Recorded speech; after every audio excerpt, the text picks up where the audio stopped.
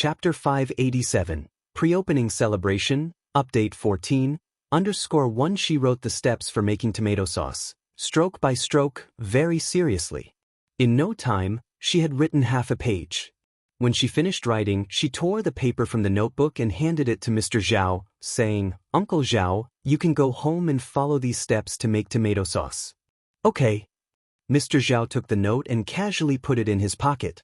After Ni Yang left, Mr. Zhao resumed selling steamed buns. When Ni Yang arrived at the restaurant, everyone was cleaning. The place had a pure vintage decor. Even the ornate frames of the ceiling lights were crafted in traditional style. Wooden screens separated the tables, and the carvings on them depicted Tang poems and Song dynasty lyrics, radiating an elegant aura. Even doing nothing in such an environment would make one feel relaxed and joyful. "Yang Yang is here. This is the sample clothes delivered by the clothing factory this morning," said Wang Tinyu, handing over a small bag.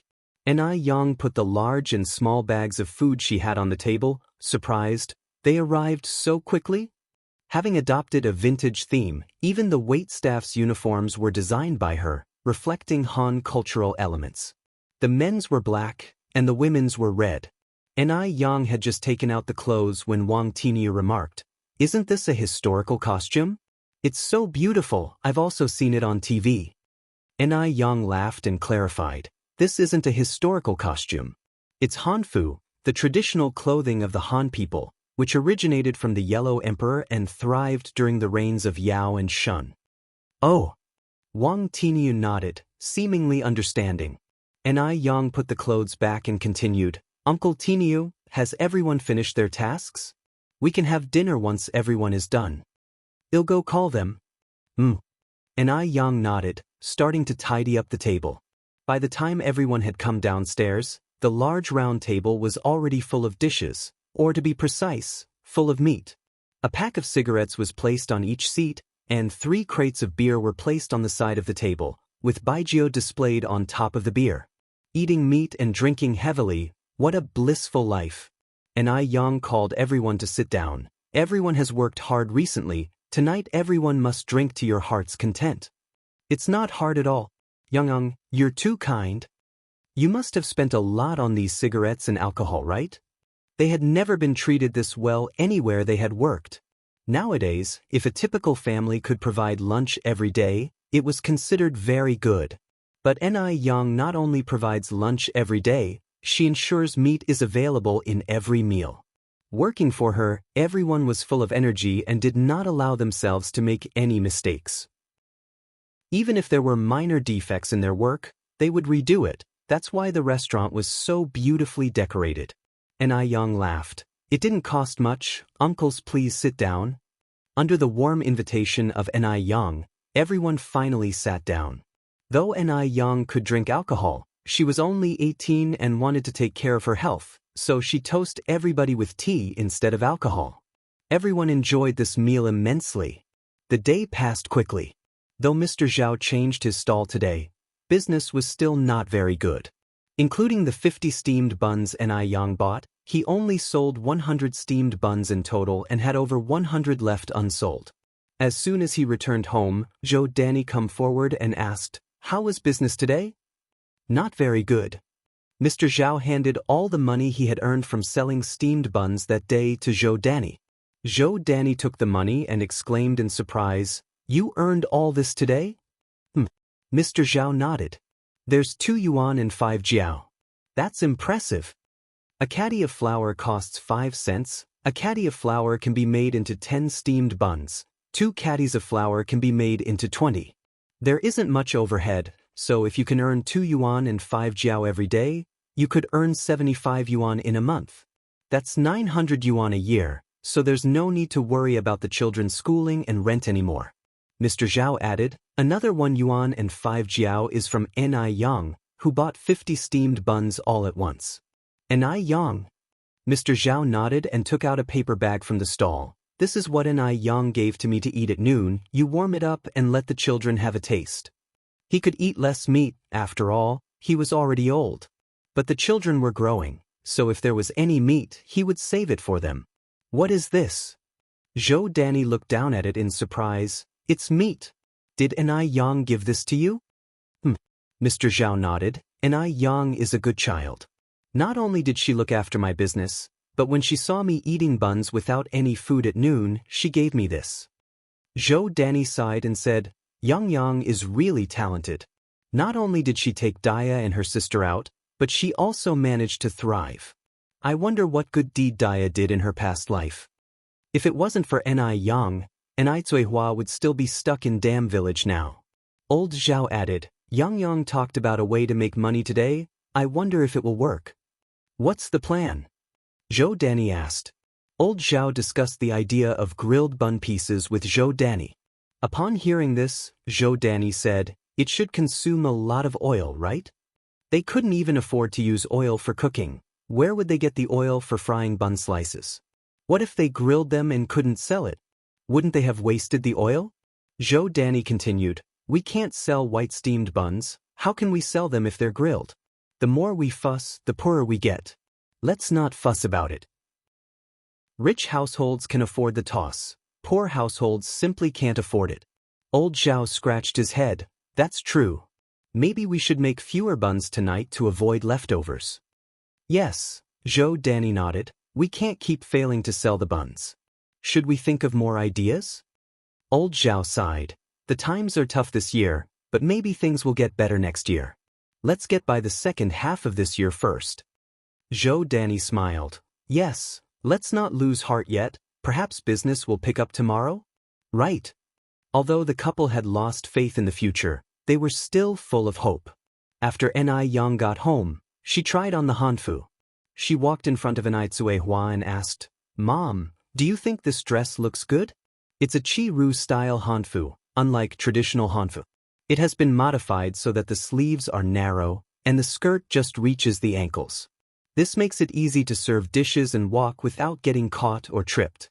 The top is white, the skirt and ties are red. Enai Yang, with her slender and tall stature, looked stunning in the hanfu, which perfectly accentuated her figure. The interweaving of red and white made her radiant and striking, as if she had stepped out of a classical beauty painting, captivating everyone's attention. Enai Cuihua nodded, beautiful. Even more beautiful than a fairy. Enai Yang happily twirled around, really? Would your mom lie to you? Enai Cuihua replied with a smile. Little Enai Yun excitedly clapped her hands on the side. Beautiful. Sister, beautiful. Even Duo flew to Enai Yang's side, chirping nonstop. By the way, Yang, I'm going to the mountain. Take care of Yun at home. Enai Cuihua picked up the basket. What are you going to do on the mountain? Enai Yang asked. Enai Cuihua replied, it rained last night. There should be plenty of matsutake on the mountain. I'm going to pick some and we can stir-fry them for dinner. Matsutake can be stir-fried and even added to flour to make spicy strips. Spicy strips with matsutake sell better than regular ones.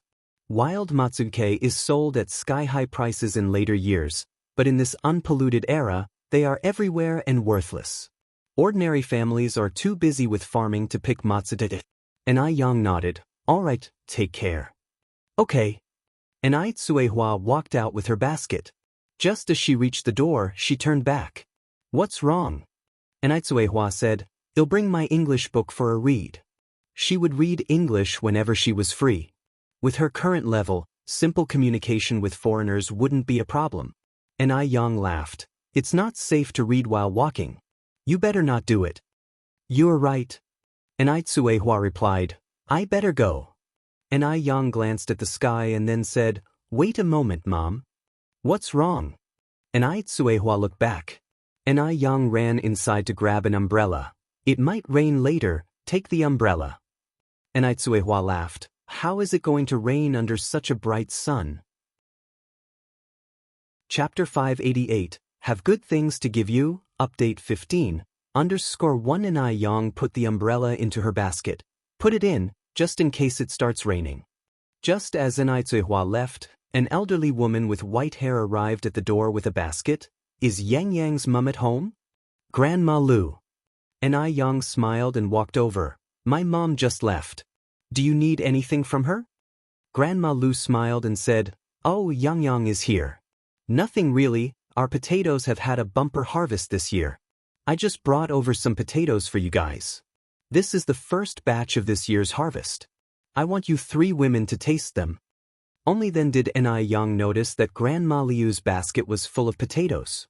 The villagers of Jinghua village are all very grateful. Yang has been good to them, and they are also very good to Yang. Whenever someone slaughters a pig or a sheep, or whenever the crops are glowing, they think of sending some food to Yang first. Yang smiled and said, "Grandma Lu, you are too polite.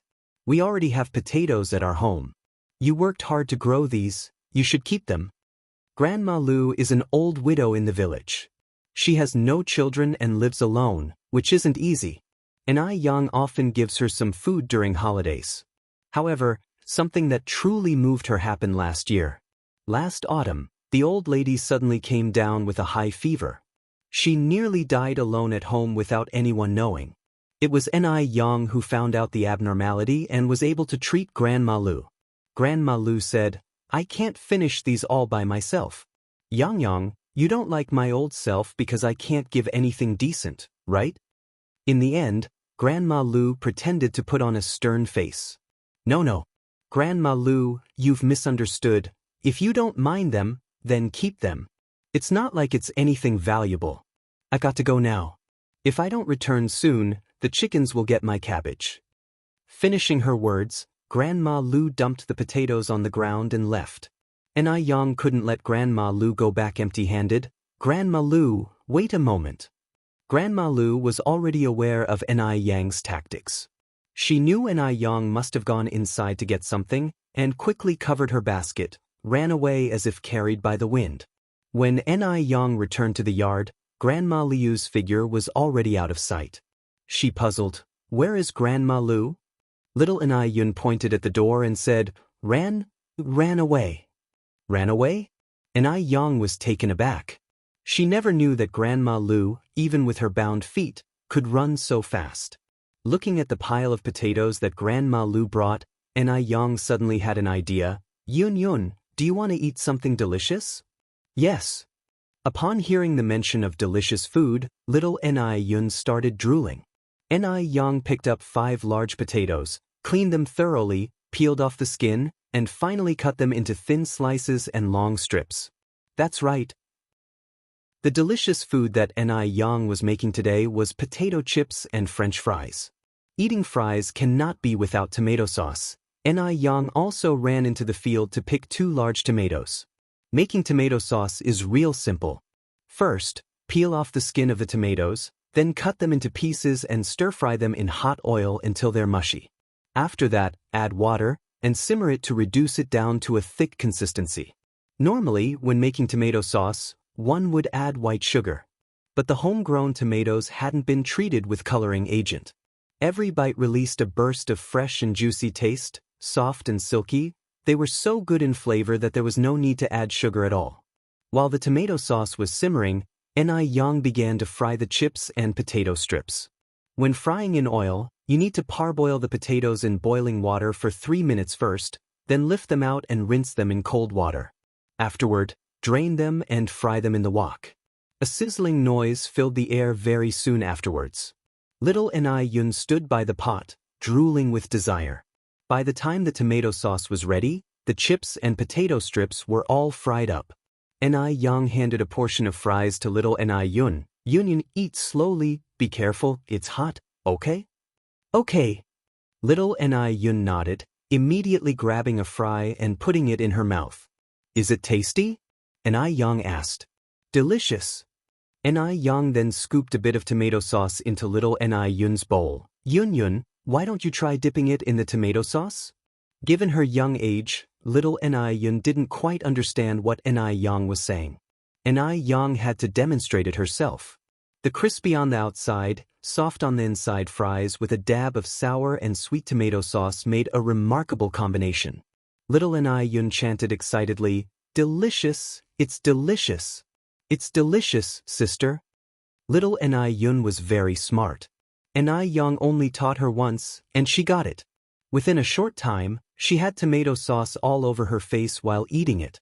Yang scooped the remaining tomato sauce into 3 small glass jars for the later use. Afterward, Yang took little Yun and delivered some fries and chips to Grandma Lu as well. Even though the elderly do have some teeth problems, consuming these isn't really an issue. When Yang arrived, Grandma Lu was standing on a stool changing a bulb. Hearing some noises from the door, she looked outside, her foot slipped, and she almost fell, but Yang immediately held her. "Careful, Grandma Lu." Even though Grandma Lu was scared, she still laughed and said, "It's okay." Yang took the bulb from Grandma Liu's hand. "This is too dangerous, let me change it for you." "I'll do it, Yang. Are you sure you know how?" In Grandma Liu's eyes, Yang still was a child. Yang laughed and said, "No biggie, I often change bulbs at home." The moment she finished speaking, she directly stood on the stool and started to replace the bulb. She was so cool that even men would have to marvel at her. Grandma Lu, however, was worried. "Young, be careful of the electricity." "Okay." Yang casually turned, "Pup," and the light was on. Little Yun happily said, "The light is on." Yang jumped off from the stool, used a duster to wipe off the dust, then returned everything to its original place. She handed Grandma Lu the fries and chips on the table. "Here, try these." "What are these?" Grandma Lu tasted a fry. "Quite tasty." Yang smiled and said, "These are fries and these are chips." Grandma Lu said, "This is the first time I'm trying these special delicacies. What are they made of?" "Want to guess?" Yang teased. Grandma Lu guessed, "Flour?" Yang shook her head, "Wrong." Grandma Lu pondered a little more, "Glutinous rice flour?" "Still wrong." Yang kept shaking her head. Grandma Lu guessed again, "So this isn't made from flour?"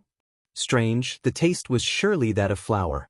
Yang laughed and said, "Grandma Lu, these are made from potatoes. The same ones you gave us."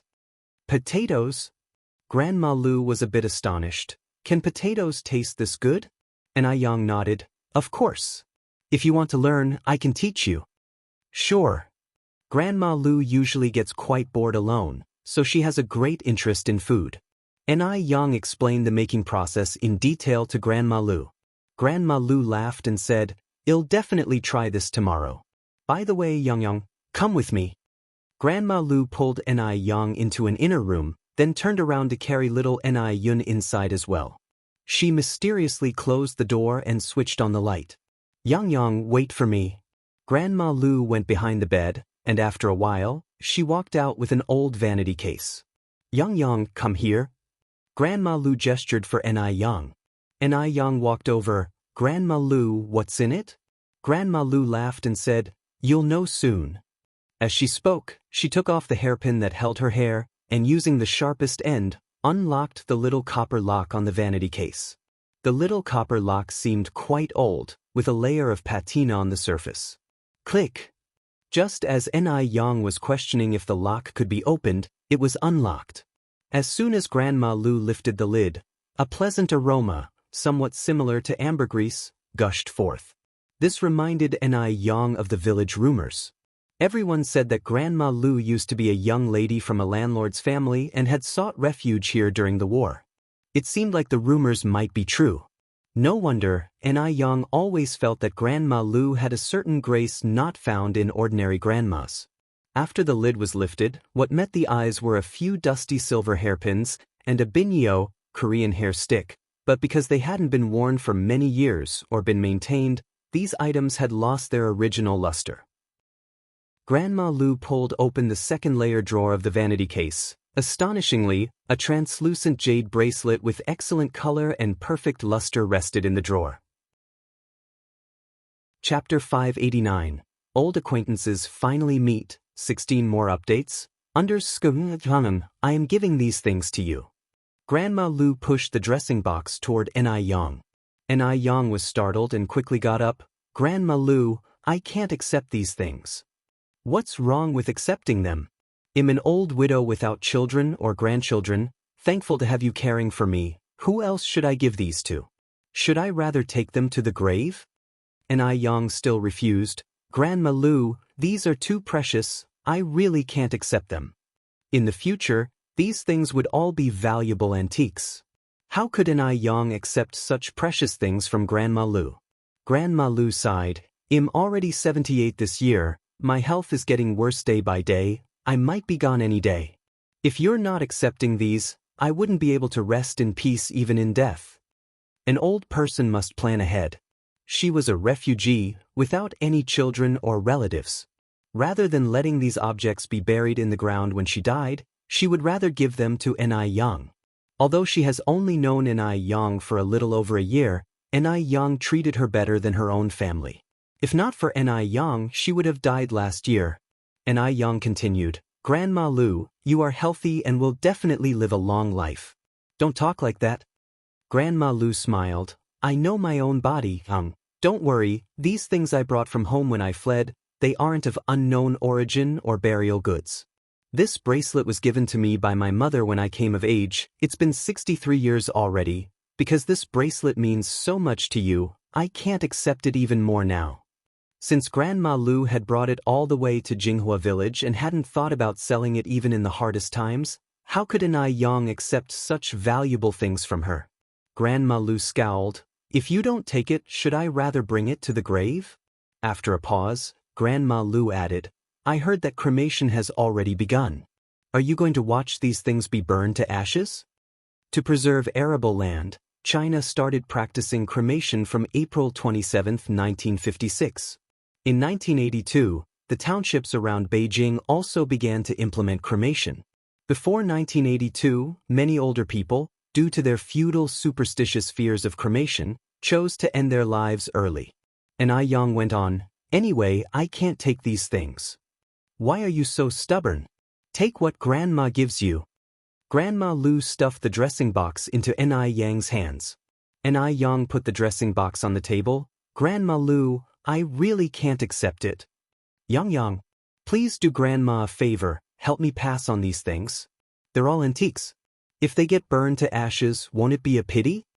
Yang continued, Grandma, since you escaped here, there should be other relatives left at home, right? Grandma Lu sighed with bitterness in her eyes. No, there's no one left, my parents, my 3 brothers and my 8 sisters-in-law, 17 nephews and nieces, they're all gone.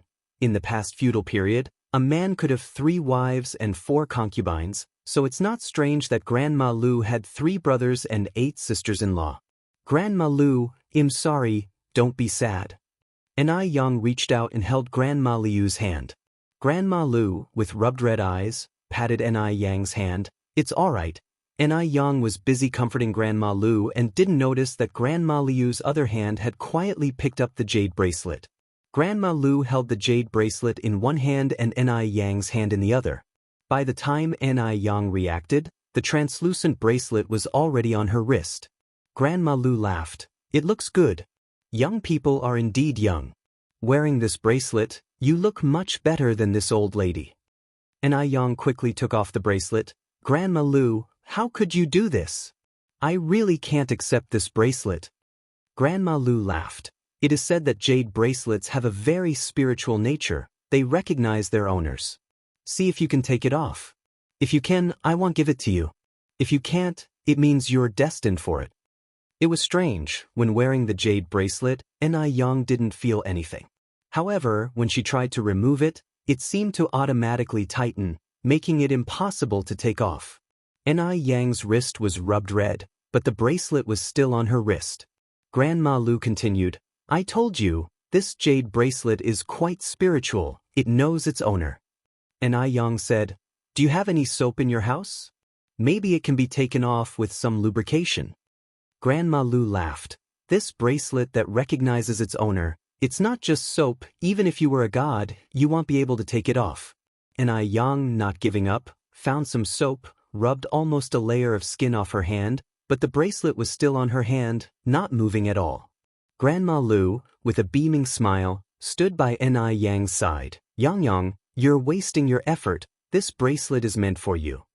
Yang spoke somewhat reluctantly, but it's really too valuable.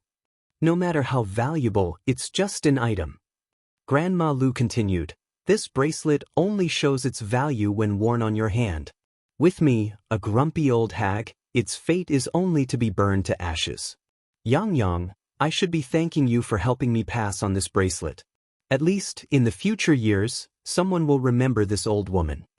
Given this situation and the fact that she couldn't remove the bracelet, it would be pretentious to refuse anymore. And Yang smiled. Then thank you, Grandma Lu. The weather was nice today. Shangguan Dehui had a canvas on his back and came up the mountain for art inspiration. Jinghua Mountain is located behind Jinghua Village. Given its good location, beautiful scenery, and many rare wild animals, he decided to find inspiration on Jinghua Mountain. He came to Jinghua Mountain to find artistic inspiration and to clear his mind. After all, he just went through the things with Lin Fong and her daughter. The view on the mountain was even better than expected. Shangguan Dehui wandered around with his drawing board in hand. However, the initially sunny day was abruptly interrupted by a downpour. Shangguan Dehui held his drawing board close to his chest as he found a small cavern to take shelter from the rain. After the rain stopped, a hazy fog arose, making the mountain forest incredibly ethereal and surreal looking. However, as the day started to wane, Shangguan Dehui had to abandon his idea of sketching the view and began to descend the mountain with his drawing board on his back. The path downhill proved difficult to traverse, particularly after the rain and amidst the fog. Shangguan Dehui accidentally stepped on a stone covered in moss. He lost control and tumbled down the mountain. Shangguan Dehui clung onto his drawing board as he rolled downhill. Thud! When Shangguan Dehui regained consciousness, it was totally dark. It was silent around him, except for the sounds of birdsong and insects. With the aid of the faint moonlight, he realized that he somehow had fallen into a pit.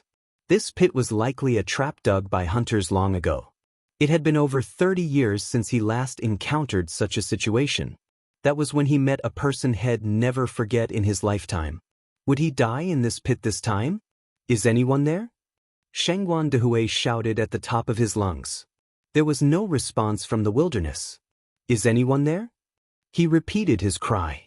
Anita Hua was carrying her basket on her back when she vaguely heard a voice shouting. However, when she tried to listen more closely, she could hear nothing. Was she hearing things? Anai Hua continued on her way. After several shouts, Shangguan Dehui gave up on the idea. There weren't any logging sites nowadays. Who could possibly be in the mountains? Shangguan Dehui leaned against the pit wall, sat down slowly, and blankly stared at the starry sky when he heard faint footstep sounds from above. Someone? Shangguan Dehui stood up once again and asked, Is anyone there? Anita Hua on the ground halted and looked around cautiously. She was sure of it this time, someone was definitely shouting. With the absence of footstep sounds and no one answering his call, Shangguan Dehui shouted once more. This time, Anai Hua heard very clearly. She responded, Who's there? Shed heard from the elders that spirits often roamed in the mountains. There were tales of ghostly figures lurking behind the foliage. Could she have encountered a ghost? Anai Hua was both intrigued and frightened. Shangguan Dehui was overjoyed to hear a response. There really were people on the mountain. From the sound of it, the respondent wasn't far away. Shangguan Dehui replied, It's me. I'm down here. Where are you? Anai Hua asked. Hearing the delicate fear in her voice, Shangguan Dehui assured her, Please, don't be afraid. I came here to sketch the mountain but accidentally fell into a hunter's trap. If you walk towards the east, you'll find me. However, be careful. The wild grass here is unusually lush. Okay. With a stick in one hand parting the tall grass, Anai Hua cautiously proceeded forward. After not too long, she arrived at the trap. Are you here? Yes. Shangguan Dehui waved at her. I'm down here. Anai Hua found the voice somewhat familiar. Peering into the pit, she exclaimed in surprise, Mr. Shangguan, is that you? Shangguan Dehui responded in confusion, You know me? Anai Hua continued, Don't you remember me? Iminai Yun's mother. Chapter 590, Familiar Feeling, Taking Shangguan Dehui Home, 17 updates, _1 Shangguan Dehui hadn't expected to meet a familiar face deep in these old mountains. Even more unexpected was that it was Ni Tsuhua, someone he had met twice before. Ni Tsuhua immediately put down her back basket, crouching on the ground. She gripped the wild grass near the edge of the trap tightly with one hand and reached into the trap with the other. Mr. Shangguan, quick, grab my hand. I'll pull you up. Shangguan Dehui reached out and even stood on his tiptoes, but they fell short of a few centimeters. He tried jumping, yet still couldn't reach Ni Kuihua's hand. At this time, Ni Tsuehua continued, Mr. Shangguan, please wait a moment. I will go find a sturdier stick to help you.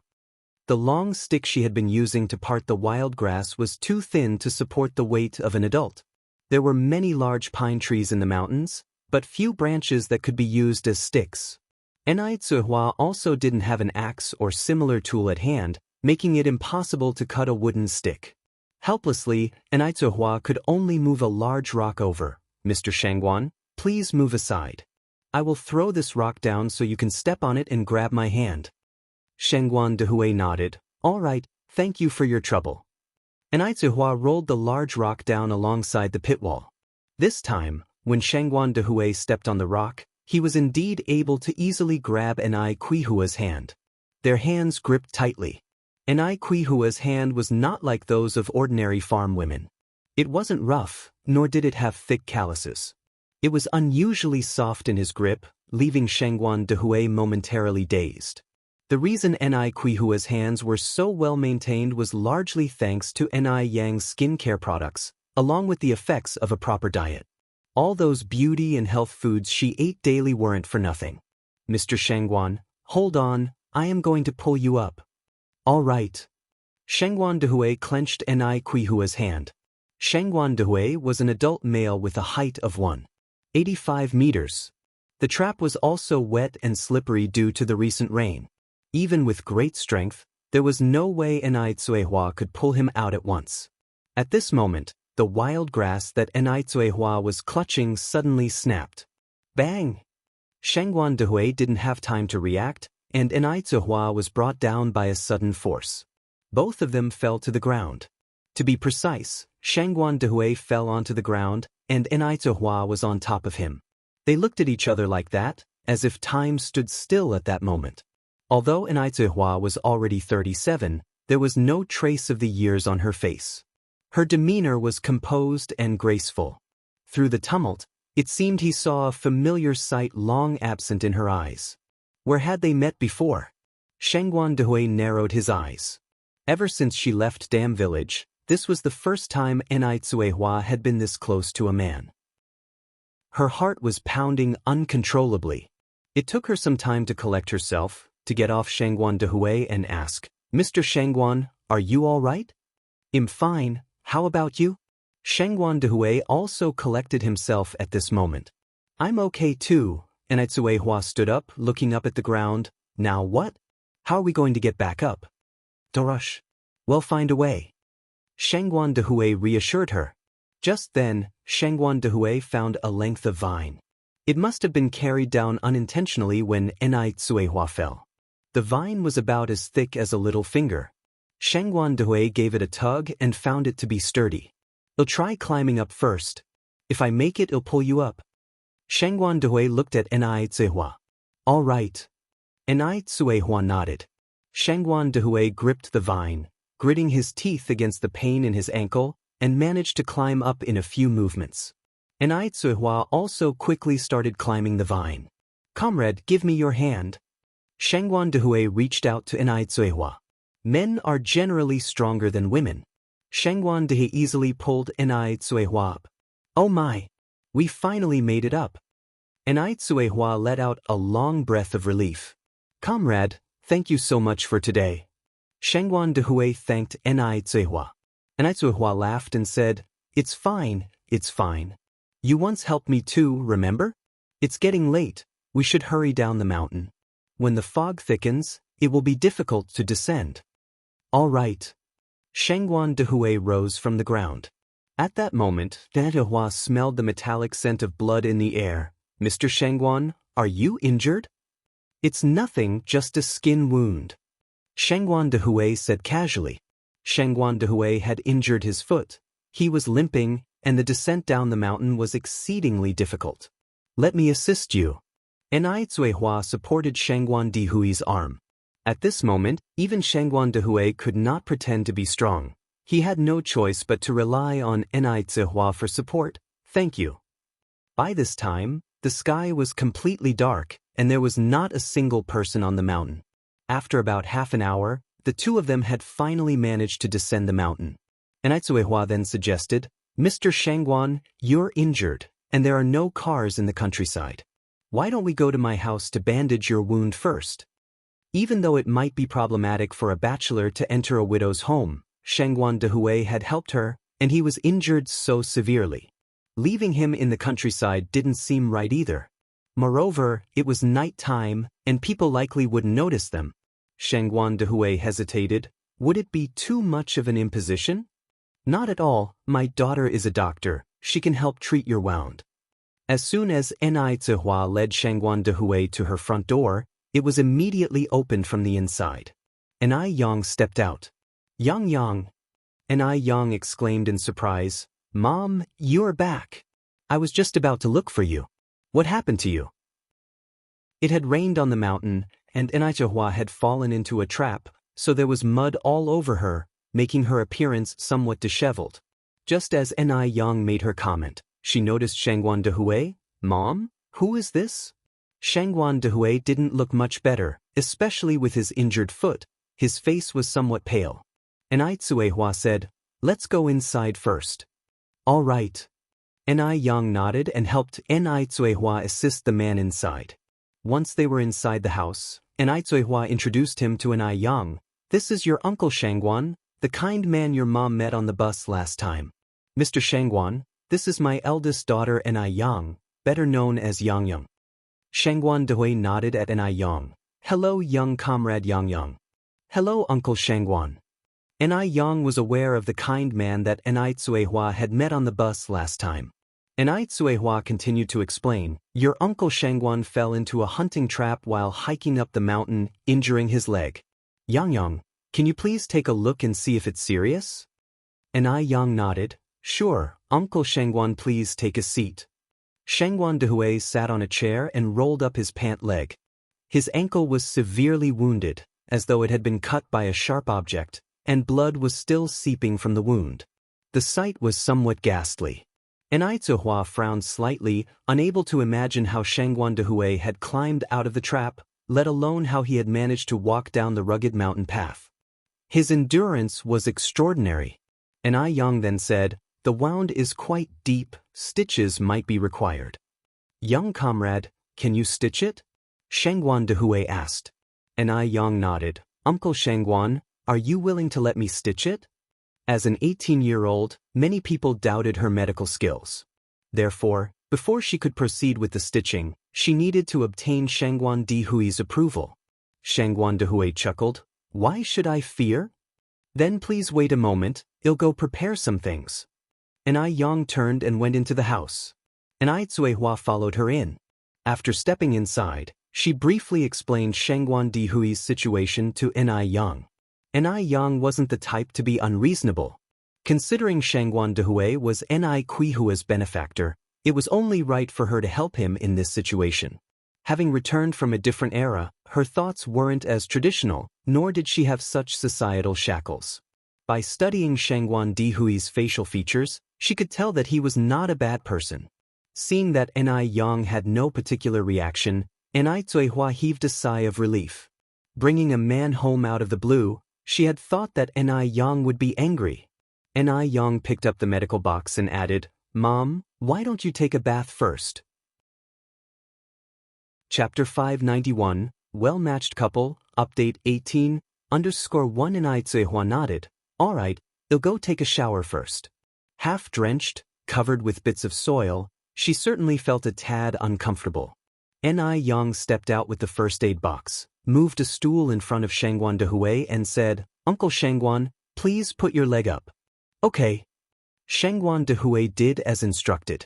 Nai Yang took out the medicines, cleaned around the wound with medical alcohol, and before proceeding with the stitches, she said, Uncle Shangguan, I have no anesthetic here. It might hurt a bit later, please bear with it. Shangguan Dehui nodded in response. Enai Yang then handed him a chopstick. If you can't bear with the pain, you can bite on this stick. Thank you. Shangguan Dehui took the chopstick. A moment later, Enai Yang started stitching the wound. Stitch after stitch, like mending a piece of clothing, blood kept seeping out from the wound. Pools of bright red blood tainted her pale fingertips, but Enai Yang didn't so much as furrow a brow. Cold sweat started appearing on Shangguan Dehui's forehead. However, he didn't bite on the chopstick, but instead gripped the stool beneath him tightly, without uttering a sound. Enai Yang glanced at him with a newfound layer of admiration. In her past life, she had seen many patients. Even under anesthesia, most people could barely tolerate the pain of stitching. Yet Shangguan Dehui exceeded her expectations. Soon, the wound was stitched up. Sprinkling a layer of white medicinal powder on it, Enai Yang bandaged the wound. Uncle Shangguan, it's best to keep it dry and avoid contact with water for a while. Also, refrain from consuming a lot of cold and spicy food. Come back after 7 days to have the stitches removed, she advised. Shangguan Dehui nodded. All right, thank you, Comrade Yanyan. Enai Yang smiled slightly. It's no trouble, it's the duty of a doctor. Shangguan Dehui glanced around the room and then asked, I hope you don't mind if I ask, is your father at home? He had called unannounced, so he should at least say hello to the host. He's no longer here, Enai Yang responded calmly. Gone? At first, Shangguan Dehui was taken aback, but then quickly realized, I'm sorry, I didn't know about your father, it doesn't matter. Just then, Enai Chengui returned from work. Seeing Shangguan Dehui in the house, she asked, Yan, we have a guest? Enai Yang replied, Annie and I, this is my mom's friend, Uncle Shangguan. He accidentally got hurt while sketching in the mountain behind our house. Oh, okay, Enai Chengui nodded and greeted cheerfully, Hello, Mr. Shangguan. Shangguan Dehui was 43 years old, wore a pair of gold-rimmed glasses, and looked gentle and refined. He had an air of intellectuality about him. Although he had developed a few fine lines around his eyes, it didn't make him look older, but rather lent him an air of composure. He seemed like an official visiting the rural suburbs. Such a man was clearly not ordinary. He seemed quite a match with Enai Tsuehua, though. Enai Chengui thought to herself. Hello. Shangguan Dehui nodded. After a while, Enai Tsuehua finished her shower and came out. Enai Chengui pulled her aside and they started whispering. There were no secrets between Enai Tsuehua and Enai Chengui. Tsuehua provided Chengui with a detailed account of what had transpired. Enai Chengui joked, Well, you and Mr. Shangguan seem to share quite the destiny. He saved you once, and you saved him in return. Enai Tsuehua was startled. Sister Chengui, you can't just casually say things like that. Enai Chengui laughed. I'm just saying it to you. It was indeed something that could not be mentioned lightly. What if Shangguan Dehui had a wife and children? After all, he was already of a certain age. Yet, it wasn't something that could be asked outright either. Upon returning to the main room, Shangguan Dehui suggested leaving. Given that Enai Tsuehua was a widow, it was indeed necessary to avoid any potential censure. Enai Chengui, laughing, suggested, It's already dark outside and the road is not easy to navigate at night. Why don't you stay at my cousin's house tonight, Mr. Shangguan? His wife and son just went to her parents' house a few days ago, so he's home alone. Having a man over at their place, a household of women, for the night certainly would be improper. But it's different with men around. Moreover, Enai Chengui was considering playing matchmaker for Shangguan Dehui and Enai Tsuehua. By letting him stay here, he could ask his cousin to find out more about Shangguan Dehui. After all, it's more convenient for men to talk to each other. Shangguan Dehui originally intended to decline, but his leg was indeed a little inconvenient. Therefore, he agreed, saying, Then he'll have to impose on you. Not at all.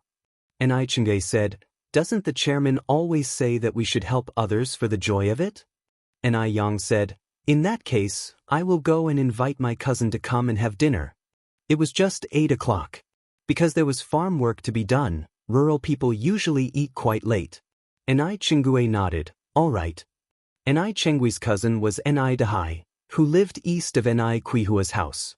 It only took a minute or two to walk there. Enai Dahai was 37 years old that year. Despite his robust stature and being over 1 meter 80, he was actually very honest and treated his wife very well.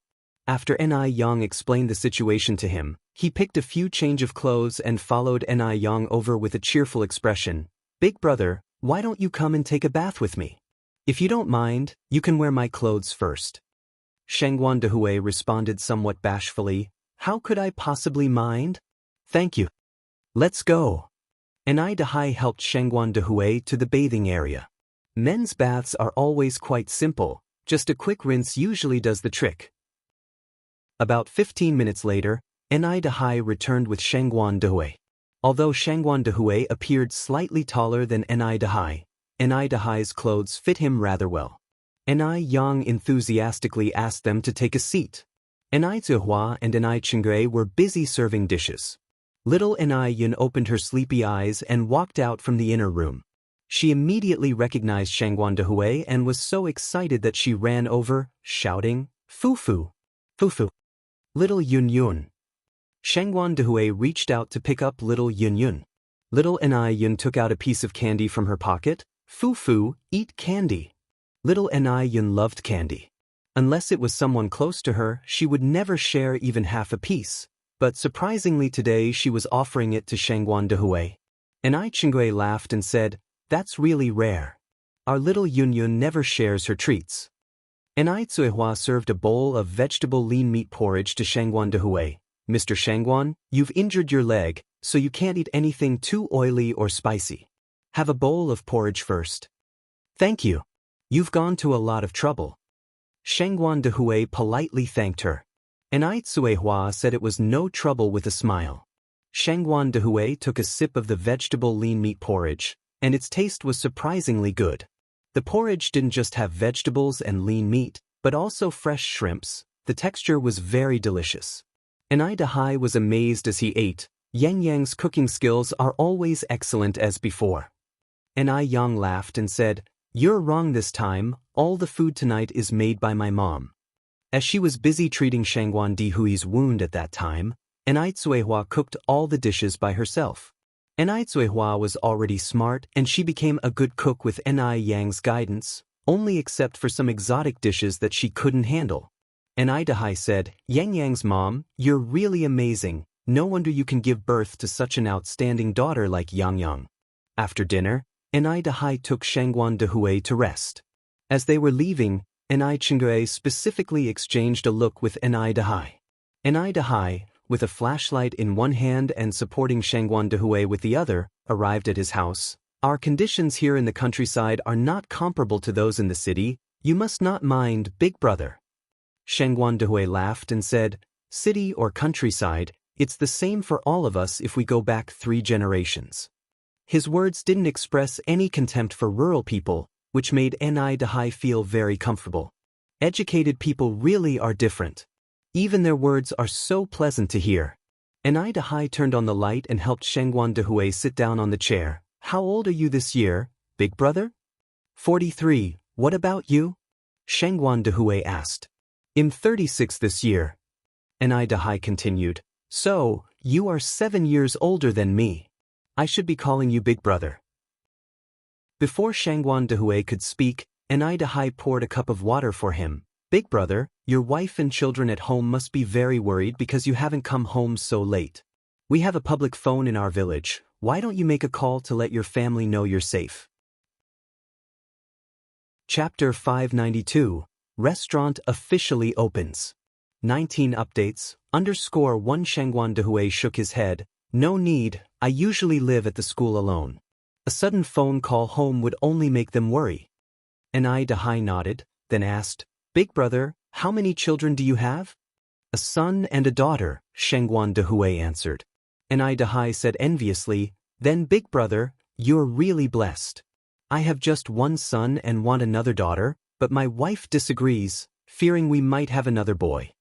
Shangguan Dehui smiled and said, "Actually, no matter the gender, having 2 children means they have each other's company, which is better than just one." "You're absolutely right, big brother." Enai Dahai slapped his thigh enthusiastically as though he'd found a kindred spirit. By the way, big brother, you mentioned you live at the school. Are you a teacher? Things. Shangguan Dehui nodded his head. A scholar, that's good. I just haven't read enough books in my life, and Dahai continued. You said you live alone at the school, so your wife isn't a teacher? Shangguan Dehui was silent for a moment before responding, my wife passed away in childbirth. And Dahai said with an apologetic look, I'm sorry, big brother. It's okay, it's been many years now. Early the next morning, just as dawn broke, Shangguan Dehui got up. The clothes he washed the previous night had dried. He changed into his own clothes and, after saying goodbye to Ni Dahai, he went to say farewell to Ni Tsuehua at the Ni family home. When he arrived, the Ni family was just about to have breakfast. Ni Tsuehua greeted him with a smile. Mr. Shangguan is here. Please, sit down and join us for the meal. Shangguan Dehui replied, I want to eat. I disturbed you yesterday, and I should be heading back now. He planned to go back, organize his things, and then come over to properly thank Ni Tsuehua. Ni Tsuehua said, it wasn't prepared just for you. We have to eat anyway, so you might as well join us. It's not easy to find the way to the city bus station from here. Yang and I will be going to the city in a while, so we can go together. Yang told Shangguan Dehui, Uncle Shangguan, please don't be polite with us. Sit down and eat with us. After some persuasion, Shangguan Dehui finally sat down to have breakfast together. The breakfast was a glass of milk, an egg, and buns with pickles, simple yet exuding a faint warmth. Little Ni Yun was just over a year old but could already feed himself, spoon by spoon. Although a bit messy, there wasn't porridge smeared all over his face, which was quite an accomplishment for a child. Fufu peel. Little Ni Yun handed the egg to Shangguan Dehui. Ni Tsuehua reached out to little Ni Yun. Don't trouble your Uncle Shangguan. Mommy will peel it for you. No. Little Ni Yun pulled his little hand back. Want fufu peel? Ni Yang looked at little Ni Yun with a smile. Then, can sister peel it for you? Little Ni Yun lifted his chin. No. Ni Yang playfully pretended to be disgusted. Ugh, who wants to peel it for you anyway? Fufu. Little Ni Yun offered the egg to Shangguan Dehui again. All right, Uncle will peel it for you. Shangguan Dehui smiled and took the egg. This small courtyard, filled with the scent of flowers, lively and adorable children, and a delicious breakfast, was the first time in many years that Shangguan Dehui had felt such a warm moment. Moreover, he always felt an inexplicable familiarity with Ni Tsuehua but couldn't recall where he had seen her before. After eating, the 3 adults and 1 child took the car to the city together. When boarding the bus, due to an injury on Shangguan Dehui's foot, he nearly fell, but fortunately, Ni Tsuehua was quick to lend a hand. This moment seemed to overlap with one from half a year ago, on the tram. The feeling of familiarity grew stronger. Yang Yang's mom, may I presumptuously ask you a question? Inquired Shangguan Dehui. Go ahead, she replied. Shangguan Dehui continued, what is your full name? My name is Ni Tsuehua, she answered, Ni with the person radical, the Cy of jade, and the Hua of flower. A very common name, even more so than Daya. Shangguan Dehui's eyes flickered with a hint of disappointment. Perhaps he thought the reason why Ni Tsuehua seemed familiar to him was that they had met on the tram half a year ago. The tram jolted and stopped, finally arriving in the city after an hour. Shangguan Dehui got off at Tsinghua University. Ni Yang and Ni Tsuehua alighted near the restaurant stop. Having risen early, it was only 9:30 in the morning. The restaurant's opening was scheduled for 11:18 a.m., which was why Ni Yang arrived so early. She chose to open now because September was just around the corner. Come September, she would need to register at the school and study there for a week before classes started, leaving her no suitable time to prepare for the opening. There was a ribbon-cutting ceremony for the opening, but Ni Yang did not plan to be personally involved.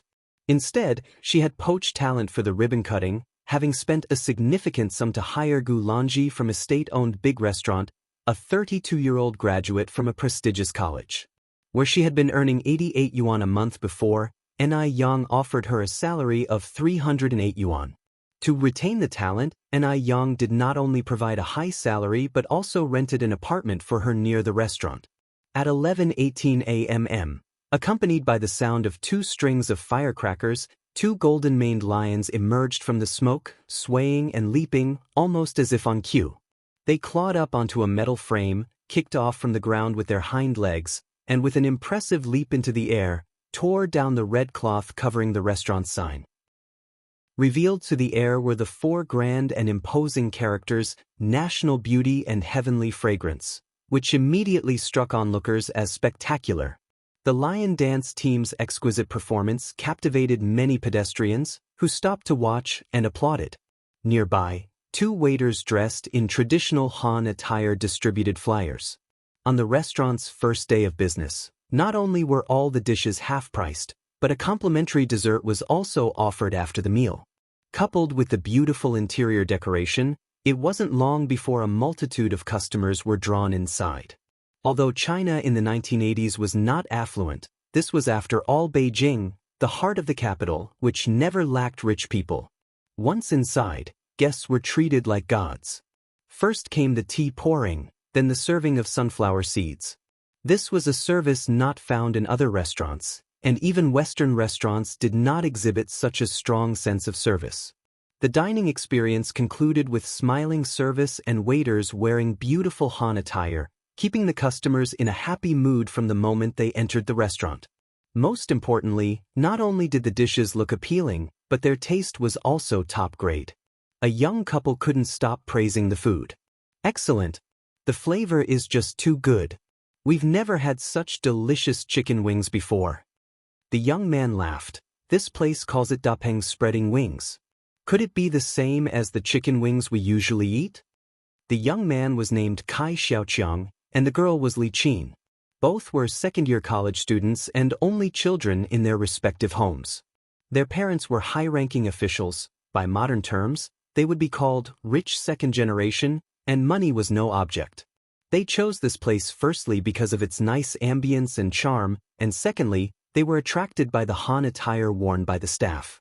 After they entered, they realized they had indeed chosen well. No sooner had they finished their meal than a waiter brought out a visually appealing dessert. Excuse me for a moment, but this is a complimentary dessert from our restaurant following your meal. Wow. You even offer a dessert? Li Qin said, surprised. Yes, it's called a mousse cake with matcha flavor. Please, enjoy your dessert at your leisure. Mousse cake, a delicacy that would originate in later times, did not exist in 1980s Beijing. However, N.I. Yang, having returned from the future, had specifically taught her pastry chefs how to make mousse cakes during training. A restaurant needed to offer something unique to retain its customers. The mousse cake, a combination of ice cream and cake, had an incredibly smooth texture, fine, soft, and melt in your mouth, 100 times more delicious than old-fashioned ice cream, quickly conquering people's taste buds. After finishing the mousse cake, Li Qin was left wanting more. Women have an irresistible weakness for tasty desserts. Can we get another mousse cake? The waiter apologetically said, I'm sorry, comrade, but our mousse cakes are limited to 1 per table due to limited quantities. If you like it, you may purchase another. This was actually a marketing strategy. Only after tasting it would people know whether they liked it or not, otherwise, there's always a lack of courage to try something new. Li Qin asked, how much is one? It's 3 yuan each, the waiter replied. Without hesitation, Li Qin spoke up, I'll have another, please.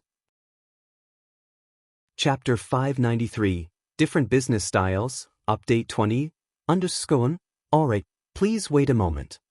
The mousse cakes are made in advance, stored in the refrigerator, so they were served quickly. By the way, how come people aren't allowed to go up to your 3rd floor? Li Qin asked the waiter. The restaurant had 3 floors, but the customers only congregated on the 1st and 2nd floors. The 3rd floor was always closed off. Through the glass doors, it seemed like the 3rd floor was a little bit different from the other 2. This made Li Qin very curious. The waiter responded with a smile. The 3rd floor is only open to VIP customers. VIP? What does that mean? The waiter continued. To put it simply, only those who have registered for a membership card with our restaurant are allowed to dine there. Can I get a membership card then? Of course. The waiter nodded. How can I get this card? Li Qin continued to inquire. The waiter pulled out a detailed instruction manual. The initial recharge amount for the membership card is 888 yuan. After that, you can just use the card to pay for your meals. 888 yuan? Li Qin was surprised. The waiter nodded, yes.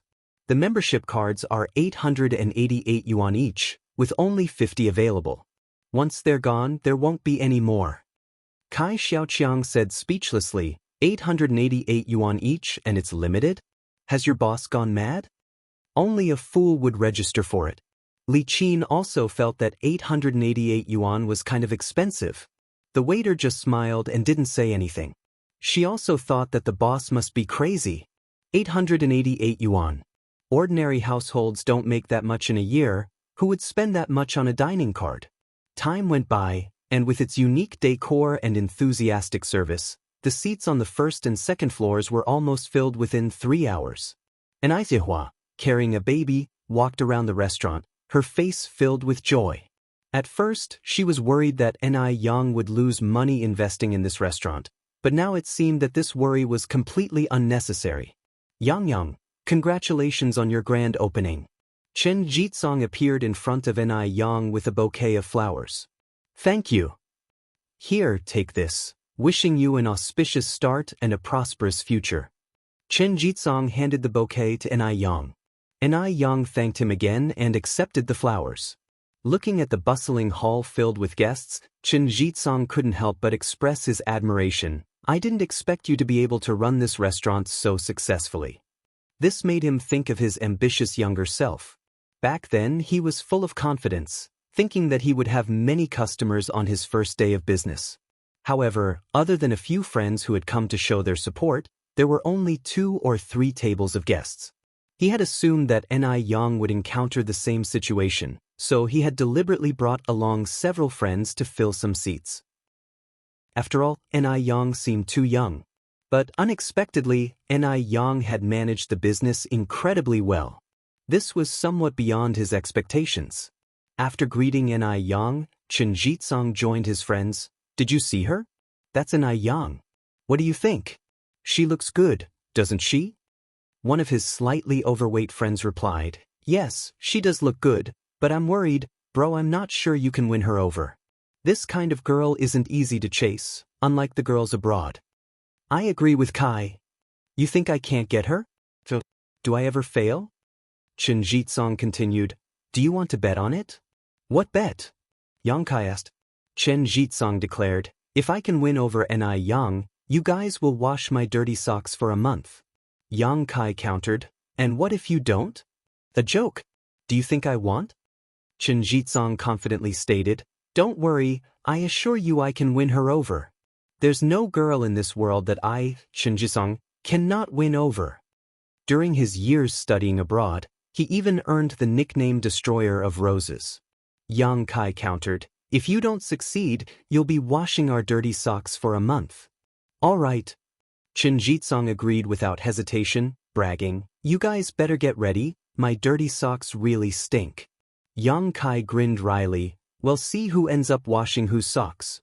As far as Chen Jitsong was concerned, he was determined to get Ni Yang. He casually flagged down a waiter, asking in a grandiose manner, do you offer some sort of membership card here? With the card, I can dine on the 3rd floor, right? Yes, sir. Chen Jitsong continued, I'll have one. All right, please follow me, the waiter said, gesturing politely. She never expected that after just mocking anyone who would apply for a membership card as being a fool walked right in. 888 yuan. If those 888 yuan were used to buy ribs, wouldn't those ribs be delicious? When the group arrived on the 3rd floor, they finally saw its true face. Chen Jitsong never knew that such an ordinary restaurant could be decorated so beautifully. The 3rd floor offered a completely different visual effect from the 1st and 2nd floors. If the 1st and 2nd floors could be described as earthly paradises, then the 3rd floor was truly like Yaoqi Wonderland, with a transparent PVC roof.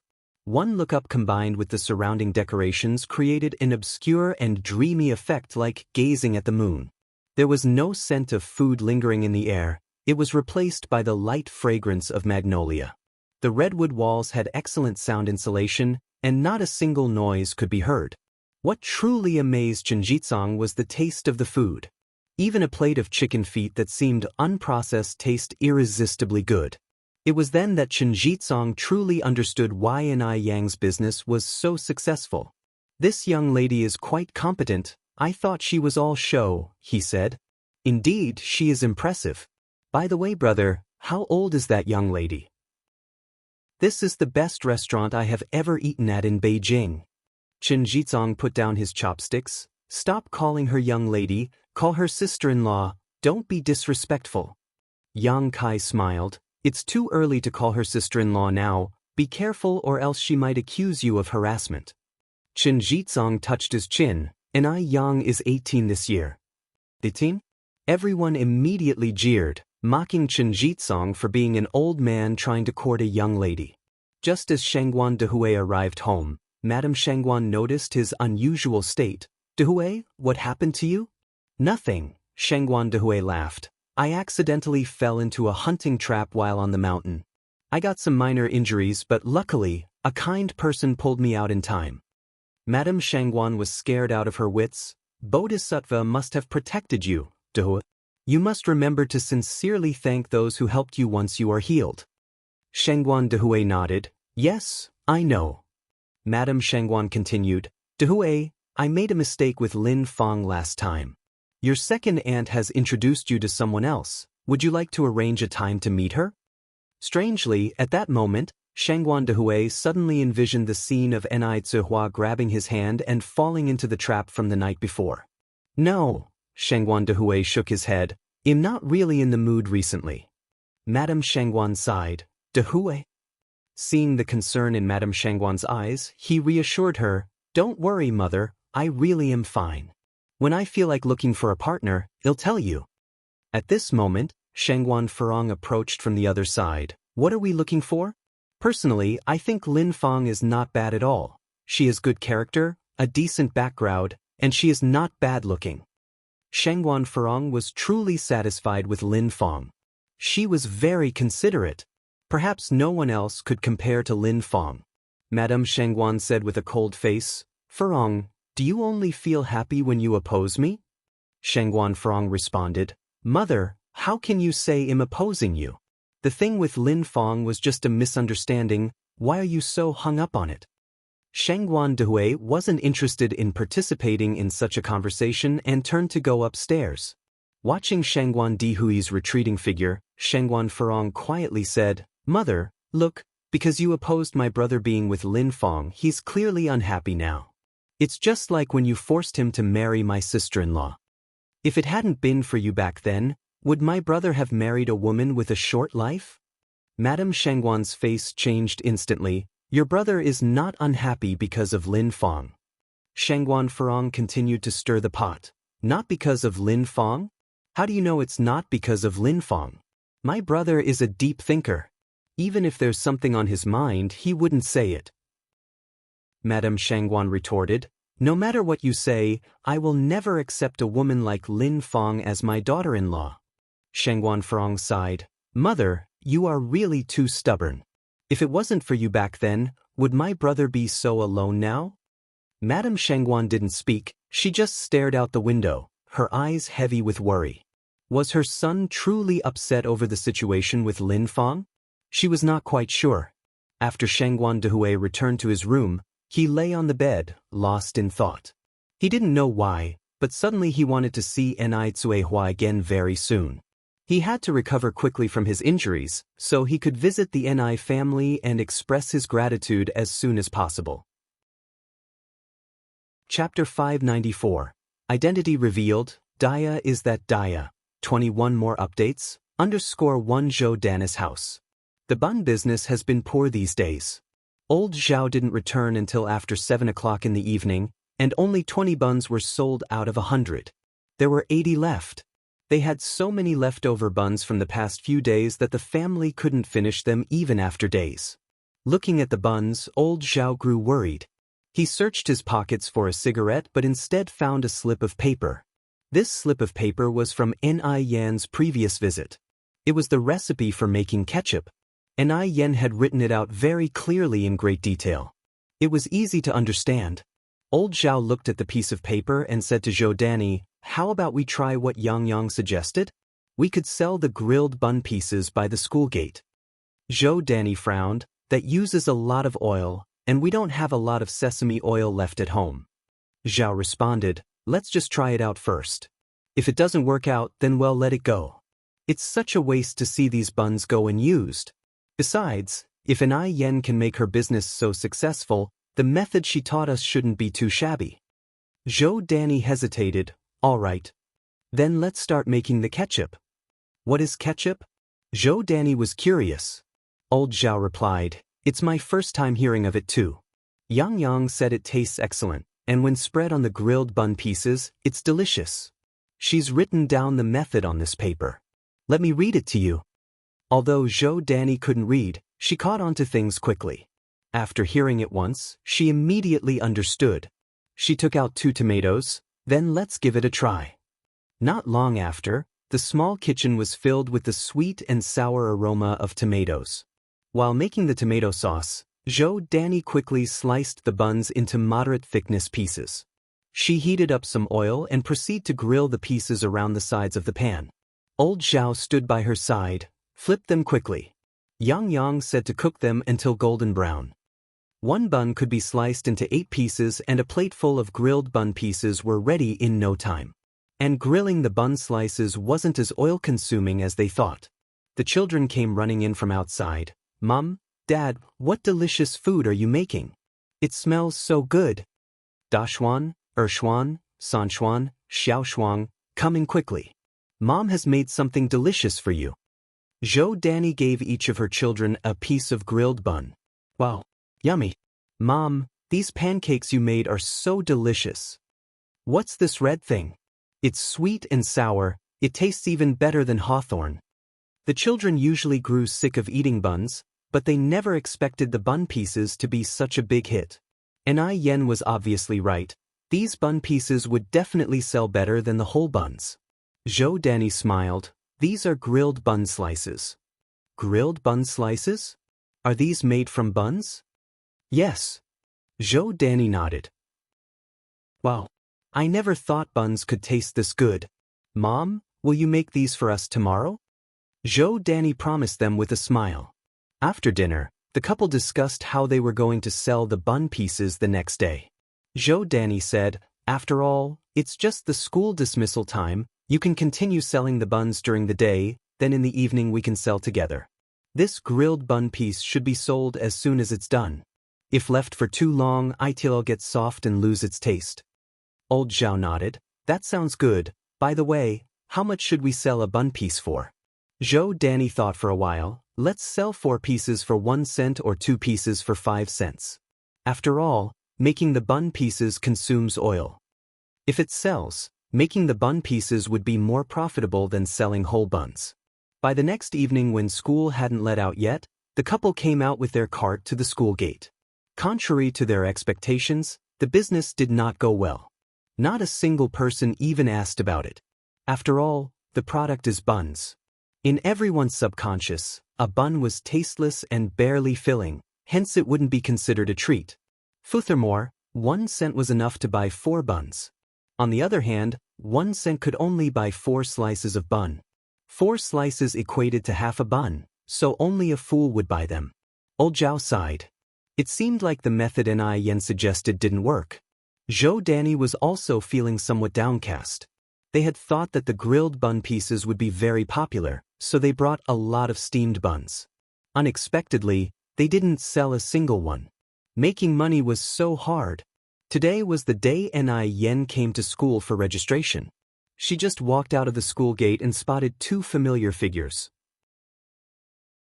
Chapter 595, Revelations of Identity, Daya is that Daya, 21 more updates, _2. Isn't that Zhou Danny and Old Zhao? It seems like they've taken my advice and are now selling grilled bun pieces at the school gate. And Yang turned to Han Xiaoyu next to her and said, "Xiaoyu, how about I treat you and our classmates to some food? What are we eating?" Han Xiaoyu's eyes lit up.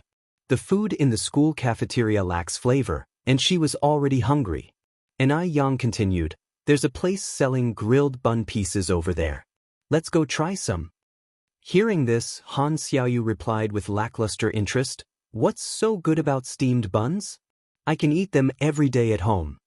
Other classmates chimed in, steamed buns don't seem to taste that good, and Yang laughed and said, I promise, these bun pieces are really delicious, beyond your imagination.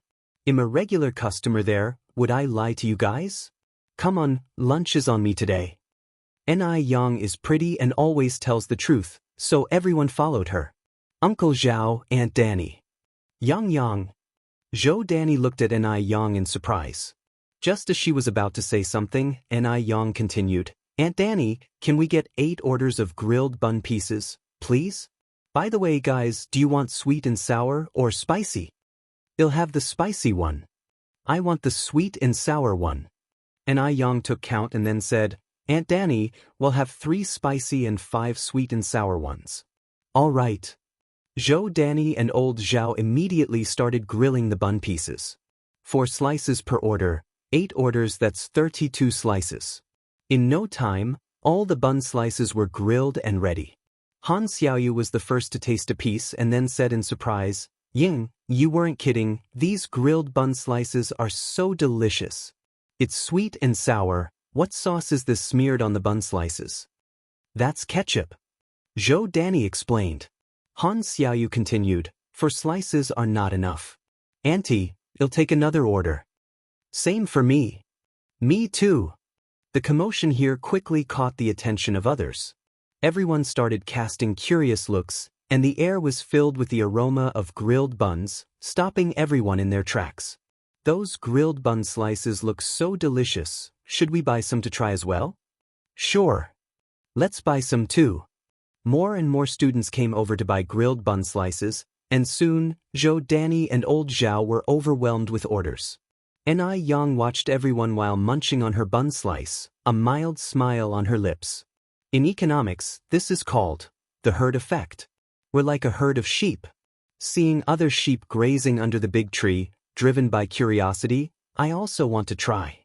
Although I have no idea if the grass under the tree is really tender and juicy and is more delicious than the grass by the sheepfold. But since so many sheep are eating it, the taste can't be too bad. The herd effect often just lacks a leader, and Yang just played the role of the leader. Seeing Zhou Danis and old Zhao's business getting better, Yang, relieved, quietly put 2 yuan in the money jar, and then left with Han Xiaoyu and the others. Zhou Danny immediately grabbed the money and chased after them. Yang had helped them so much, and it was just a few grilled bun pieces. How could she take Yang's money? Yang laughed and said, Aunt Danny, you're out here doing business, and I'm treating my classmates to food. Who eats without paying? You should get back. Uncle Zhao will be too busy alone. For Yang, this was just a no-brainer. She had to spend money to treat everyone to food anyway. Instead of spending it somewhere else, might as well give it to Zhou Danny and old Zhao. It's killing 2 birds with 1 stone, why not? Seeing that Yang wouldn't take the money, and with old Zhao indeed overwhelmed, Zhou Danny had no choice but to return to help him. In less than an hour, they sold out all their grilled bun pieces. Zhou Danny counted and, including Yang's 2 yuan, they've made a total of 6 yuan. Old Zhao were rich. Zhou Danny excitedly looked at old Zhao. Old Zhao said, we have to thank Yang. If it wasn't for her, even if our grilled bun slices were delicious, we wouldn't be able to sell them. People who know how to do business are different from those who don't. Isn't that the truth? Yang is truly capable. Not only is she capable, but also sensible. Who else would have helped them out of the blue? The next afternoon when school let out, the couple was back at their stands selling grilled bun pieces. This time they prepared twice the amount than the previous night. But they still sold out again. By the 3rd day, old Zhao simply stopped selling buns during the day. Instead, he and Zhou Danny went to places with more foot traffic to sell grilled bun slices. After the previous experience, this time, the couple got their children to act as customers. Once there was a first customer, there would be a second and a third. In this way, The couple averaged 35 yuan a day. This was something they wouldn't have dared to imagine in the past. After selling for more than a month, the couple had saved up a bit and decided to visit Ni Zihua at the Ni family. The couple, carrying lavish gifts and leading their 4 children, took an early tram to Jinghua village. Although they didn't call ahead, Ni Yang was well known in Jinghua village. A quick inquiry would quickly lead to a helpful villager guiding the way. Comrades, this is Yang Yang's house. Zhou Danny stood at the entrance and excitedly shouted, Daya! Daya! After a moment, Ni Zuihua came out and opened the door. Seeing the people outside, she said in surprise, Danny, how come you didn't call ahead before coming? Daya, your house wasn't hard to find. Besides, people here are so polite. At first, when I said Daya, they did not know who, but when I said Yang Yang, they immediately knew who I was talking about. Shengguan Dehui stood frozen on the spot, holding the gifts. If he heard correctly, did Zhou Danny just call Ni Zihua Daya? Is this Daya the same Daya? Chapter 596. The moon in the sea is the moon in the sky. The person in front of you is the person in your heart. _1 After more than 20 years, Shengguan Dehui couldn't be sure if the woman in front of him was his old flame. As he watched Ni Zihua chatting and smiling with Zhou Danny, a subtle hint of red blossomed in the rims of his eyes. Could it be her? The face of the girl who stood in the depths of the jungle 20 years ago seemed to slowly become clearer, bit by bit overlapping with the woman in front of him. The moon in the sky is mirrored in the depths of the sea, just as the person before me is reflected in my heart. Danny, brother-in-law, please come in and sit down. Ni Zihua ushered Zhou Danny's family inside. Only then she noticed the dumbfounded Shengguan Dehui. Mr. Shengguan, you're here too. How is your foot recovering? Shengguan Dehui snapped back to reality, nodding his response. It's all good now, thank you for your concern. Come inside. Once inside the house, Ni Zihua introduced Shengguan Dehui to Zhou Danny and her husband. Zhou Danny, being illiterate, just thought Shengguan Dehui was particularly well-dressed and wore glasses, clearly the mark of a scholar. Seeing him standing next to Ni Zihua created an indescribable harmony. Moreover, she had a nagging feeling of familiarity about Shengguan Dehui, like she had seen him somewhere before. Mr. Shengguan, nice to meet you. My name is Zhou Danny, I grew up with Daya. This is my husband Zhao Yukai, you can call him Old Zhao. Despite her illiteracy, Zhou Danny was far more socially adept than her husband. As per usual, Old Zhao just smiled and nodded. Comrade Zhou, Comrade Old Zhao, I am Shengguan Dehui. Shengguan Dehui politely shook hands with Zhou Danny and Old Zhao.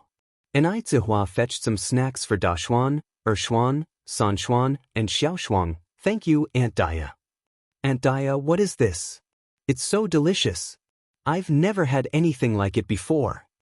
Ni Zihua smiled and replied, this is dried fruit, made by your sister Ni Yang. Sister Ni Yang is so talented. Is this bread also made by Sister Ni Yang? Xiaoshuang asked. She had only ever seen bread in the showcase windows of the supply and marketing cooperative. She never thought she would get to taste actual bread today. Ni Zihua nodded, yes, it is. Xiaoshuang stated, Sister Ni Yang really is amazing, I want to be just like her when I grow up. Ni Zihua tousled Xiaoshuang's hair and replied with a smile, Xiaoshuang, you're so clever, I'm sure you can be. Subsequently, Ni Zihua brewed tea for everyone. Mr. Shengguan. Thank you. As Shengguan Dehui reached out to take the teacup, his rough fingertips inadvertently brushed against the back of Ni Qihua's hand. Both of them stiffened instantly, and as they locked eyes in the shared surprise, time seemed to stand still for a moment. To mask the awkwardness, Shengguan Dehui took a big gulp of tea. Ni Zihua looked at him, surprised. The water for tea had just been boiled, did he not find it too hot? What a strange man. Mr. Shengguan, have we met before? Zhou Danny asked Shengguan Dehui. Shengguan Dehui set down his cup. I served as a sent-down youth in the countryside. Zhou Danny gasped, no wonder. I also used to live in the countryside. Perhaps we really have met before. Oh, where exactly did you serve? Shengguan Dehui replied, Haicheng City, Wang Lin Village. I was responsible for safeguarding the forest zone. Zhou Dan's face was a picture of surprise. Good heavens! I'm from Wang Lin Village. Daya and I used to herd cattle in the forest zone all the time. Do you remember, Daya? Zhou Dan turned to look at Enai-Zihua. Enai-Zihua nodded. Of course, I remember. How could she forget? Those were the happiest years of her young life, until she was sold off to the Mu family. Afterward, she became a tool for reproduction, toiling that resembled the life of a hardworking cow. The memory Enai-Zihua was most reluctant to recall in her early years was her time with the Mu family. Shengguan Dehui looked at Enai-Zihua. Do you still remember the young bald know-it-all who fell into the trap? Given the harsh rural conditions, in order to prevent lice, Shengguan Dehui had his head shaved bald soon after his arrival. Enai-Zihua was taken aback. She looked up at Shengguan Dehui, her eyes filled with confusion. It felt like she was on the verge of remembering something, but she couldn't associate Shengguan Dehui with the man in her memory. Shengguan Dehui added, By the way, don't you have a scar on your right ankle? How do you know about that? Enai-Zihua asked, perplexed. Because I am that bald know-it-all from back then. Shengguan Dehui's voice was very calm. The look of surprise gradually swept over Enai-Zihua's face. She covered her mouth and stuttered, You are that. Chapter 597. The moon in the sea is the moon in the sky. The person in front of you is the person in your heart. Many years had passed, and Enai-Zihua was about to forget that segment of her memory. Looking at the refined Shengguan Dehui in front of her, it was impossible to link him with the shaven-headed, goatee-wearing, rascal-looking boy from her past. In fact, Enai-Zihua was very scared of Shengguan Dehui back then. Because his appearance was like a bandit in the movies, his actions were also. That's why Enai-Zihua, after saving someone, did not even have time to care about her foot injury and ran away hurriedly. Remembering it now, the scene was rather amusing. You've changed so much. Enai-Zihua was still somewhat in disbelief. I remember you didn't look like this back then. Everything around them began to blur. At this moment, all Shengguan Dehui could see was Enai-Zihua. He step by step walked up to Enai-Zihua, extending his hand towards her and formally said, Hello, Comrade Daya, I am Shengguan Dehui. Zhou Dan, standing at the side, covered her surprised mouth. Old Zhao remained as always, seemingly unaffected by everything around him. Enai-Zihua was stunned for a while, Shengguan Dehui's hand hanging mid-air for a moment too. Then she reacted, reaching out to shake hands with Shengguan Dehui. Hello. Shengguan Dehui's hand was cold, his grip very strong, as if he was trying to crush her hand. Enai-Zihua frowned slightly, and at this moment, Shengguan Dehui let go of her hand. If it wasn't for the warmth lingering in her hand, Enai-Zihua would have doubted if what just happened was a misunderstanding. Zhou Dan stood up in surprise. Daya, so you two have known each other for a long time. Shengguan Dehui nodded. Yes, I met Comrade Daya when I was in Wang Lin Village. Without realizing it, Shengguan Dehui's reference to Enai-Zihua had shifted from Yang Yang's mother to Comrade Daya. Because Daya is irreplaceable as Daya. And Yang Yang's mother could also be Yun Yun's mother. Zhou Dan smiles and comments, It seems fate has brought you two together again. Shengguan Dehui smiled without confirming or denying it. Zhou Dan continued, After so many years, how did you recognize Daya, Mr. Shengguan? Shengguan Dehui replied, At first, I wasn't really sure, until I heard you call her Daya. This made Zhou Dan even more curious, asking, Daya is just a nickname, how did you know her nickname, Mr. Shengguan? Because that name happened to be an integral part of his teenage years, the name Daya represented a young boy's blooming emotions. At the time, to repay her kindness, I went to the village to look for Comrade Daya, but no one knew where she had gone. Eventually, I returned to the city, my family arranged a marriage for me, I obediently married, then my wife died giving birth. As the memories of the past unwind, a look of melancholy fills Shengguan Dehui's eyes. If he hadn't missed her back then, would their story have ended differently? His wife died in childbirth. So is Shengguan Dehui single now? Zhou Danis' gaze moves between the two of them, a flicker of hopeful light flashing in her eyes. Let's not dwell on the past anymore. The most important thing in life is to treasure the present. Comrade Zhou is right, living in the present is most important. Shangguan Dehui nodded in agreement. Let the missed opportunities of his past go. This time, he won't miss the opportunity again. And Ai Cuehua was taken aback and felt these two were talking in riddles but didn't think too much further, continuing, it's getting late, you two chat here, I'll go make dinner. Zhou Danny was about to offer her help when Dashuan came over with little Ni Yun and his other siblings. Mommy and Daddy, we found a river over there. Some people are catching fish. Come and play with us. The river current was rather strong. Without an adult, it could be very dangerous. And little Ni Yun was just over 1 year old this year. If something really were to happen, the 4 older ones wouldn't be able to handle little Ni Yun. Zhou Danny said, your father can accompany you guys, I will go help Aunt Danny cook. With so many people for the meal, Ai Cuehua would definitely be overwhelmed on her own. Shangguan Dehui stood up and said, Comrade Zhou, you and Comrade Zhao should go play with the children, they'll take care of the kitchen. Fufu, Daddy, also play. Little Ni Yun walked over and pulled Shangguan Dehui's sleeve. Shangguan Dehui crouched down, patting little Ni Yun gently. Yun, be good, you go play with your Uncle Zhao, Aunt Danny and your siblings. Uncle needs to stay back and help Mommy cook, if not Mommy is going to be very tired on her own. Chapter 598. The moon in the sea is the moon in the sky. The person before your eyes is the person in your heart. _3. Oh, little Ni Yun nodded sensibly. Then Fufu, let's play later. Shangguan Dehui grinned. All right, Uncle will take you to play later. Zhou Danny turned to Shangguan Dehui. Then, thank you in advance, Mr. Shangguan. Indeed, it had been quite some time since they had a family outing. They could take this opportunity to bring the children to play by the river.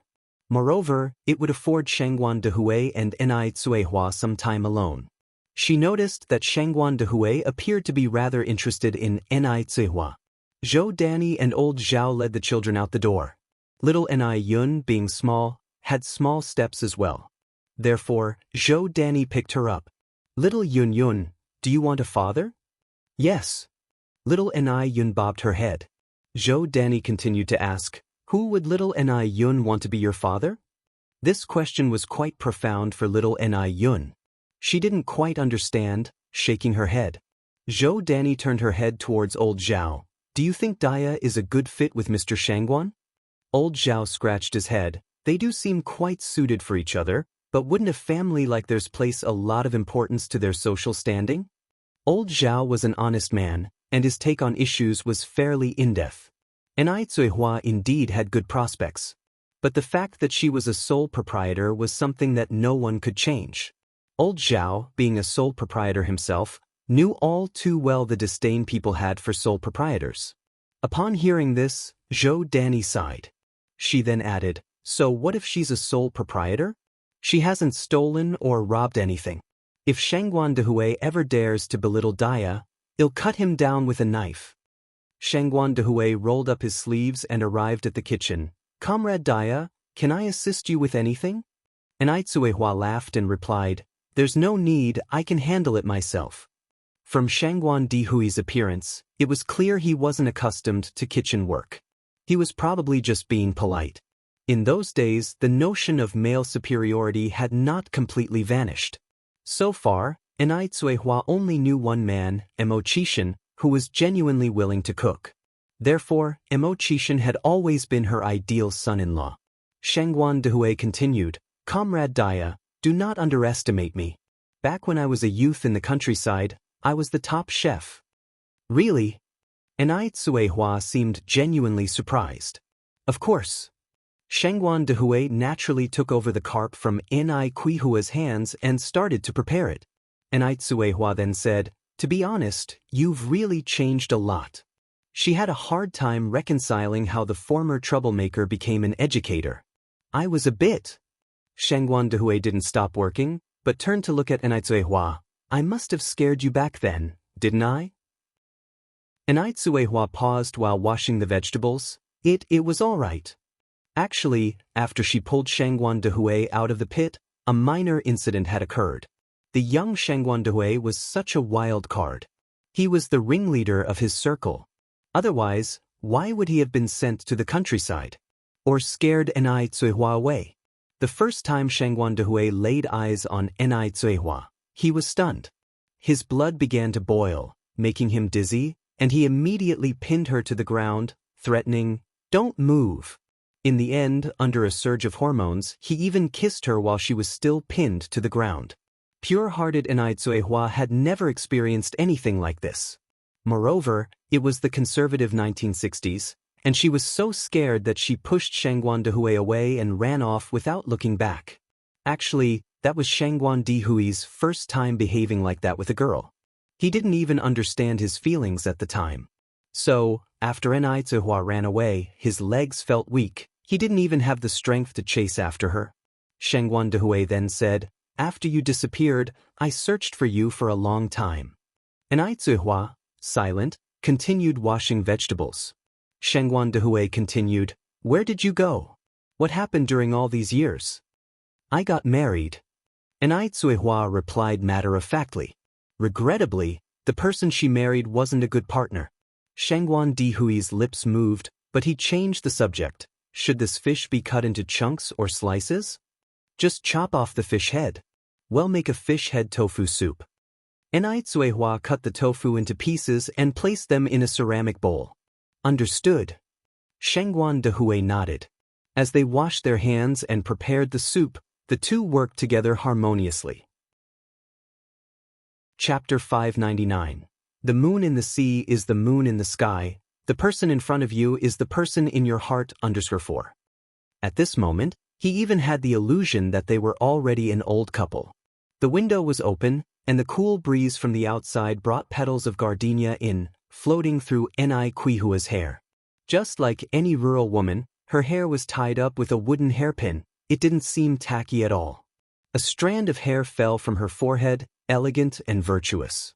Don't laugh at her for going gray. Time doesn't defeat beauty. The wild cells inside Shangguan Dehui that had been stagnant for years were stirring again, but he had to suppress them. This time, he couldn't scare her off, no matter what. The tension between them gradually eased. Being with Shangguan Dehui made Enai Cuihua feel an unprecedented sense of relaxation. Their conversation also became more casual. Enai Cuihua said, "Are you really a teacher now?" Enai Cuihua, who didn't know the truth before, thought Shangguan Dehui was quite suitable to be a teacher, but now she always felt something was off. "Really?" Shangguan Dehui continued, "After returning to the city, I got into college, then I continued to pursue my master's and doctoral degrees, and finally stayed in school to teach." Even he didn't expect that the once leader of Sijio City would become a teacher. Time is indeed a magical thing. Enai Cuihua jokingly said, "Doesn't your principal fear you might mislead the disciples?" Shangguan Dehui replied, "Daya, you shouldn't be prejudiced. I have rehabilitated a long time ago. There's a saying, isn't there, a prodigal who returns is more precious than gold." Enai Cuihua looked at him and refuted, "Shangguan Dehui, don't forget there's also a phrase, leopards never change their spots." Petals were scattered all over the courtyard, and the kitchen was filled with delicious aromas. At noon, Enai Cuihua prepared a feast. She originally intended to roast a chicken, but since she was unsure of controlling the temperature of the bakehouse, she decided to marinate it for Enai Yang to roast when she returns in the evening. Today marks the first month since the restaurant's opening. Enai Yang was still spectating at the restaurant. The business has been operating for a month, and with enthusiastic service and delicious dishes, the restaurant had a lot of loyal fans and returning customers. Yet, there was only one VIP customer. "Yang Yang."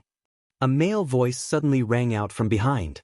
Enai Yang looked back and saw Chen Jitsong, who was holding a bouquet of bright red roses. "Mr. Chen. This is for you." Chen Jitsong handed the roses to Enai Yang. The Westerners believe that roses symbolize love and sincere, pure affection. Enai Yang didn't reach out to accept them. "I'm sorry, I already have a boyfriend."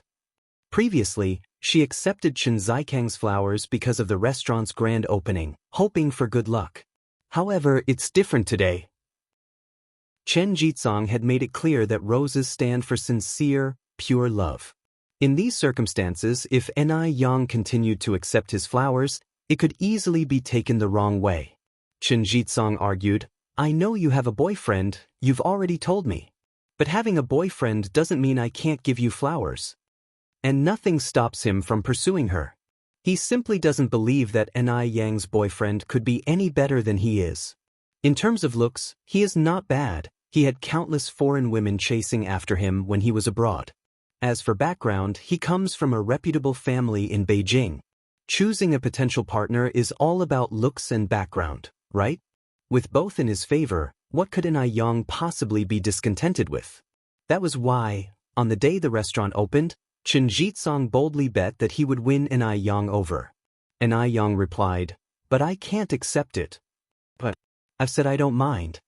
Chen Jitsong was somewhat puzzled. Ni Yang was indifferent, "But I do." "What are you concerned about?" Chen Jitsong was confused. If he didn't mind, what was there for Ni Yang to worry about? Being concerned about having another suitor?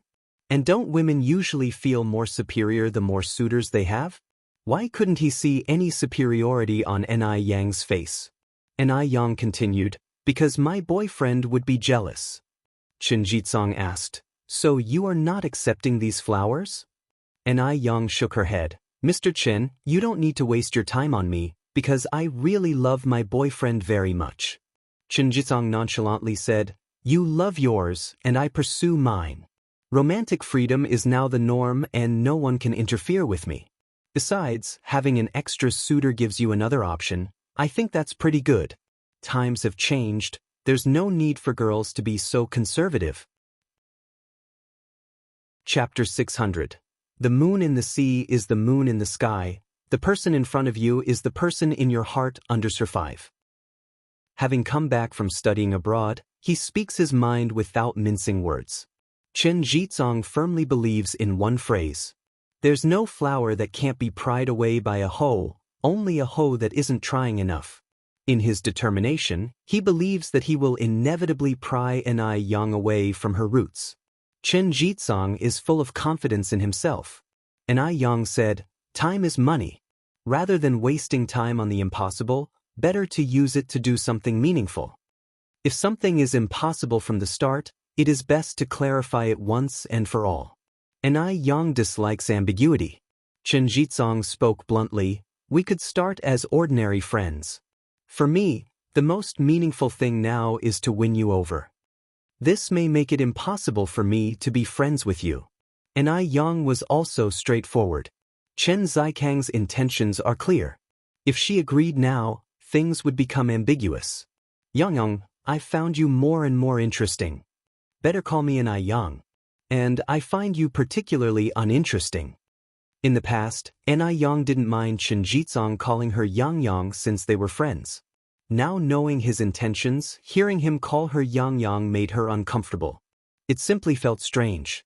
"Wow, you're this petty?" Chen Jitsong was somewhat taken aback. With a light tone, Ni Yang responded, "Yes, I am this petty. And I strongly dislike ambiguity. I have things to do and can't keep you company." As she finished her words, she turned and headed for the upstairs office. Chen Jitsong watched Ni Yang's retreating silhouette, his heart beating even faster.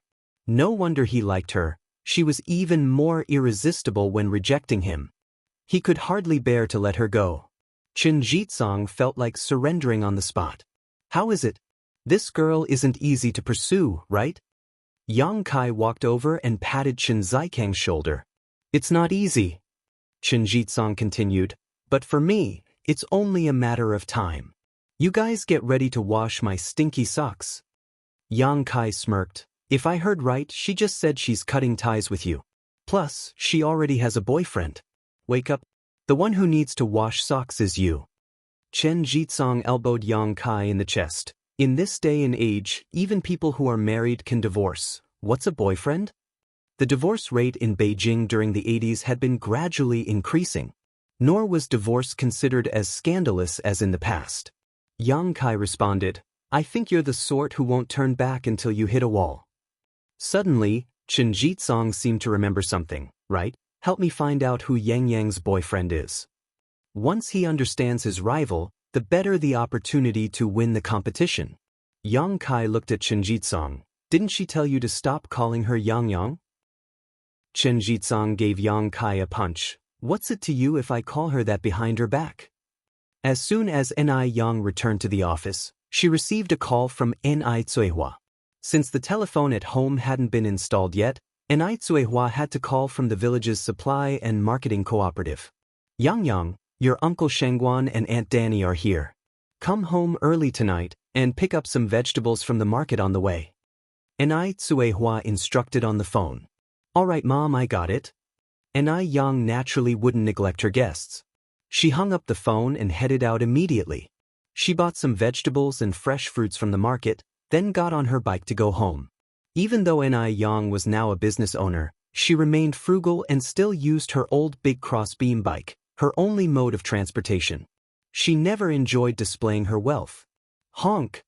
A small sedan suddenly pulled up in front of her. Ni Yang immediately hit the brakes. At that moment, the window of the sedan slowly rolled down, revealing a handsome face. Ni Yang, where do you live? I'll give you a ride. If it wasn't Chen Jitsong, who else could it be?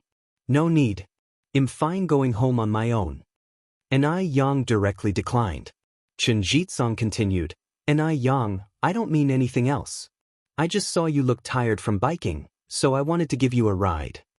Ni Yang was too lazy to deal with Chen Jitsong. She turned the car around and went another way. Chen Jitsong watched Ni Yang's back. His heart rate started to unconsciously quicken again. It had been a long time since he had met a girl with such a unique character like Ni Yang. He was certain that he could win over Ni Yang. Certainly. Chen Jitsong slapped the steering wheel fiercely. After Ni Yang returned home, she clearly felt the dynamic between Ni Tsuehua and Shengguan Dehui had changed. Exactly what had changed she couldn't say. Anyhow, it had been a long while since she had seen Ni Tsuehua smile so happily. Uncle Shengguan, Ni Yang greeted him politely. Yang Yang, Shengguan Dehui nodded. Ni Yang looked around and asked, Mom, didn't you say Aunt Danny and Uncle Zhao were also here? Why don't I see them? Ni Tsuehua said, they went out to play. Oh, Ni Yang nodded. In the afternoon, Zhou Danny and old Zhao returned with the kids. The couple thanked Ni Yang profusely. Yang, we really can't thank you enough. If it weren't for you, Uncle Zhao would still be selling steamed buns. You have no idea how bad the business was. We couldn't even make a single yuan a day. To Zhou Danny and old Zhao, Ni Yang was like their family's benefactor. Ni Yang replied with a smile, Aunt Danny, Uncle Zhao, this is also due to your hard work and skills. I just played a small mediating role. If the steamed buns which you made were not delicious, who would buy them? I don't care, you're the savior of our family anyway. Ni Tsuehua listened on, baffledly. How did Ni Yang suddenly become the savior of Zhou Danny and her husband? Zhou Danny immediately explained everything to Ni Tsuehua. Big Ya, you are so blessed for having such an excellent daughter like Yang Yang in this life. Shengguan Dehui, sitting aside, heard the whole thing and started looking at Ni Yang differently. It seemed that Big Ya's daughter was even more outstanding than he thought. By the way, Big Ya, you just mentioned that the newly renovated house next door belongs to you, right? Yes, Ni Tsuehua nodded. The interior has been renovated, but Yang Yang said we should let it air out. So we have not moved in yet and plan to do so when the weather turns cold. Zhou Danny continued, then, Big Ya, you must take me to see your new house. Sure, Ni Tsuehua said, come with me. The two sisters walked arm in arm toward the new house next door. Old Zhao quietly followed behind the two, playing the role of an invisible man. In a blink of an eye, only Ni Yang and Shengguan Dehui were left in the room. Yang Yang. What's the matter, Uncle Shengguan? Ni Yang looked up at Shengguan Dehui. Shengguan Dehui said, Uncle has a presumptuous request. Go ahead. Shengguan Dehui hesitated for a moment, then said, if you're free tomorrow morning, could I invite you for a meal? It was obvious that Big Ye cherished her daughter very much, so some things had to be approved by Ni Yang first. Ni Yang nodded, sure. The next day, Ni Yang arrived on time at the restaurant where she was supposed to meet Shangguan Dui. Uncle Shangguan. Yang, what would you like to eat? Shangguan Dehui handed her the menu. Ni Yang casually ordered a few dishes, closed the menu, and said, Uncle Shangguan, the reason you asked me here today is that you have something to say to me, right? Having been bluntly called out by Ni Yang, Shangguan Dehui wasn't embarrassed, he just nodded directly. Uncle Shangguan, feel free to speak your mind. Chapter 601. Shangguan Dehui's honesty, extremely defensive. _1 calm. Ni Yang seemed too calm to him. Shangguan Dehui even had the illusion that Ni Yang already knew what he was going to say. Although the kid was only 18 years old, she gave Shangguan Dehui an inexplicable sense of oppression, the kind of feeling a guilt-ridden student has when seeing their teacher, but he was supposed to be that teacher. Shangguan Dehui picked up his cup and took a sip of tea, trying hard to calm himself down as he carefully chose his words in his mind. Ni Yang didn't rush either, gently stirring the coffee in her cup, not saying anything before Shangguan Dehui spoke. Although the atmosphere was quiet, it was not awkward. It wasn't until all the dishes were served that Shangguan Dehui finally spoke. Yang. Yes, go ahead. Ni Yang put down the silver spoon in her hand and looked up at Shangguan Dehui. Looking directly into the other person's eyes when speaking shows basic respect. Since Shangguan Dehui had something important to tell her, she naturally had to show the respect a junior should have. Yang, your mom and I actually met more than 20 years ago when I was a young laborer at a logging farm. Shangguan Dehui calmly told Ni Yang about his past with Ni Zihua, of course, omitting the part where they fooled around. Later, I went to many places looking for her. Maybe it was fate that we didn't end up together. After a fleeting glimpse, I never saw her again. Gradually, Shangguan Dehui was no longer nervous. Throughout the process, Ni Yang didn't show any particular emotions. She was always calm and quiet, like a listener. No wonder Ni Zihua and Shangguan Dehui got along so well yesterday. So it turns out that they knew each other years ago. Fate really is strange. Shangguan Dehui continued, My name is Shangguan Dehui. I am 43 years old and currently teaching at Tsinghua University. My mother still lives. I have 2 children, a set of twins, a boy and a girl. My wife died in childbirth years ago. I am now single and I would like to pursue your mother, Zihua. That's right.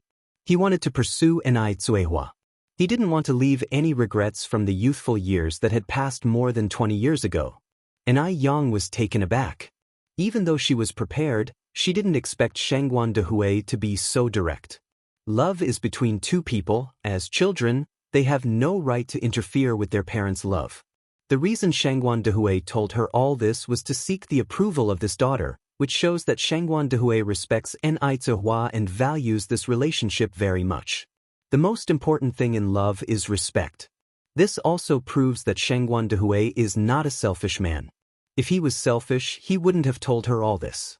Ni Yang gave a slight smile. Uncle Shangguan, the most important thing in a relationship is mutual consent. I'm not my mom, I can't speak for her, let alone make decisions for her. So, I think you're going to have to talk to her about this.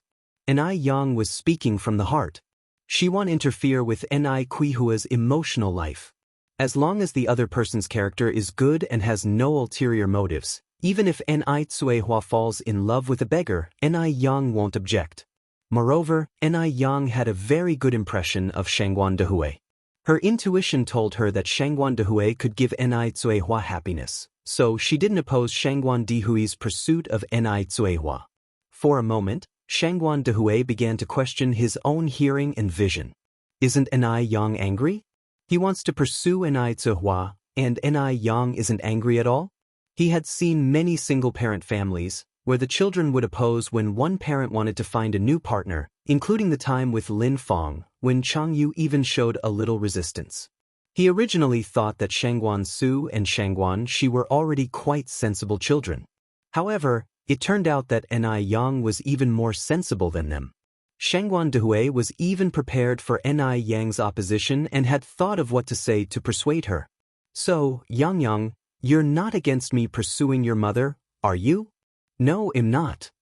Ni Yang continued, she's had a hard enough life in the former half. I hope the latter half could be a little sweeter for her. But, there is one thing I want to say first. As she reached this point, Ni Yang hesitated for a moment. Go ahead, Yang. Ni Yang said, my mother is a person with a simple personality. Otherwise, she wouldn't have been cheated so horribly in the first half of her life. Uncle Shangguan, if you can win her heart, please make sure to treat her well. If not, I can do anything. This sentence carried a hint of warning. Chapter 602, Shangguan Dehui's Honesty, Extremely Defensive. _2. At that same moment, Ni Yang bent the silver spoon in her hand with one hand. She was not joking. If Shangguan Dehui dares to bully Ni Zihua, she will make him pay a price. Shangguan Dehui seemed not to have expected this from Ni Yang, and he was taken aback for a moment. This child's behavior was increasingly unlike that of an 18-year-old. She was more like a weathered overseer, with an intimidating air that could make one shudder inadvertently. Even he, as a teacher, felt an unnamed pressure. Yang, don't worry. As long as your mother agrees, I promise to protect her for the rest of my life, without her suffering the slightest grievance. No one could understand Shangguan Dehui's feelings, having regained what he had missed in half his lifetime. Not to mention the least indignity, he would not even let Ni Zuehua suffer a tear. Ni Yang nodded. Then please remember what you said today, Uncle Shangguan. I swear. Shangguan Dehui raised 3 fingers. If I break my vow today, let the heavens strike me with 5 thunderbolts. After the meal was finished, Ni Yang proposed to say goodbye. Shangguan Dehui, laughing, escorted Ni Yang out of the restaurant. All the way back to the Shangguan family, Shangguan Dehui was all smiles. Dehui, you're in a good mood today. The Shangguan's old lady came out from the inner room. Mom. Seeing Shangguan Dehui in good spirits, the old lady Shangguan brought up an old topic again. Mom mentioned something to you last time. How have you considered it? Not everyone in this world is like Lin Fong. You can't just give up on everyone because of one Lin Fong. Shangguan Dehui naturally knew what the old lady Shangguan was referring to. He followed up with, Mom, don't worry, sometimes fate comes and you can't stop it. Such as now. He had never dreamed that one day he would meet Daya again. He had always thought he would have to wait till the afterlife to see her again. Heaven is not thin. Old lady Shangguan was taken aback, somewhat baffled by Shangguan Dehui's thoughts. Dehui, what do you mean? Shangguan Dehui smiled and said, Mom, I've caused you worry in recent days. That won't happen again. Old lady Shangguan squinted. Dehui, do you have someone outside? Shangguan Dehui didn't answer, which was taken as a tacit agreement. Tell your mother who the girl is. Old lady Shangguan was very excited. Shangguan Dehui said, Mom, don't be too happy too soon. Right now, nothing has been settled yet. Let me secure her heart first, then I'll tell you about it. Just hearing this, old lady Shangguan got even more excited. Great. Really great. Now I can rest in peace even if I die. Shangguan Dehui said, Mom, don't say such inauspicious words. All right, I won't say any more. Over the next few days, Shangguan Dehui would appear at the Ni family from time to time. And he always appeared when Ni Zuehua needed him most. For instance, when the house's fuse burnt out, Ni Yang was not at home, no one could change it. Or when little Ni Yun was calling for her, but there's still porridge stewing in the pot. Ni Yang was often not home, and a man was indeed needed around the house. Although Shangguan Dehui was a teacher and bore a scholarly air, he was no pushover. After all, when he was young, he too was quite the man. He was very strong. Fetching water, chopping wood, even picking vegetables from the field. Even though Shangguan Dehui came to the Ni family often, no one in the village gossiped. Ni Zuehua was a good person and Ni Yang had often helped the villagers. Everyone hoped that Ni Zuehua could find happiness. A household without a man, how could it be?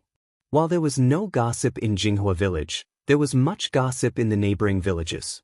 Xiaozhuang's family field was right next to Niu Er's family field from the neighboring village.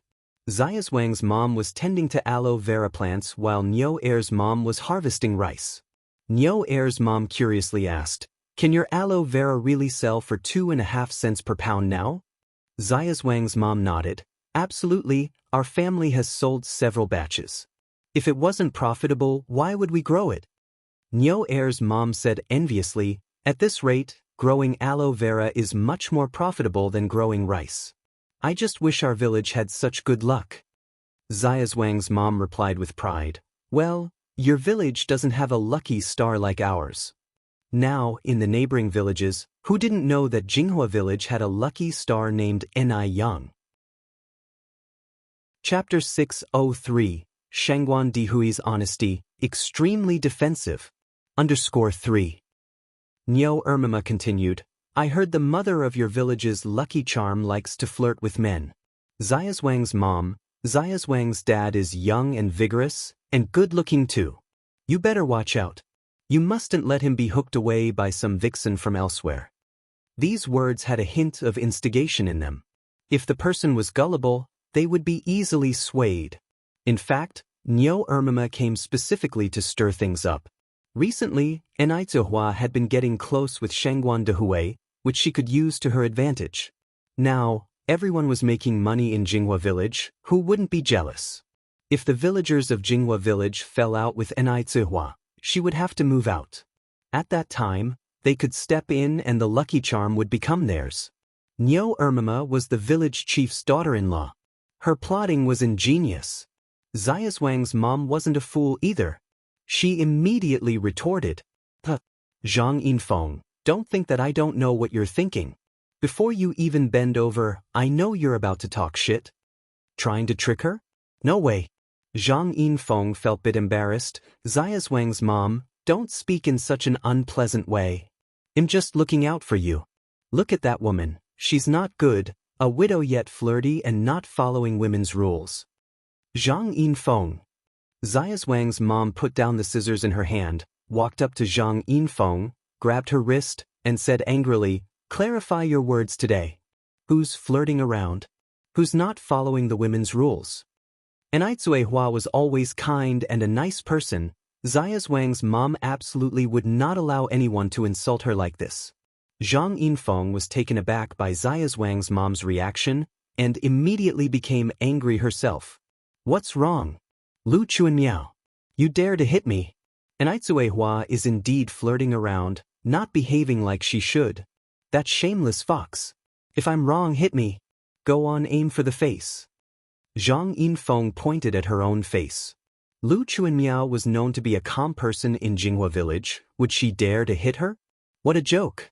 No sooner had she finished speaking than Zhang Yinfeng received a solid slap on the face. Zhang Yinfeng shrieked, "You dare to hit me?"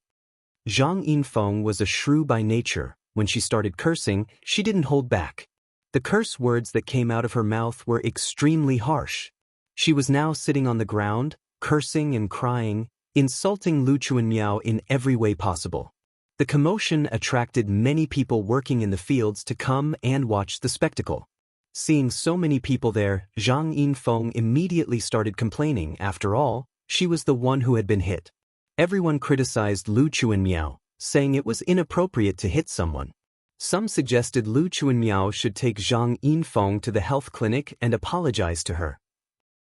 Among these people, there were both from Jinghua village and the neighboring village. Seeing everyone siding with Zhang Yinfeng, Lu Chuanmiao lost her temper. "You all want me to apologize to this woman, why don't you ask me why I hit her?" The village chief of Jinghua village stepped forward and said, "No matter what the reason, it's not acceptable to hit people. Comrade Zhang Yinfeng, rest assured, the people of Jinghua village are reasonable." Hearing this, Zhang Yinfeng immediately perked up, pretending to be in pain on the floor, demanding that Lu Chuanmiao take responsibility. "I am responsible for your mother." Lu Chuanmiao looked at the village chief. "Chief, do you know what this woman said about Yang Yang's mom? She called Yang Yang's mom a fox, accusing her of flirting and not following women's rules." Upon hearing this, The village chief's expression changed instantly. The villagers around also changed their faces, standing behind Lu Chuanyao one after another. She dared to insult Enai Cuehua. Enai Cuehua was their village's Lucky Charms mom. No wonder Lu Chuanyao couldn't stand it. However, Zhang Yinfeng didn't realize she was in the wrong and continued to stir the pot. What? Can't call a fox a fox. She is indeed flirting, not obeying women's rules. All of you, be careful with your men, don't let them be taken by that fox. Zhang Yinfeng was more and more excited. In the end, all sorts of harsh words came out of her mouth. Stinky woman. Say it again. I'll tear your mouth apart. The villagers who were originally helping Zhang Yinfeng suddenly rolled up their sleeves and charged forward, looking like they were about to beat her up. Zhang Yinfeng was taken aback, quickly stood up and hid behind the village chief. Chief Li, look at these unruly people in your village. You have to stand up for me. Chapter 604. Shangguan Dihui's Honesty, Extremely Defensive. _4. Village Chief Li abruptly pulled Zhang Yinfeng from behind him. Zhang Yinfeng staggered, almost falling down, and looked at Village Chief Li with disbelief.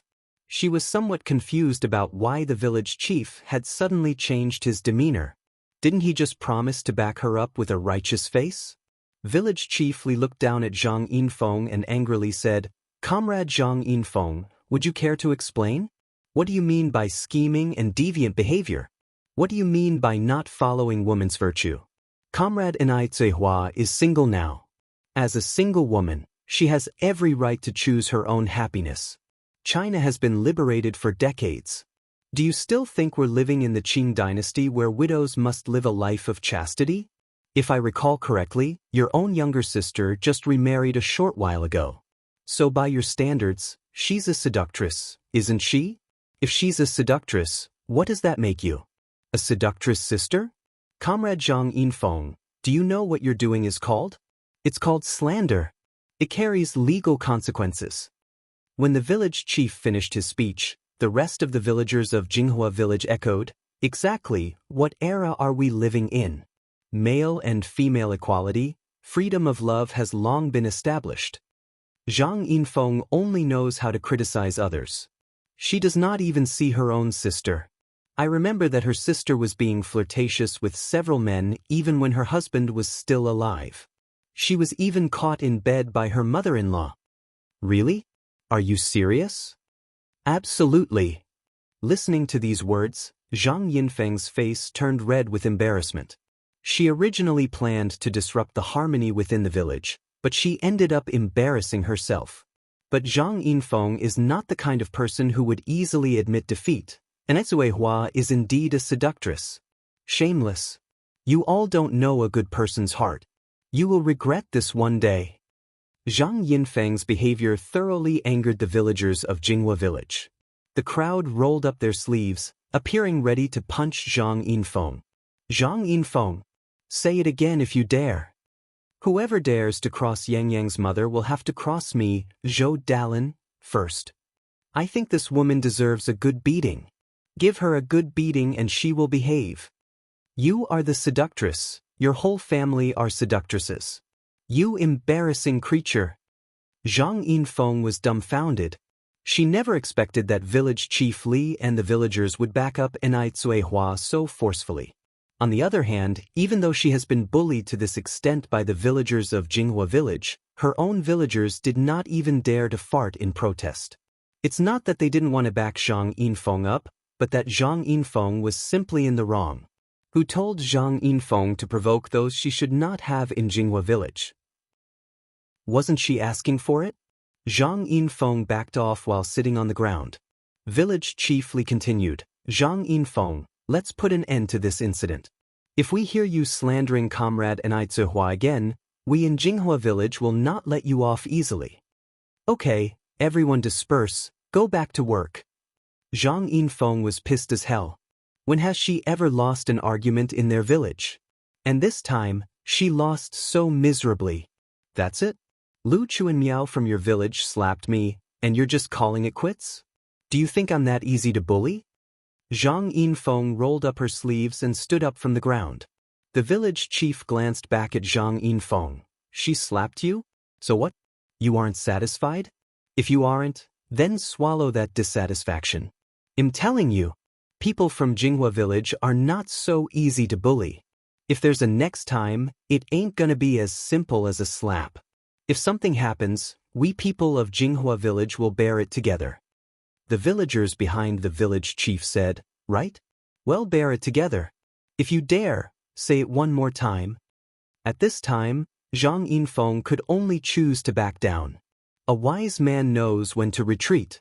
Why can't the villagers in her village be as united as those in Jinghua village? Why couldn't she be a resident of Jinghua village? Zhang Yinfeng walked away with her tail between her legs in disgrace. Meanwhile, Lu Chuanmiao walked amidst the crowd like a hero. Xiaozhuang's mom, that slap was so satisfying. What does Zhang Yinfeng think she is, that she can create discord like that? Zhang Yinfeng deserves to be beaten. The village chief walked in front and looked back. What happened today? Let's keep it to ourselves.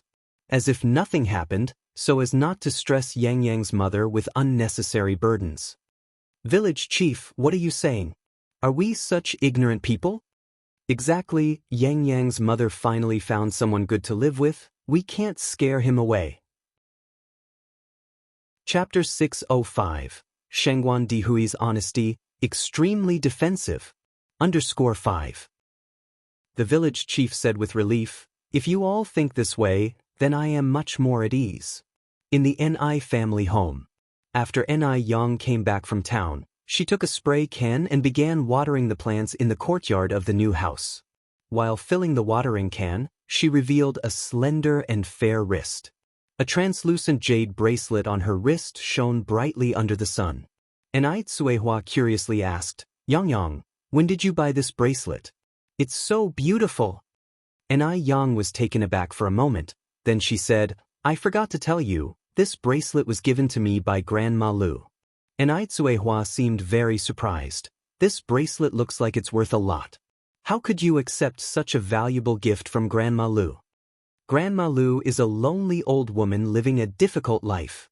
This bracelet might be the most valuable thing she has. Ni Yang explained the situation to Ni Tsuehua.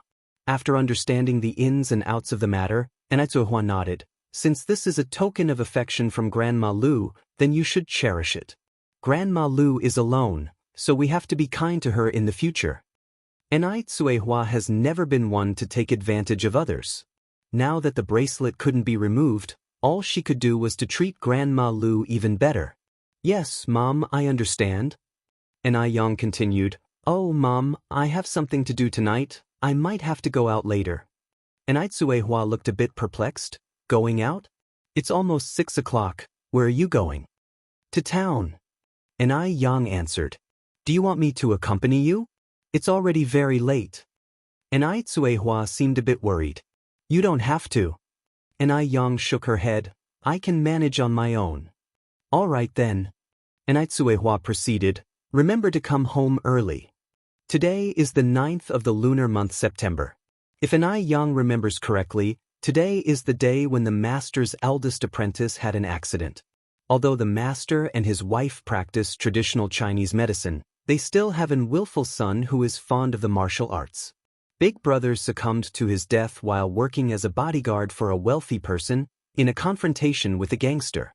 In Ni Yang's memory, these incidents were quite serious. 2 people died then, one being Big Brother and the other being his employer. In the dim night, Ni Yang was biking along the road. Stop the car. Zheng Xianjing, who was in the back seat, suddenly told the driver to stop. Upon hearing this, the driver immediately halted the car. I have something to handle, you go back first.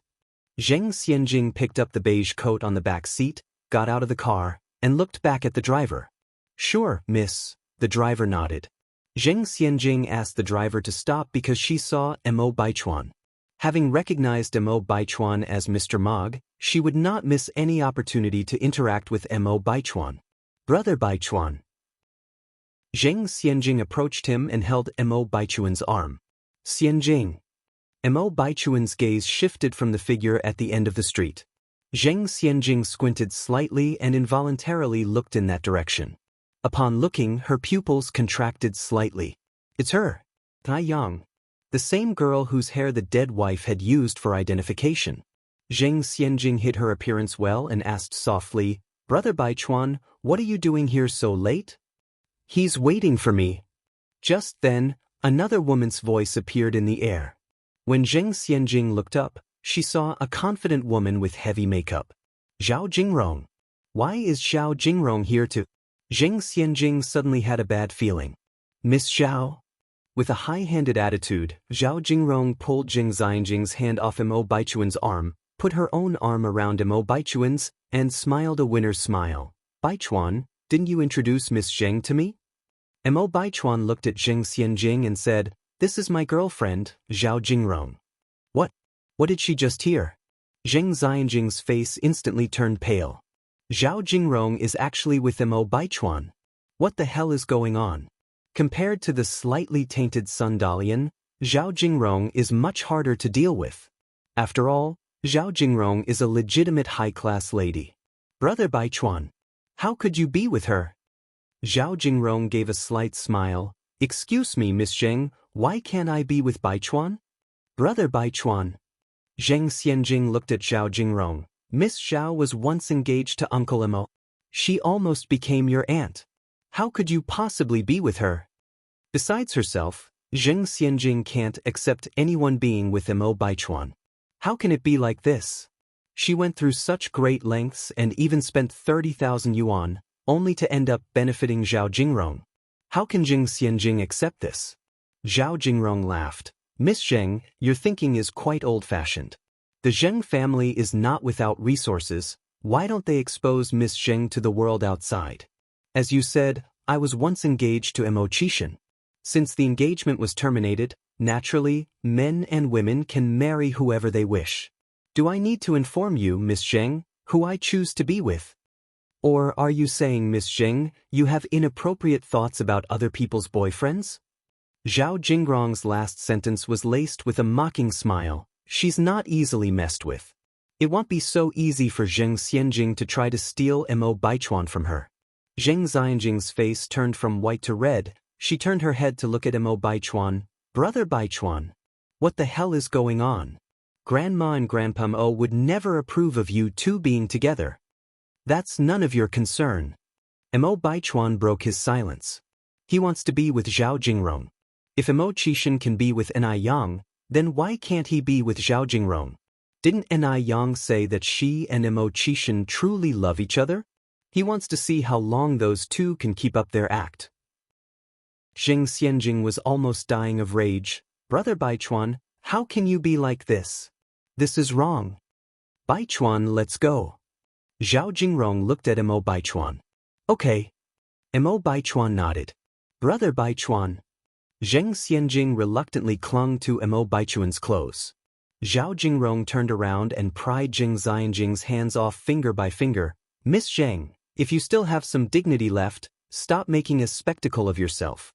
Even if you don't care about your reputation, Madame Zheng still does." Zheng Xianjing was shivering with so much anger that she could only watch Zhao Jingrong lead Mo Baichuan away. She absolutely cannot lose to Zhao Jingrong. Zheng Xianjing looked at the retreating figures of Zhao Jingrong, her eyes like venom. The nights in September are already a bit chilly, particularly at nightfall. Ni Yang tightened her beige coat as she walked toward the alley up ahead. The silver-white moonlight dusted her body with a layer of radiance. The alley was silent, without even the sound of insects. Ni Yang had already been waiting here for a long time, but there was still no one in sight. Just as she was about to wonder if she had gotten the date wrong, the sound of hurried footsteps echoed in the alley. Thump, thump, thump. Ni Yang looked up and saw two men in suits rushing towards her. There were no lamps in the alley, but with the help of the moonlight and her exceptional senses, she instantly identified the two figures as the eldest Marshall brother and his employer. Listening to their breaths, one of them was injured. Ni Yang's eyebrows furrowed as she walked briskly forward, removing her obstructive coat as she went. For easier fighting, she hadn't worn a cheongsam today, opting instead for a simple outfit of a white knit top, black trousers and white sneakers. Smack! She tossed her coat aside, fearlessly moving forward. A breeze stirred her long, elegant hair, and as she passed the two men she whisperingly commanded, "Hurry and run ahead. Don't look back, just leave the rest to me." Chapter 606, A Night of Terror, Snatched from the Jaws of Death, second update, _1 Ni Yang's words had just fallen when one of them noticeably hesitated, raising his head to look at Ni Yang. His eyes were sharp as a sword, making it somewhat hard to breathe. In the moonlight, you could vaguely see a pale face. Ni Yang lightly raised her eyebrows. In her past life, she had seen a photo of her senior martial brother. This man was not him. At this moment, a thug armed with a steel pipe suddenly rushed towards them. Under the moonlight, the steel pipe glinted frostily. If one were hit in the head with it, their brains would scatter all over the place, they would be killed on the spot. Ni Yang didn't give the thug a single glance before she suddenly kicked up, hitting the thug's jaw. Bang! The thug's figure instantly fell to the ground, his steel pipe flung into the air by the ruthless force. Ni Yang, seemingly devoid of any thought, casually reached out and accurately caught the steel pipe that was falling from midair. Her actions were incredibly cool. With her back to the moonlight, holding a steel pipe, standing against the light, her silhouette slender, the moonlight draped a layer of purity over her body. She had a strong yet chilling aura about her. Her face was not clearly visible, but people didn't dare to look straight at her. They were awestruck with fear. After that man took a glance at Ni Yang, he quickly averted his eyes and said to the person beside him, "We should leave, quickly." The weakness that he was unable to conceal lingered in his gentle voice. It seemed like he could fall down at any moment. "Okay." The other man nodded, helping the man as they quickly ran towards the alley entrance. At this point, Ni Yang took out a bottle of pills she had on her, and without looking back, she threw it behind her. "Take this with you." The small bottle of pills accurately landed in one man's jacket pocket. The man was slightly stunned, but he didn't stick around. He ran off immediately without looking back. When the thugs saw the men run off, they wanted to give chase, but upon seeing Ni Yang armed with the steel pipe, they hesitated. As they exchanged glances, they saw fear in each other's eyes and nobody dared to pursue them. Just then, a bulky man in his prime forcefully shoved his way through from the back. "Go! What are you all waiting around for? We have so many people, are we scared of a single girl?" Inspired by these words, everyone mustered up some courage to charge along behind the bulky man. Of course, even with all their numbers, would they be afraid of a single girl? Ni Yang revealed a faint smile. She swung the steel pipe in her hand and simultaneously performed a flawless backspin kick. Her moves were relentless, giving the thug no chance to hesitate. Bang! Bang! Bang! One by one, the thugs fell to the ground. The remaining people didn't dare to rush forward. They looked at the hefty man and said, "Brother Biao, what do we do?" As Brother Biao got up from the ground, he glanced at the end of the alleyway and then back at Ni Yang. He wiped the blood from the corner of his mouth, then bitterly said, "Let's go." Immediately, everyone stumbled to their feet. All the while keeping their gaze on Ni Yang, they retreated before ultimately fleeing in a cloud of dust. It's not wise to chase an adversary when he's at the end of his rope.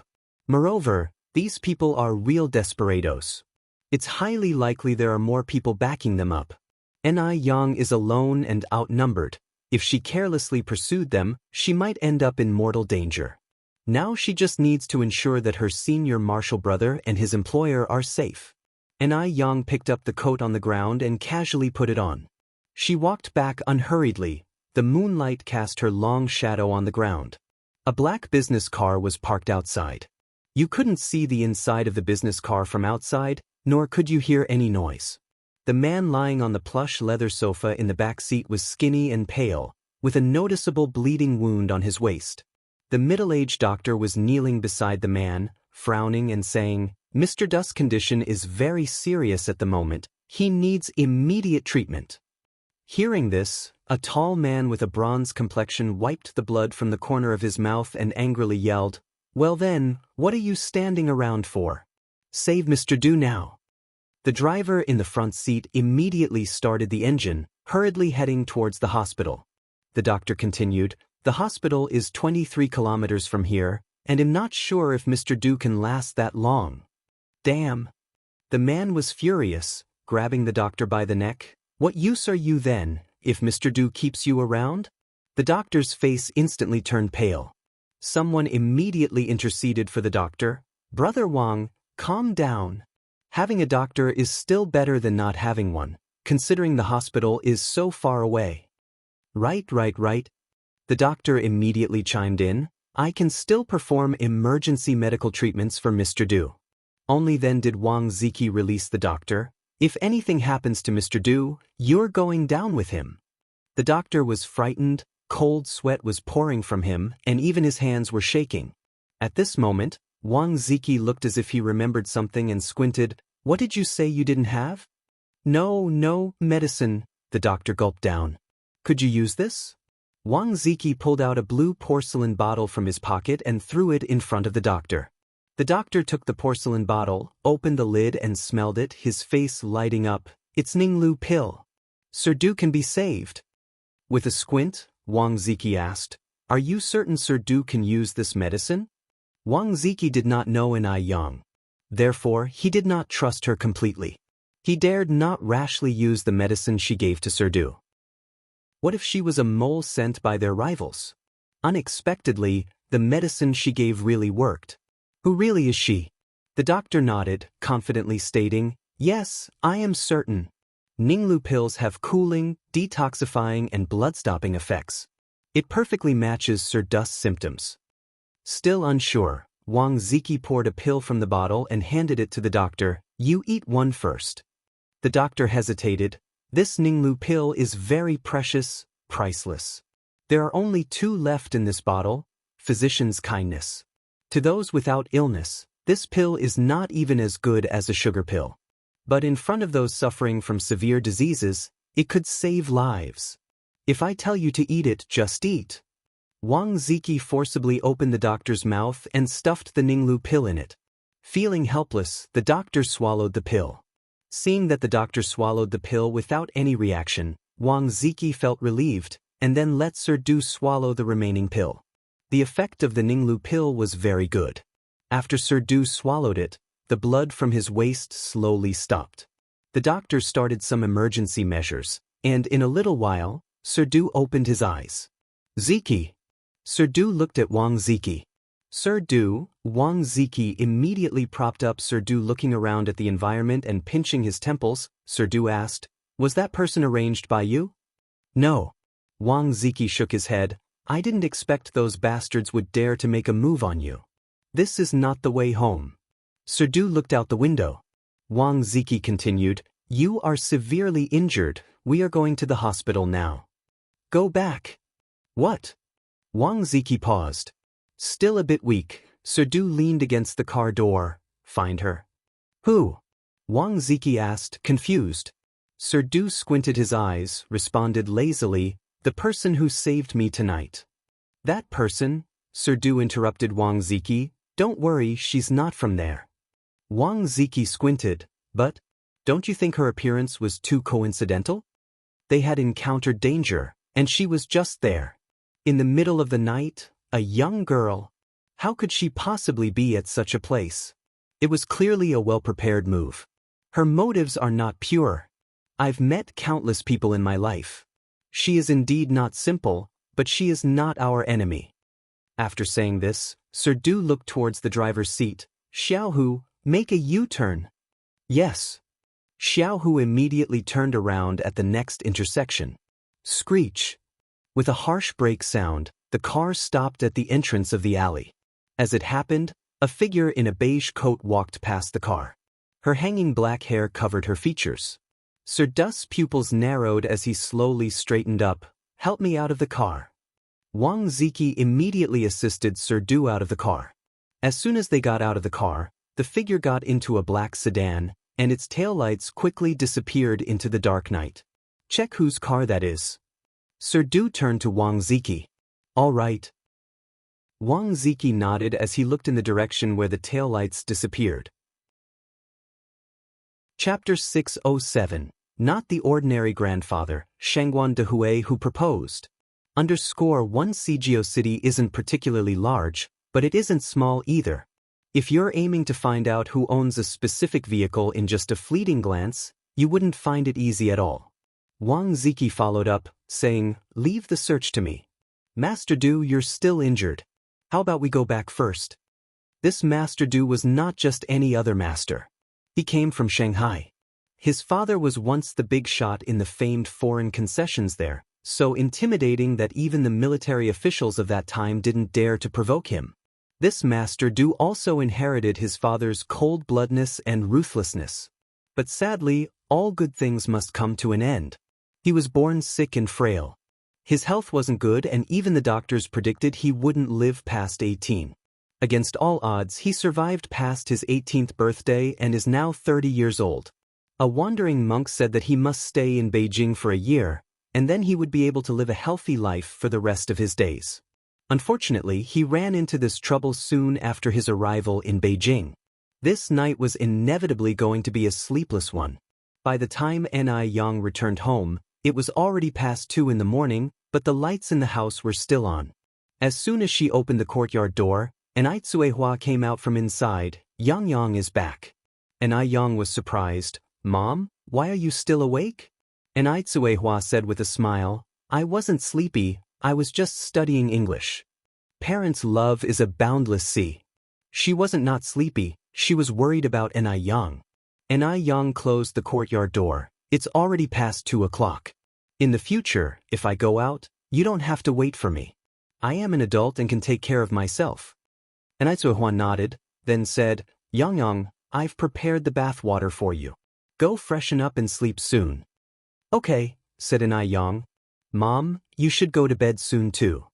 Ni Tsuehua had not only prepared the bath water but also rose petals and milk. Adding rose petals and milk to bath water can make the skin delicate, smooth, and fair. Ni Yang always pays great attention to her skincare routine, and that's why her skin is so great. Although it was late, Ni Yang still enjoyed a luxurious rose-infused milk bath. By the time she got into bed, it was already past 3 o'clock. Because she had stayed up late, she didn't wake up until after 10 o'clock the next morning. "Yang Yang." As soon as she finished eating, someone outside was calling her. Ni Yang ran to open the door, only to see that it was Li Ronghua. After breaking up with Zhou Wenhua, Li Ronghua became more independent and radiant. "Sister Ronghua." "Yang Yang, are you going into town later? I have the day off today and I want to go shopping in town. If you're going, we can go together." It's always nice for girls to have company, and Ni Yang just happened to live in Jinghua village. "Yes," Ni Yang nodded. "But I need to wash my hair first." "I'll wait for you." Li Ronghua entered the yard with Ni Yang and asked curiously, "Your family's new house is decorated so beautifully. When are you going to move in?" Speaking of which, Ni Yang's new house had been finished for a while now. Ni Yang said, "We plan to move in at the end of the year. Just in time to celebrate the new year there. Now that it's just been renovated, the smell inside the house is too strong. It's not good for children." Li Ronghua nodded, "Yes, Yun at your home is still so small." After washing her hair, Ni Yang went to change her clothes. She wore a pink cheongsam. Pink is a color that requires a certain charisma to pull off well. Worn without care, it would overshadow the person. But on Ni Yang, the color seemed to lose its shine. She matched it with a pair of beige high heels, which when walked in, exuded a great sense of vigor. The combination of pink and beige conveys a playful sophistication, balancing both vibrancy and innocence. Li Ronghua enviously said, "Yang Yang, every cheongsam of yours looks so good." Ni Yang laughed. "If you want, I have more in my wardrobe. You can pick any you like." 80% of her daily outfit was cheongsams. Li Ronghua replied, "No, thanks. Cheongsam is not for everyone. It looks good on you but not necessarily on me. Cheongsam is indeed one of the most demanding outfits. It requires not only a good face but also a good figure and charisma." Although she was pretty, she felt unsophisticated when she wore a cheongsam, unlike Ni Yang, who looked naturally graceful. The two took the tram to the city. Now, the business in the restaurant had basically stabilized, so Ni Yang didn't go there often. She mainly managed the accounts on scheduled days, evaluated performance, and occasionally would disguise herself as a customer to test the staff's service attitude. Chapter 608, Shengguan Dui, The Extraordinary Grandpa Proposing for Marriage. _2. So, upon arriving in the city, Ni Yang immediately went to a newsstand to buy a newspaper. Having quickly scanned it, Ni Yang quietly breathed a sigh of relief. There was no news on the paper about fatalities. It seemed that her eldest brother had successfully evaded a looming disaster. In her past life, after this incident, the entire news industry was in an uproar. The headlines of all major news outlets were about the murder that had taken place in Bottomless Lane. In her master's home, one such piece of news was kept, which Ni Yang had glanced at unintentionally. Because it was the last photo left by her brother before he passed away, her master and his wife neither dared to bring it out to look at, nor had the heart to throw it away. Li Ronghua, standing next to Ni Yang, remarked, Yang, I didn't expect you to like reading the news. Ni Yang folded the newspaper and put it in her backpack. I'm just killing time, there's nothing else to do. By the way, Sister Ronghua, I need to go to the bank next. Do you want to come? Li Ronghua nodded. Sure, I don't have anything else to do either. The two of them went to the bank where Ni Yang withdrew 100,000 yuan. At that time, if you were to withdraw more than 10,000, you needed to make an appointment 3 days in advance. Ni Yang had made her appointment a few days earlier, so she got her cash quickly. Li Ronghua watched as Ni Yang stuffed the cash into her canvas bag, astonished. Yang, why are you withdrawing so much money? 100,000 yuan. That's a whole bag of it. This was the first time Li Ronghua had ever seen so much money, and it felt surreal. She was even a bit worried about Ni Yang carrying so much cash. What if she got mugged? To buy a house. Ni Yang responded. Buy a house? Li Ronghua asked perplexedly, why would you want to buy a house? Doesn't your family already own one? Investment. Ni Yang slung her backpack over her shoulder. Sister Ronghua, let me tell you, in the future, the real estate prices in Beijing will soar by 10, even 1,000 times, especially for the houses in the city center. Not to mention the city center, even the prices for the houses in Yanjiao, which is next to Beijing, will be speculatively high in the coming years. Unlike now, where buying a house is like buying cabbage. No one even wants to buy one. Really? Li Ronghua walked out with Ni Yang. Yang, don't get conned. Isn't it enough to just own a house? What's the point of buying so many? Li Ronghua had seen people hoarding cabbages for winter, but she had never seen anyone hoarding houses. Ni Yang laughed. It's true. Sister Ronghua, when you get home, tell your parents to invest as much money as they can into real estate. Whoever is capable of buying in the city center should buy there. If that's not feasible, buying in the suburbs is also a great bargain. Li Ronghua scratched her head. This seems a little far-fetched.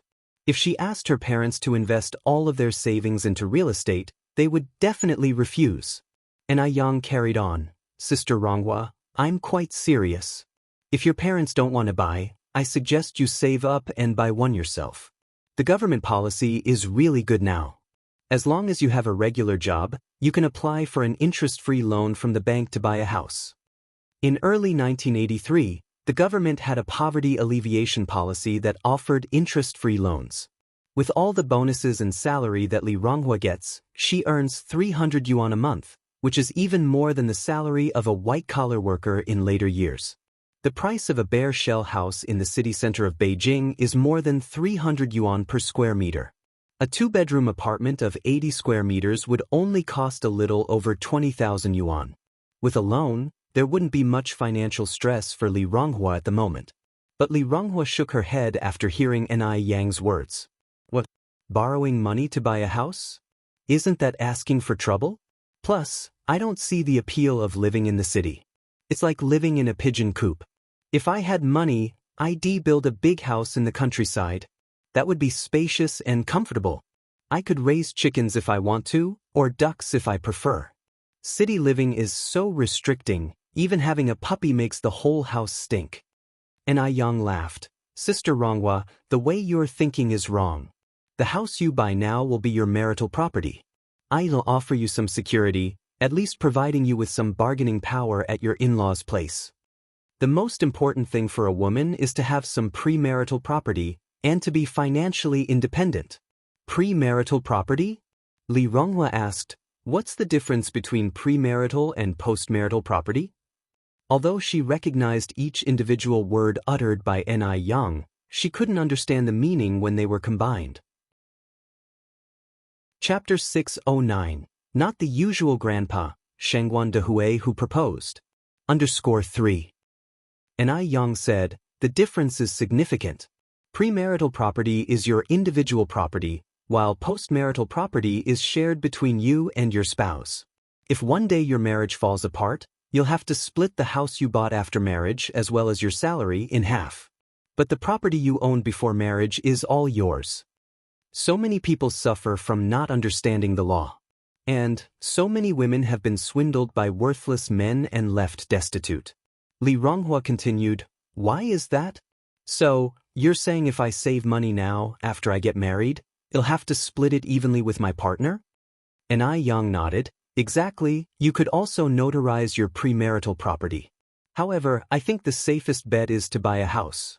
After all, a house appreciates in value, while money sitting in a bank is dormant.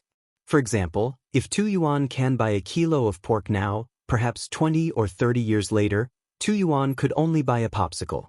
If 20,000 yuan can buy a house now, you might not be able to purchase one for 2 million yuan later.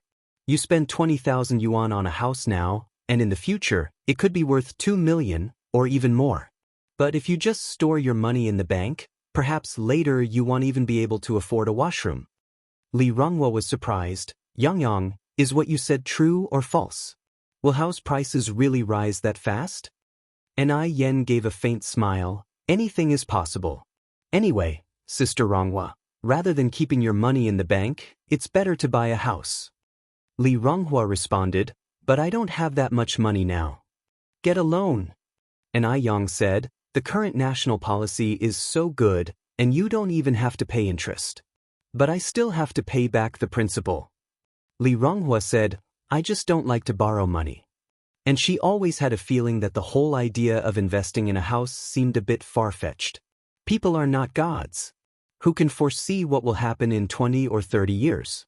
Maybe in 30 years, the house can't be sold, is worthless, and she has wasted tens of thousands of yuan for nothing. Ni Yang smiled and said, that's something you'll need to decide for yourself. Yang, are you really going to use 100,000 yuan to buy a house? Li Ronghua continued to ask. Ni Yang nodded. Yang, aren't you afraid of losing money? It's not easy to earn money these days. Although Ni Yang had quite a bit of money, Li Ronghua knew that Ni Yang's money didn't come easily. Ni Yang said, Beijing is a first-tier city, and there will always be people in first-tier cities. Where there are people, there needs to be houses. So, Sister Ronghua, rest assured, this investment is guaranteed to turn a profit. Li Ronghua nodded, as long as you've thought it through, Yang. Honestly, Ni Yang grabbed Li Ronghua's arm. Sister Ronghua, you should buy a place too. Li Ronghua shook her head. I better not. Seeing that Li Ronghua was adamant, Ni Yang stopped persuading her. She went to the sales office, bought 5 houses in one go, and then returned. Sister Ronghua, I've basically finished handling my business. Where would you like to go next? Ni Yang looked at Li Ronghua. Li Ronghua said, let's go and get something to eat. I'm kind of hungry. A new food street has just opened up on Yurtist Road. Okay. Ni Yang nodded. The two arrived at the food street. Just like food streets in later years, the stalls lined both sides of the street, and the food street was crowded with people, practically heel to heel.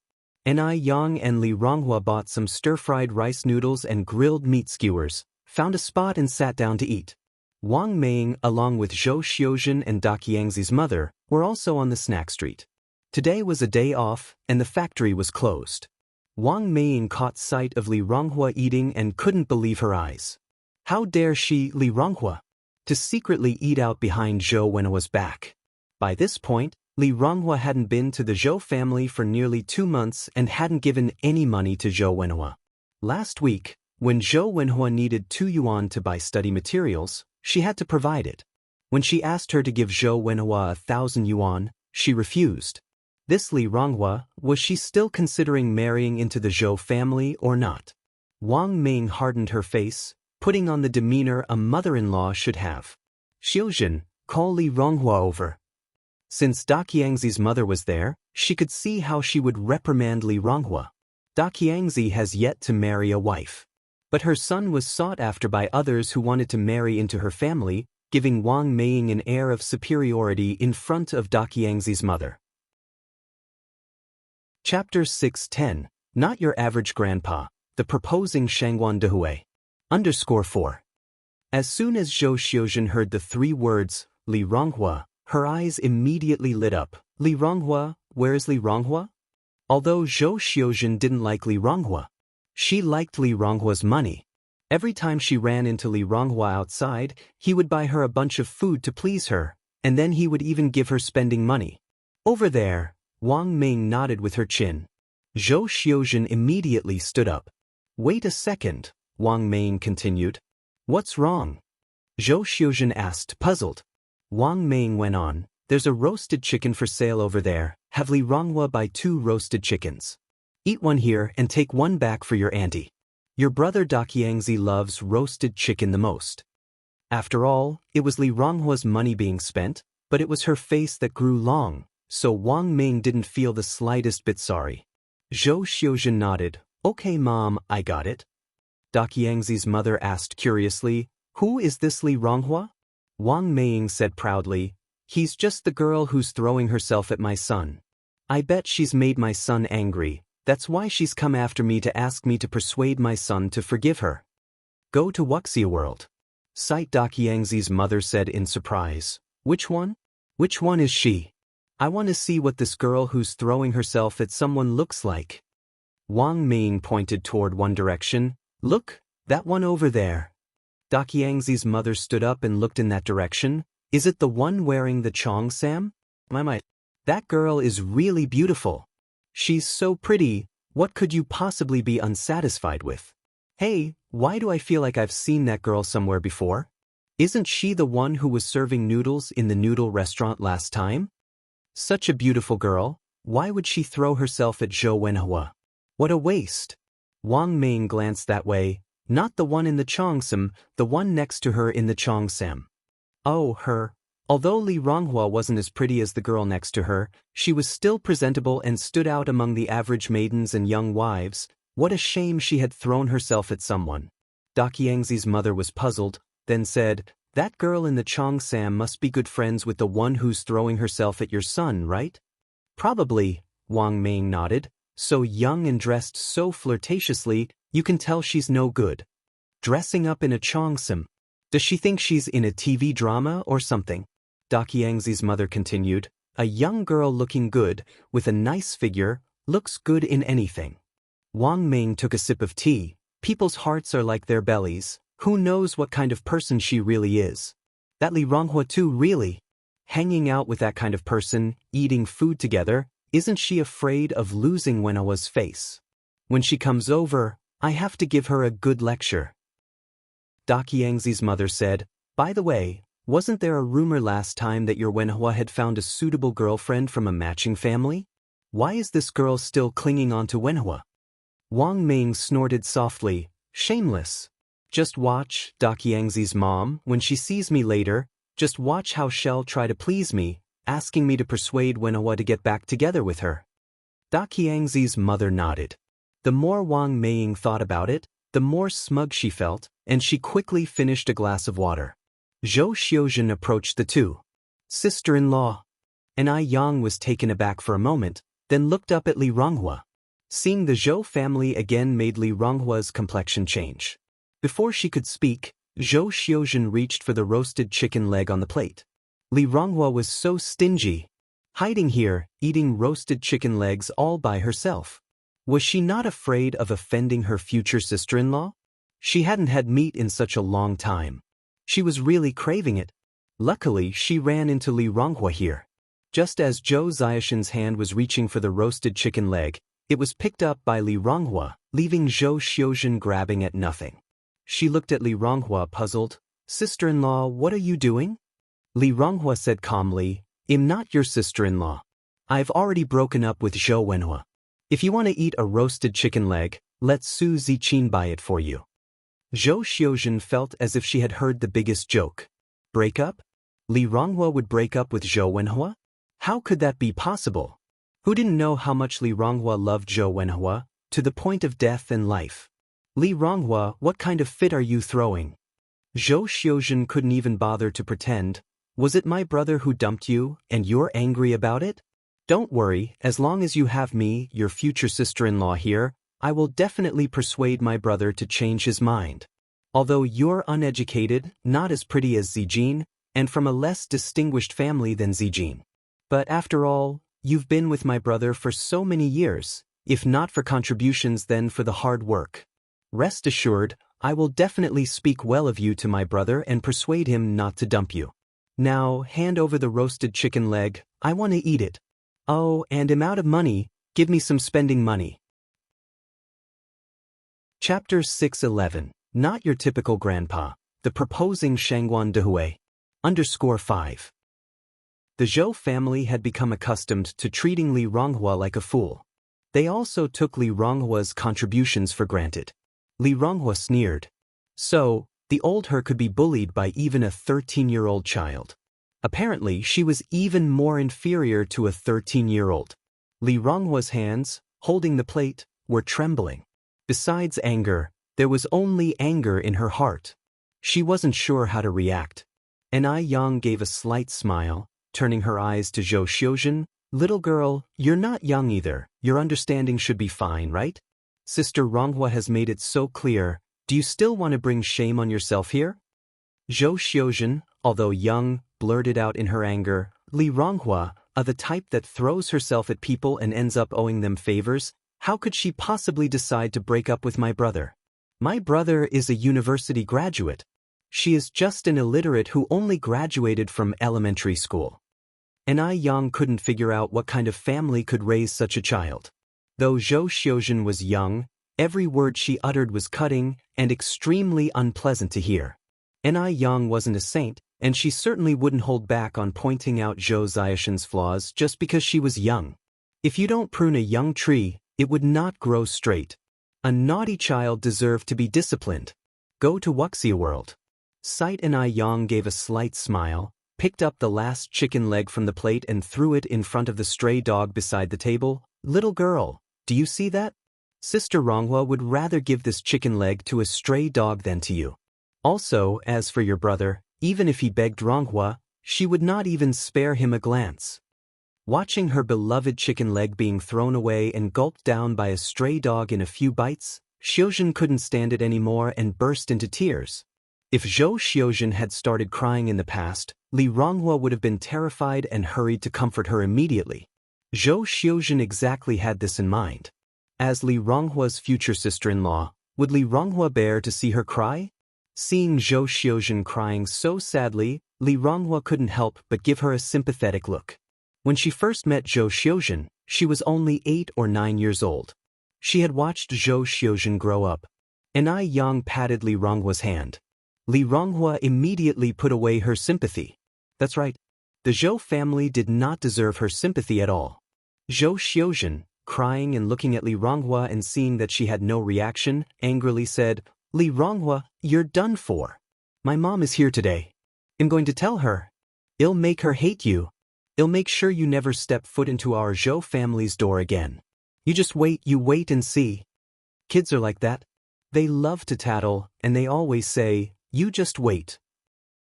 Zhou Xiuzhen ran towards Wang Ming while wiping her tears. Li Ronghua looked at Ai Yang. "Yang, let's go." In the end, she still lacked the courage to face the Zhou family. Ai Yang held Li Rongyang's hand. "Sister Rong, don't run away from what you need to face. Moreover, you are not the one in the wrong in this matter." Zhou Xiuzhen actually ran back crying, which was something Wang Ming had not expected at all. In her imagination, Li Ronghua should have come to apologize to her humbly, with 2 roasted ducks in her hands. Unexpectedly, Li Ronghua dared to upset Zhou Xiuzhen. Did she still respect her, her future mother-in-law? Zhou Xiuzhen vilified Li Ronghua while sobbing, "Mom, that bad woman is too much. She threw the chicken leg to a stray dog, not even giving me a bite." Wang Ming was busy comforting Zhou Xiuzhen. "Xiuzhen, don't cry. I will take you to that wretched girl. I will make her buy 10 roasted chicken legs for you. I will make her apologize to you." "Really?" Zhou Xiuzhen's eyes lit up. Wang Ming said, "Of course it's true. Would that wretched girl dare not listen to me? Let's go. Then I won't get involved." Daqiang's mother chose to avoid it, as this was someone else's family affair, and it wasn't appropriate for her to intervene. But Wang Ming, intent on showing Daqiang's mother how she hustles, how awesome her son was, wouldn't let her leave at this point. Wang Ming pulled Daqiang's mother. "Daqiang's mother, don't leave. Come with me. Let's see how I discipline that wretched girl. You are about to have a future daughter-in-law yourself. You can learn from me how to be a mother-in-law." "Okay then." Daqiang's mother had no choice but to trail after Wang Ming. The three of them walked towards Li Ronghua. Wang Ming said with satisfaction, "Daqiang's mother, in a while, you can see what a bootlicker that wretched girl is. She'll do anything to be with my cultured son. Even if she were asked to eat shit, she would do it without hesitation." Chapter 612. Not just any grandpa, the proposing Shangguan Dehui. _6. Li Ronghua is just that low. Who asked for their son to be so capable? Wang Ming, striding confidently while leading Zhou Xiuzhen, arrived in front of Li Ronghua. She didn't speak, because she knew Li Ronghua would definitely have his face set in a frown, take the initiative to call her auntie, and then she would give her a good scolding. Let Daqiang's mom see just how graceful she really is. But what Wang Ming didn't expect was, Li Ronghua acted as if he didn't see her coming, still chatting and laughing with Ni Yang at his side. So bold. This Li Ronghua is really so bold. How dare he ignore her like this? But Li Ronghua probably wasn't that bold. Maybe he just didn't see her coming. Wang Ming straightened her back and coughed loudly. Now Li Ronghua should have heard, right? Go to Wuxia world. Sight next, she would see Li Ronghua's submissive demeanor. Wang Ming held her head high, extremely proud of herself. After waiting a little while, Daqiang's mom was starting to feel a bit awkward, but Li Ronghua still had no reaction. Daqiang's mom glanced at Wang Ming, her eyes extremely complex, making Wang Ming's face feel a little difficult to sustain. What exactly is going on with Li Ronghua today? Wang Ming didn't wait any longer and spoke up directly. Li Ronghua, what's with you? Didn't you see Xiuzhen and I coming? Sitting there like a statue.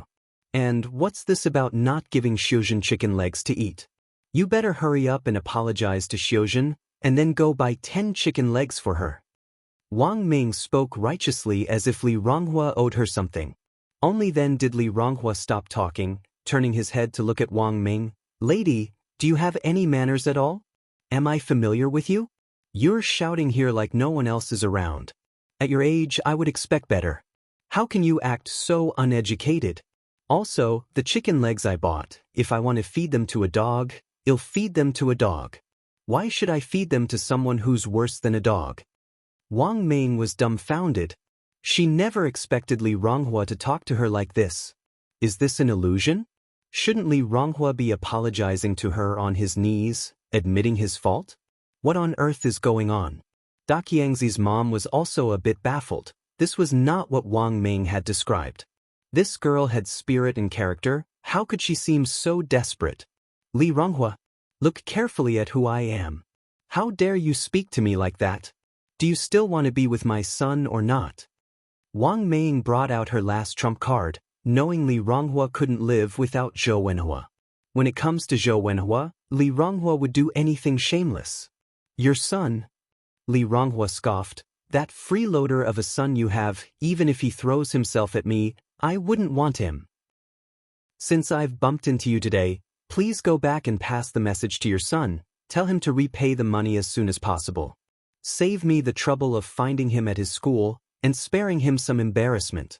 At the last sentence, Li Ronghua glanced nervously at Ni Yang.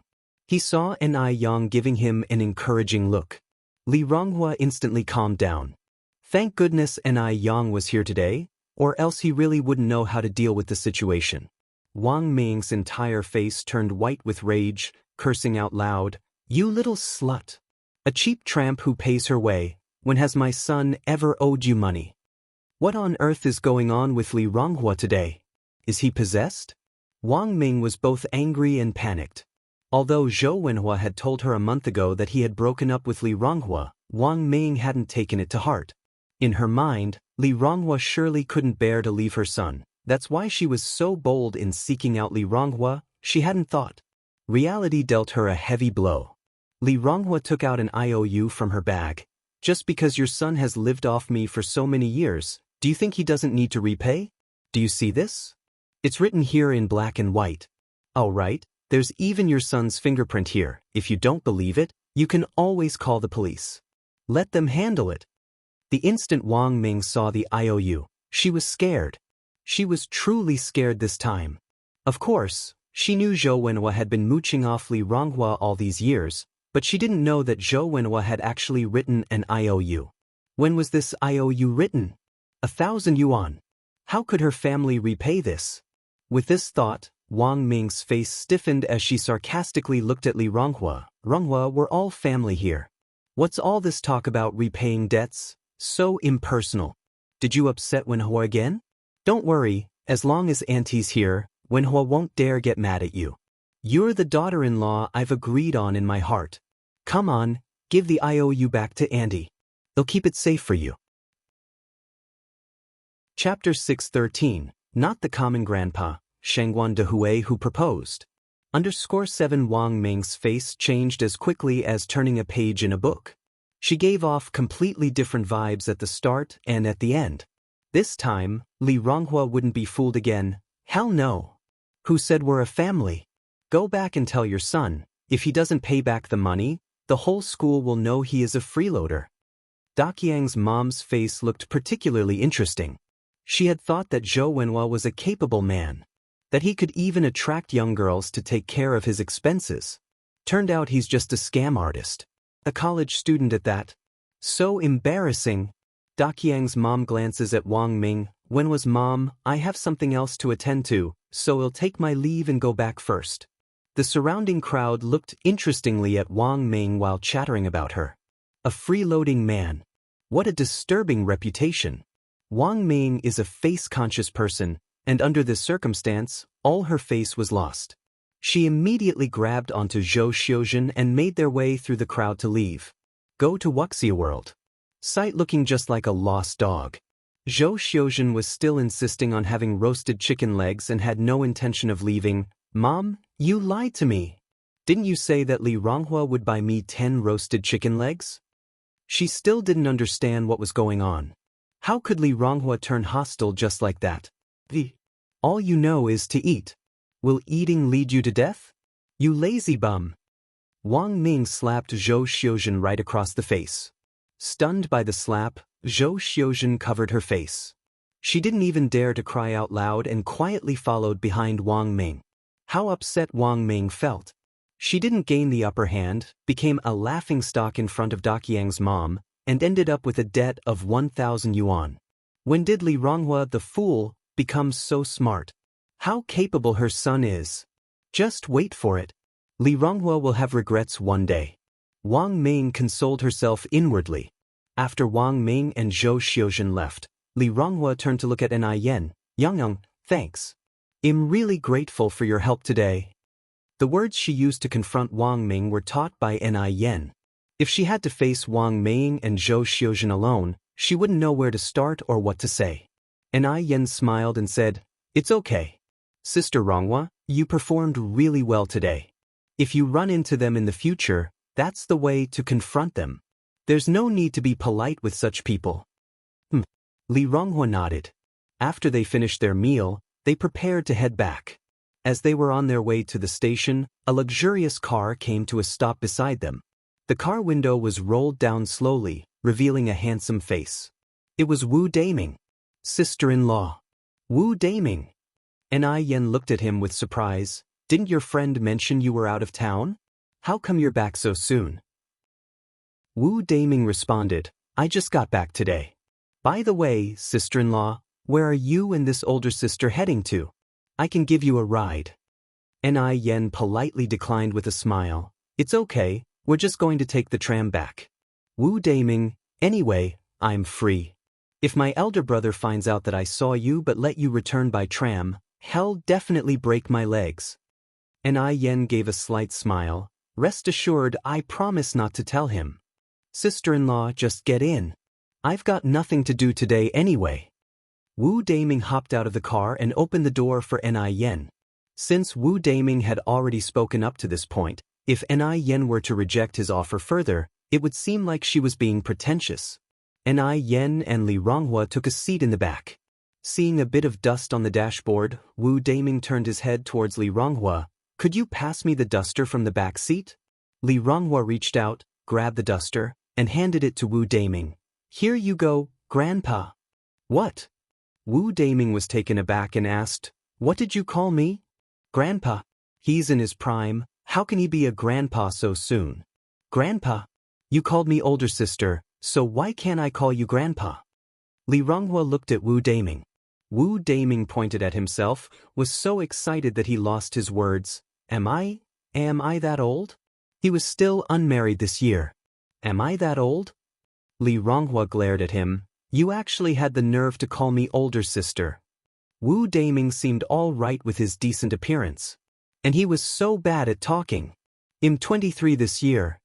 Wu Daming declared his age. Li Ronghua was almost pissed off. A man who was merely a year older than her was calling her older sister. Seeing that the argument was about to escalate, Ni Yen smiled and said, Daming, Sister Ronghua is 22 this year. Wu Daming shrugged. She looks too mature for her age. Ni Yen. Now she finally knew why Wu Daming, despite being mature, still couldn't find a girlfriend. This wasn't just some straight talker. This was a straight talker with a drill. Li Ronghua leaned back on the seat, turned her head, and ignored Wu Daming. Wu Daming involuntarily rubbed his head. This woman is really weird. And she's mad now. Whoever marries her will have rotten luck for 100 generations. He knew he shouldn't have saved her that night. As the car sped along the highway, after a while, Wu Daming, as if remembering something, blurted out, All right, sister-in-law, thanks for the birthday gift. When he received the birthday gift from Ni Yen, Wu Daming was astounded. He never thought that Ni Yen would remember his birthday after he had casually mentioned it that day, let alone buying him the Nikon FM2 camera that he had always wanted. Sister-in-law is indeed his true sister-in-law. Ni Yen laughed and said, You're welcome. By the way, do you know Brother Mo's birthday? Of course. Wu Daming continued, My elder brother's birthday is on November 14th of the lunar calendar. Are you preparing a gift for him? Ni Yen nodded. Promise me to keep it a secret. Wu Daming nodded hastily. I understand it all. How romantic. In this era, romantic was a popular term. It means to be romantic. At the same time, in a cafe in Beijing, sitting across from Shangguan Dehui were Ni Zihua and little Ni Yun. Shangguan Dehui had initially assumed that he would face communication barriers with Ni Zihua, considering she had grown up in a village and had never gone to school. But to his surprise, Ni Zihua was just as knowledgeable as he was. There was no communication barrier between them at all. Daya. Shangguan Dehui held the prepared red velvet box in his hand hesitatingly and finally broke the silence. What is it? Ni Zihua looked up at Shangguan Dehui. Shangguan Dehui felt his palms were getting sweaty, and the prepared words slipped from his mind. His breathing started growing dense. Daya? Ni Zihua put down her cup and laughed. What's up? You can tell me. Shangguan Dehui gritted his teeth, collected all his nervousness, and set the red velvet box in front of Ni Zihua. Daya, please give me a chance to take care of you. Chapter 6:14. Agreed to be together, visiting parents, guests who have come from afar.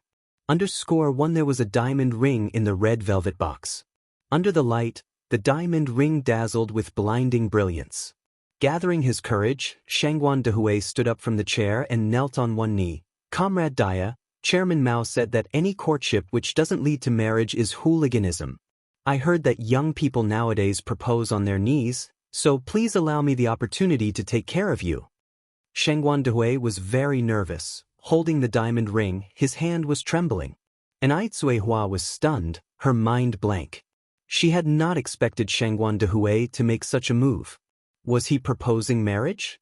And Ai Hua had never experienced something like this in her life. In her earlier years, she did not even have a decent wedding ceremony. Now she had a surprisingly ceremonious marriage proposal in front of her.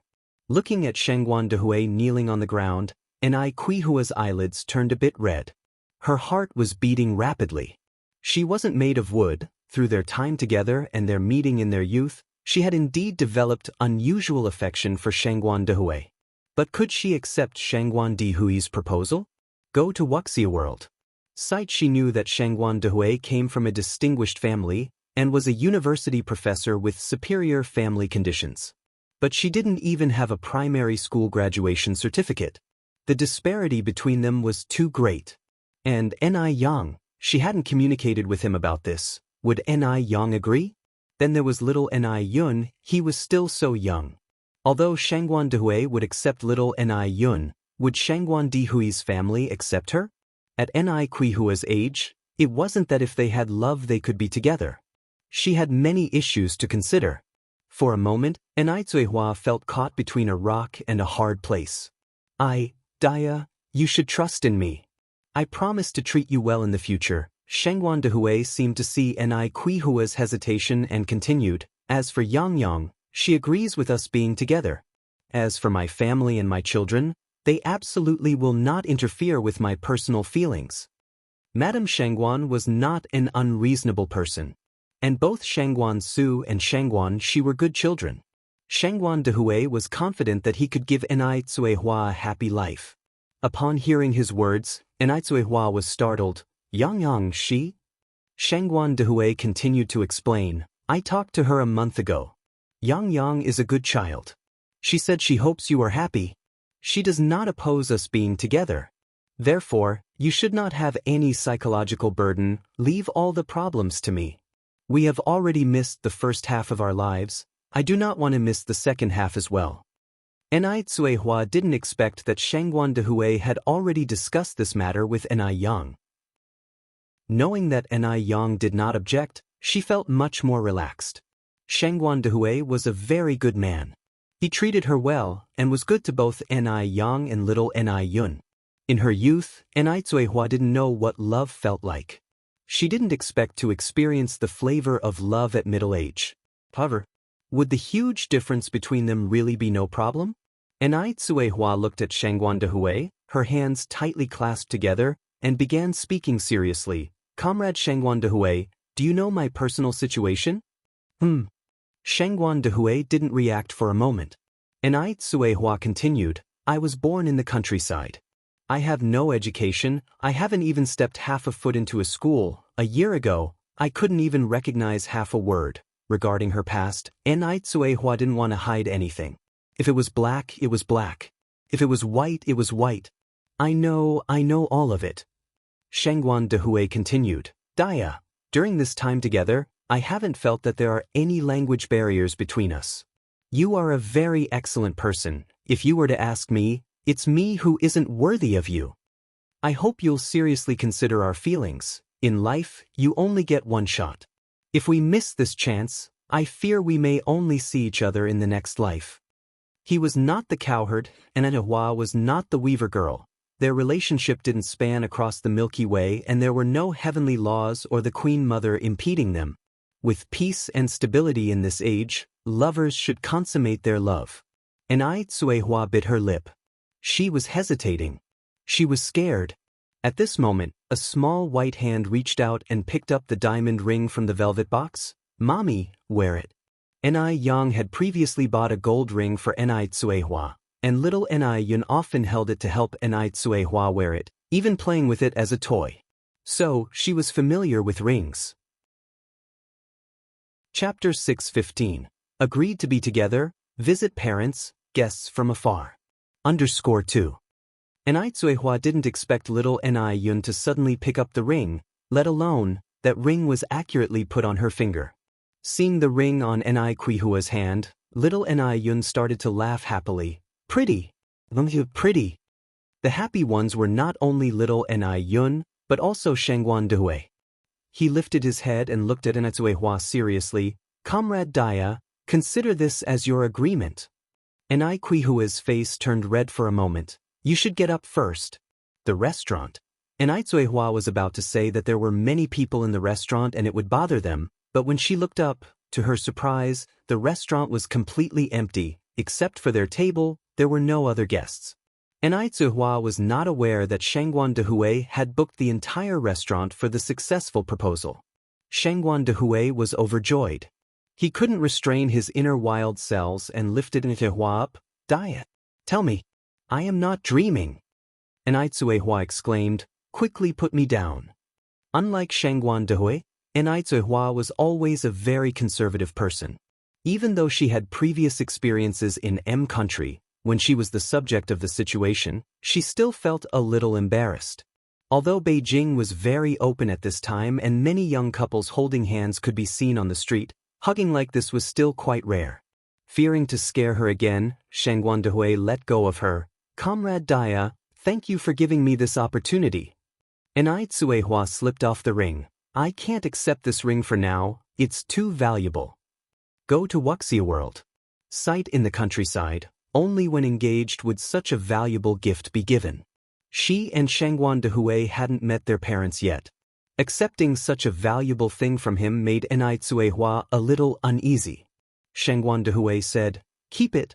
The diamond ring is a promise, a testament, a commemoration, and a witness to our feelings. It's too valuable. Ni Zuihua was a little hesitant. Shangguan Dehui put the ring back on Ni Kuihua's hand. What's valuable or not, we're going to be family sooner or later anyway. Ni Zuihua, it hadn't started yet, but she already felt a little overwhelmed by Shangguan Dehui. After eating, Shangguan Dehui took Ni Zuihua and little Ni Yun to watch a movie. Afterwards, they went to the amusement park. The amusement park at this time didn't have as many amusements as in the later ages. There were only some simple facilities inside, such as slides, seesaws, carousels, etc. Little Ni Yun slid down and climbed up the slide, playing very happily. Ni Zuihua stood outside the barrier. Yun, be careful. There were many people around, but her hand was quietly held by someone. Ni Zuihua was initially startled, and then she turned her head to see Shangguan Dehui's face. The three of them played outside until after 5 in the evening when Shangguan Dehui drove Ni Zuihua home. When Shangguan Dehui returned to the Shangguan family, it was already after 7 in the evening. When he returned, the old lady Shangguan was still sitting in the dining room waiting for him to have dinner. Mom, you don't have to wait for me to come back for dinner in the future. Shangguan Dehui sat down in a good mood. Old lady Shangguan laughed. It's okay, anyway, Mom doesn't have anything to do when she's alone at home. Shangguan Shi and Shangguan Su had their own jobs, and they seldom came home. Even Shangguan Dehui lived in the school most of the time and only came home on weekends. Today happened to be Saturday, so the old lady Shangguan was waiting for Shangguan Dehui to have dinner together. Old lady Shangguan looked at Shangguan Dehui. Dehui, what about the thing you told me last time? What happened now? Shangguan Dehui naturally knew what the old lady Shangguan was referring to, nodded and said, we have confirmed our relationship now. Old lady Shangguan was surprised. Really? Shangguan Dehui nodded. Old lady Shangguan continued, where's the girl from? What's her name? What's the situation now? Shangguan Dehui said, Mom, you know her too. I do. Old lady Shangguan was stunned. Shangguan Dehui nodded. Old lady Shangguan's face suddenly turned cold. Is it Lin Fang? It's not her. Shangguan Dehui shook his head. Then who could it be? Shangguan Dehui had kept himself clean for years. He never had much contact with any woman. Old lady Shangguan really couldn't guess who it could be. Who is it? Don't keep your mother in suspense. Chapter 616. Agreed to be together, meet the parents, guests from afar. _3. It's Daya, Shengguan Dehui answered. Upon hearing this, a momentary silence filled the air. After a short pause, Lady Shengguan asked, Dehui, you're not joking with me, are you? Years ago, Shengguan Dehui had been driven to the brink of madness in his search for Daya, his love at first sight. It was only after Lady Shengguan stepped in, threatening Shengguan Dehui with her life, that he finally agreed to marry Su Fun, who was from a family of equal social standing. After his marriage, Shengguan Dehui had completely changed. Withdrawing his wild habits, he devoted himself to his studies and successfully completed his postgraduate and doctoral studies, even becoming a professor. So, Lady Shengguan had no particular fondness for Daya, whom she had never met. If it hadn't been for Daya, they, mother and son, might have been driven to a complete break. For a moment, Lady Shengguan even believed that Shengguan Dehui was purposely trying to provoke her. I have indeed found Daya, Shengguan Dehui said with a serious expression. Lady Shengguan put down her chopsticks. Even if you have found Daya, so many years have passed. She's probably married by now. You're not considering breaking up her family, are you? Absolutely not. I won't allow it. The Shengguan family is prestigious. Shengguan Dehui is the head of the family, and he can't possibly consider breaking up someone else's family. Mother, don't worry. Like me, Daya is currently single, Shengguan Dehui replied. Go to Wuxia world. Sight really? Lady Shengguan expressed her doubt. Really? Shengguan Dehui nodded. So what's her current situation? Shengguan Dehui went on to say, her name's Ni Zihua. She's 37 this year.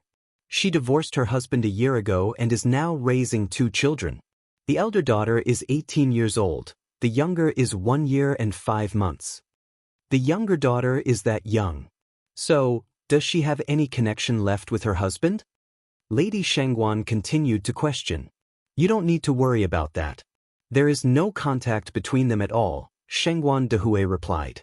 Lady Shengguan kept her opinions to herself for the time being. What about her family? What do they do? Their background is very clean. They are farmers by birth and are now running their own business in the city. In this era, being a farmer is the most transparent background. And Lady Shengguan doesn't have any prejudice towards those who run their own business.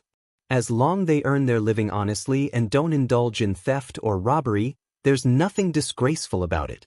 Living by their own means is excellent. I just don't know whether Xiaoxiu and Xiaoxi would accept a sister who is 20 years younger than them. The main issue is that the child is too young. That means Ni Zuihua was already divorced from her husband while still in confinement. What on earth must have happened in a family to make a woman decide to divorce while she was still in confinement? And Ni Zuihua is a woman from the countryside. Shengguan Dehui added, Xiaoxiu and Xiaoxi are good children. You don't have to worry about them. When did you meet Daya? Lady Shengguan continued her inquiry. A little over a month ago on the mountain trip. Daya was the one who saved me. What? The words took Lady Shengguan by surprise. Yes, she was the one who saved me, Shengguan Dehui nodded and confirmed. Lady Shengguan said, if that's the case, I won't interfere with your relationship anymore. When you have the time, bring her home so that we can all have a look at her. If she's suitable, you should set the wedding date as soon as possible. Both of you are not getting any younger. Children and grandchildren have their own karma. If she interfered too much, she would only become annoying. As long as the woman's character is better than Lin Fang's, that's good enough. She had already had a fight with Shengguan Dehui over Daya once before. If she made a fuss about it again, she was afraid she might completely lose this son of hers. Shengguan Dehui nodded. All right. I'll discuss it with her. After Ni Zuihua returned, she immediately told Ni Yang about the proposal. Upon hearing this, Ni Yang hugged Ni Zuihua. Mom, I want you to be happy. If Uncle Shengguan can bring you happiness, then I will support your relationship. Yang, Ni Zuihua hugged Ni Yang, choking with emotion. Thank you. It must have been the good deeds of her past life that allowed her to have such an understanding daughter like Ni Yang. At dinner, Ni Chengge, who was sitting beside Ni Zuihua, was the first to notice the diamond ring on her hand. Mother Ni, Are you going to have a good news soon? A blush crawled onto Ni Quihua's face. Sister Ching, Ni Chingui laughed and said, "What's so embarrassing about getting married? It's a normal thing. When are you planning to hold the wedding banquet?" Chapter 617. Agreed to be together, visiting parents, guests who have come from afar. _4. At this, Ni Tsuehua became even more embarrassed. Ni Chingui then said, "Yang Yang's mom, honestly, you and Shangguan Dehui are perfect for each other. I've known for a long time that you two would get together one day." Perhaps it was truly fate. The first time she saw Shangguan Dehui, she felt he and Ni Tsuehua inexplicably matched very well. Ni Tsuehua said, "Sister Chingui, if you come across someone suitable, you can also..." Ni Chingui took a sip of her soup. "I haven't encountered anyone suitable, right? If there is someone suitable around you, you could also introduce me." She truly considered Ni Tsuehua as a sister, so her words were heartfelt. Ni Tsuehua nodded in agreement. The Shangguan family. The old lady Shangguan was watering the flowers in the garden. Shangguan Furong came over, taking the watering can from her mother's hand. "Mom, what's the matter with you today? In a bad mood?" "No." Old lady Shangguan shook her head in denial. Shangguan Furong continued, "Are you worried about my brother's situation? Go to Wuxia world." Sight as soon as the words fell, Shangguan Furong added, "Mom, actually Lin Fong is really nice. The incident last time was just a misunderstanding. Why must you stick to it? My brother finally found someone he likes. Why break them up?" These days, Shangguan Furong had met with Lin Fong quite a few times. Her impression of Lin Fong and her daughter was actually quite good. The key was Lin Fong was easy to handle and presentable. She won't bring disgrace to the Shangguan family, nor disgrace to her. Old lady Shangguan glanced at Shangguan Furong. "You should stop thinking about Lin Fong." "Why?" Old lady Shangguan said, "Because your brother already has someone." Shangguan Furong was so startled that the watering can dropped from her hand. "Mom, you're not joking with me, right? My brother has someone so quickly? Who introduced them? How come I didn't hear a thing?" When introducing Lin Fong to Shangguan Dehui, old lady Shangguan had once asked for her opinion. Now this was great. She was completely bypassed. This made Shangguan Furong feel somewhat unable to cope, temporarily. Old lady Shangguan laughed. "Not just you. I also found out yesterday." Shangguan Furong went on to ask, "Who is she? Do I know her? What's her family's situation?" "It's Daya." Old lady Shangguan turned to look at Shangguan Furong. "Furong, Daya has returned." "Daya?" Shangguan Furong asked in disbelief. "Mom, is it that Daya?" Old lady Shangguan nodded. Daya had actually returned. After so many years. Shangguan Furong never dreamed that she would actually see the woman of Shangguan Dihui's dreams, whom he yearned for day and night. Since Daya is back, does that mean Lin Fong has no hope? Shangguan Furong asked. Even if Daya didn't come back, Lin Fong would have no hope. Old lady Shangguan answered, "Furong, if you have time, you should pay more attention to Ziqing and Zijuan." Ziqing and Zijuan are the children of Shangguan Furong. Old lady Shangguan's words were hinting that Shangguan Furong had overstepped her boundaries, but Shangguan Furong was too overwhelmed by the surprise to detect the secondary meaning in old lady Shangguan's words. "Mom, don't worry, Ziqing and Zijuan are behaving well," said Shangguan Furong. "By the way, Mom, what is Daya doing now? If her memory serves her right, Daya was just a simple country girl all those years ago." Old lady Shangguan said tersely, "She divorced her husband over a year ago and is now raising 2 children. The eldest is 18, the youngest is 1 year and 5 months old. According to Dehui, she seems to be running a business in the city." Since she had agreed to their union, everything else she said now was unnecessary. This news made Shangguan Furong explode in shock. What? She has 2 kids? And she is a small business owner. My goodness! Has my brother gone mad?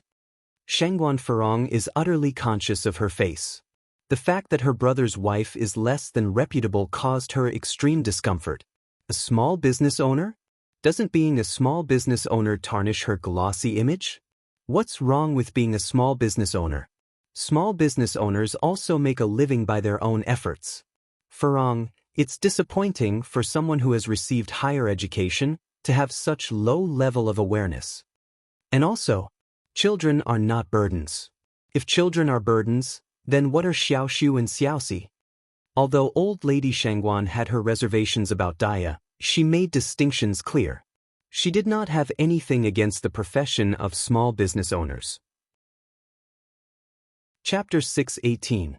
Agreed to be together, visiting parents, guests who have come from afar. _5. Self-employed people earn their living with their own skills. They should not be underestimated. When it came to this point, old lady Shangguan continued, the last time your brother went on a mountain trip and encountered danger, it was Daya who saved him. Furong, we Shangguan family members should learn to repay kindness. Repaying kindness means pushing my brother out, Shangguan Furong retorted. This is your brother's own decision, retorted old lady Shangguan.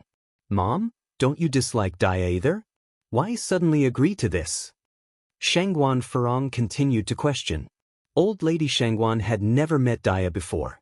But considering the big fuss back then, it would be strange if old lady Shangguan actually liked Daya. She remembered a phrase that old lady Shangguan used to utter, a pretty woman often makes trouble. Old lady Shangguan said, forget the past. Moreover, it's Daya who will live with your brother, not me. Why should I step in? She's already in her later years, how many more can she live? Let the young handle their own affairs. Shangguan Furong continued, but we can't leave matters at that. My brother is your own son. How can you watch him sink into a quagmire? I think Daya is not a good woman. A good woman wouldn't casually divorce her husband. And she even wants us to support her two burdens. How calculating she is. And besides, nothing is as simple as it seems. When my brother went mountain traveling, how could Daya just happen to rescue him? This could be a trap set up by her. Go to Wuxia world. Sight, she's so scheming. Shangguan Furong's teeth itched from hatred. She had seen too many shameless, scheming women. From Daya's actions, it was clear to her that Daya was one of them. Old lady Shangguan remained calm. Your brother isn't a fool, he can distinguish good from bad. Don't interfere in this matter. It will only upset your brother. Shangguan Dui wasn't a fool. She hadn't met Daya in person yet and couldn't make assumptions. Just because she disliked Daya a little, it didn't mean she could simply speculate that Daya was a bad person. Shangguan Furong's face darkened. My brother is bewitched by that woman, there's no way he can see clearly. Old lady Shangguan said, hold your tongue.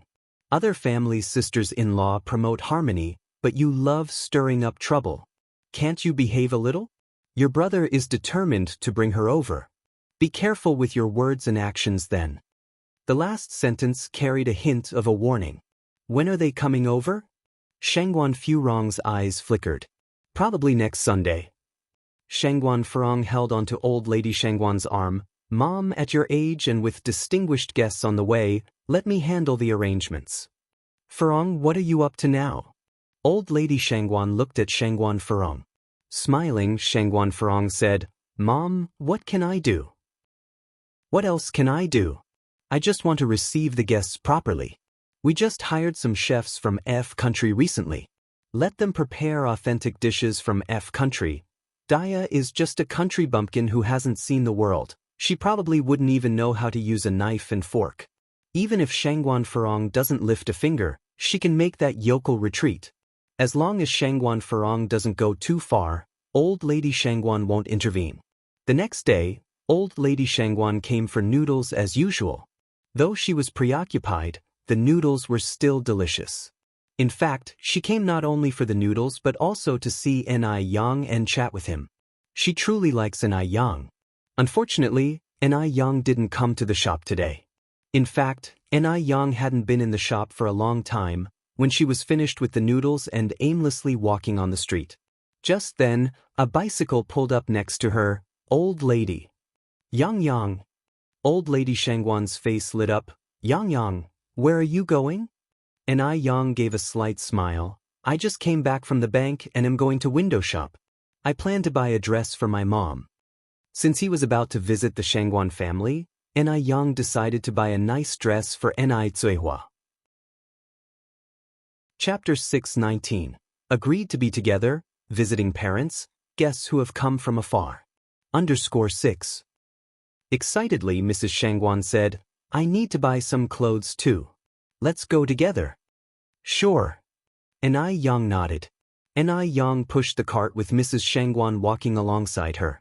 With concern, Ni Yang said, Ma'am, you looked a bit off color earlier. Have you been worried about something lately? Laughing, Mrs. Shangguan shook her head. What could I possibly worry about? It's just that I've been having some trouble sleeping recently. And there was a bit of anxiety. She was worried that Daya would bring trouble to the Shangguan family for not having good character. After all, what Shangguan Farong said made sense. Why would the person who saved them become Daya? Hearing this, Ni Yang pulled out a blue pill bottle from her bag. I have these calming pills. Just smell them before you sleep and you'll fall asleep immediately, without any dreams. You should try it. Really? Mrs. Shangguan was a bit surprised. Of course. Ni Yang nodded and said with a smile, Don't you always call me divine doctor? Would I ever deceive you? Yang, thank you. What a good child Yang is. Why couldn't she be her granddaughter? You're welcome. Go to Wuxia World. Sight the two arrived at Clothing City. Ni Yang first selected an outfit for Mrs. Shangguan, then picked a trendy but elegant and dignified outfit for Ni Zuihua, which suits her temperament perfectly. After all, it's their first meeting, she should make a good impression on the elders. Yang, is this outfit for your mom? Mrs. Shangguan asked. Yes. Ni Yang nodded. From the outfit that Ni Yang picked, it's clear that her mom must also be a beauty with great temperament, and most importantly, she must have a good character to raise such an excellent daughter as Ni Yang. The best daughter-in-law and granddaughter always belong to other people's families. Your mom is really lucky to have such a filial daughter like you. Mrs. Shangguan sighed. With a slight smile, Ni Yang said, My mom gave me life. Without her there's no me. It's only right that I should be filial to her. Filial piety is the most important of all virtues. Mrs. Shangguan nodded. She looked at Ni Yang with full admiration. What good upbringing. Ni Yang's upbringing is really good. After buying the clothes, the two left Clothing City. They happened to run into a middle-aged woman taking her two kids out. Stop crying. You're bringing us bad luck. Your younger brother is smaller than you, can't you give him a break? The girl was probably around 10 years old, and the boy was around 7 or 8. I want new clothes too. The middle-aged woman said, When your sister can't wear her clothes anymore, then you can. While rubbing her eyes, the little girl said, Why does my brother get new clothes? Why doesn't my brother have to wear other people's old clothes? Because he's your younger brother. And you're his elder sister. The middle-aged woman said fiercely, You're so big now and still don't understand anything. If you keep this up, watch out, I will hit you. Mom, I want to eat candied hawthorn.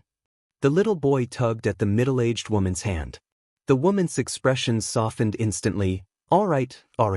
Mom will buy it for you. The little girl looked at the boy enviously, but her mother didn't spare her another glance in the end. Watching this scene, Mrs. Shangguan slightly furrowed her brows. Daya wouldn't be that kind of person, would she? Last time when she came to Clothing City, she saw Lin Fang's true colors. Could what she's seeing now be Daya? Mrs. Shangguan was a bit frightened. She had even forgotten that Daya had 2 daughters. With a heavy heart, Mrs. Shangguan returned home. The Ni family.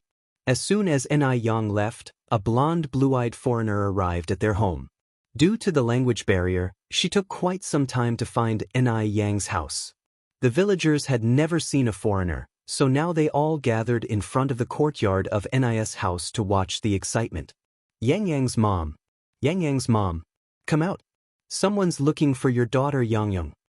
The visitor was none other than Emily's mother, Anne. Although Annie could not speak Chinese, she had the note given to her by Ni Yang. By showing the note to everyone, they all understood. Here we are. Ni Zuihua came out from the inner room with Xiaoni.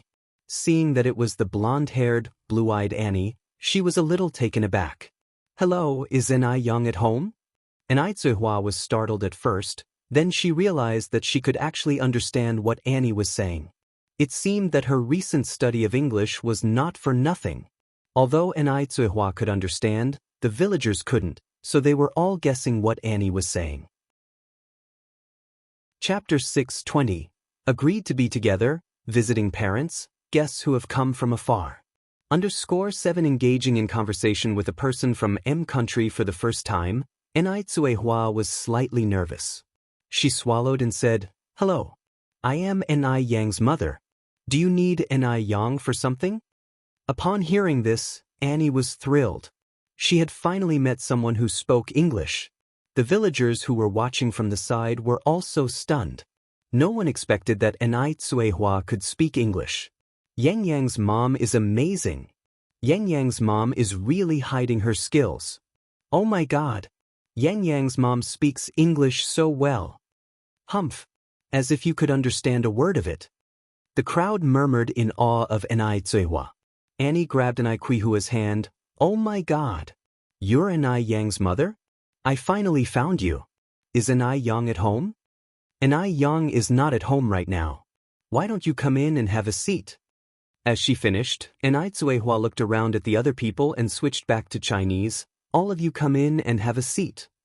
The crowd declined politely with laughter. They still had work at home. Go to Wuxia World. Sight they were just there to join in the fun. They didn't dare to stay too long.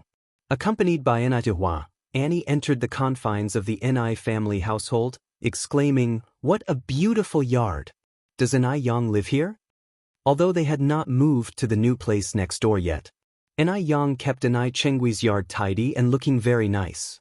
Flowers were planted in the yard, and there were stone tables and seats under the osmanthus tree, painting a picturesque scene. Anai Zuihua nodded, made tea, and brought out some snacks for Annie. This was the first time Annie tasted such delicious Chinese food, and drank such fragrant tea. People in M country know very well how to enjoy life and love drinking tea.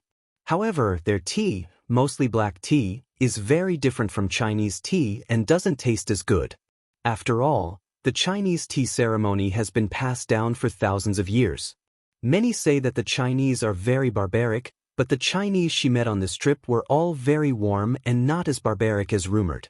Furthermore, China is developing well, not as backward as she had imagined. Overall, Annie had a very good impression of China. Before long, Anai Yang returned. Annie had seen Anai Yang's photos in Emily's camera before. Upon seeing Anai Yang, she rose from her seat excitedly and said with enthusiasm, "Hello, Anai Yang." Anai Yang remained calm. "I apologize, but may I know who you are?" She felt like she had seen Emily somewhere before, but couldn't recall where. Annie continued, "My name is Annie. I am Emily's mother." Then Anai Yang remembered.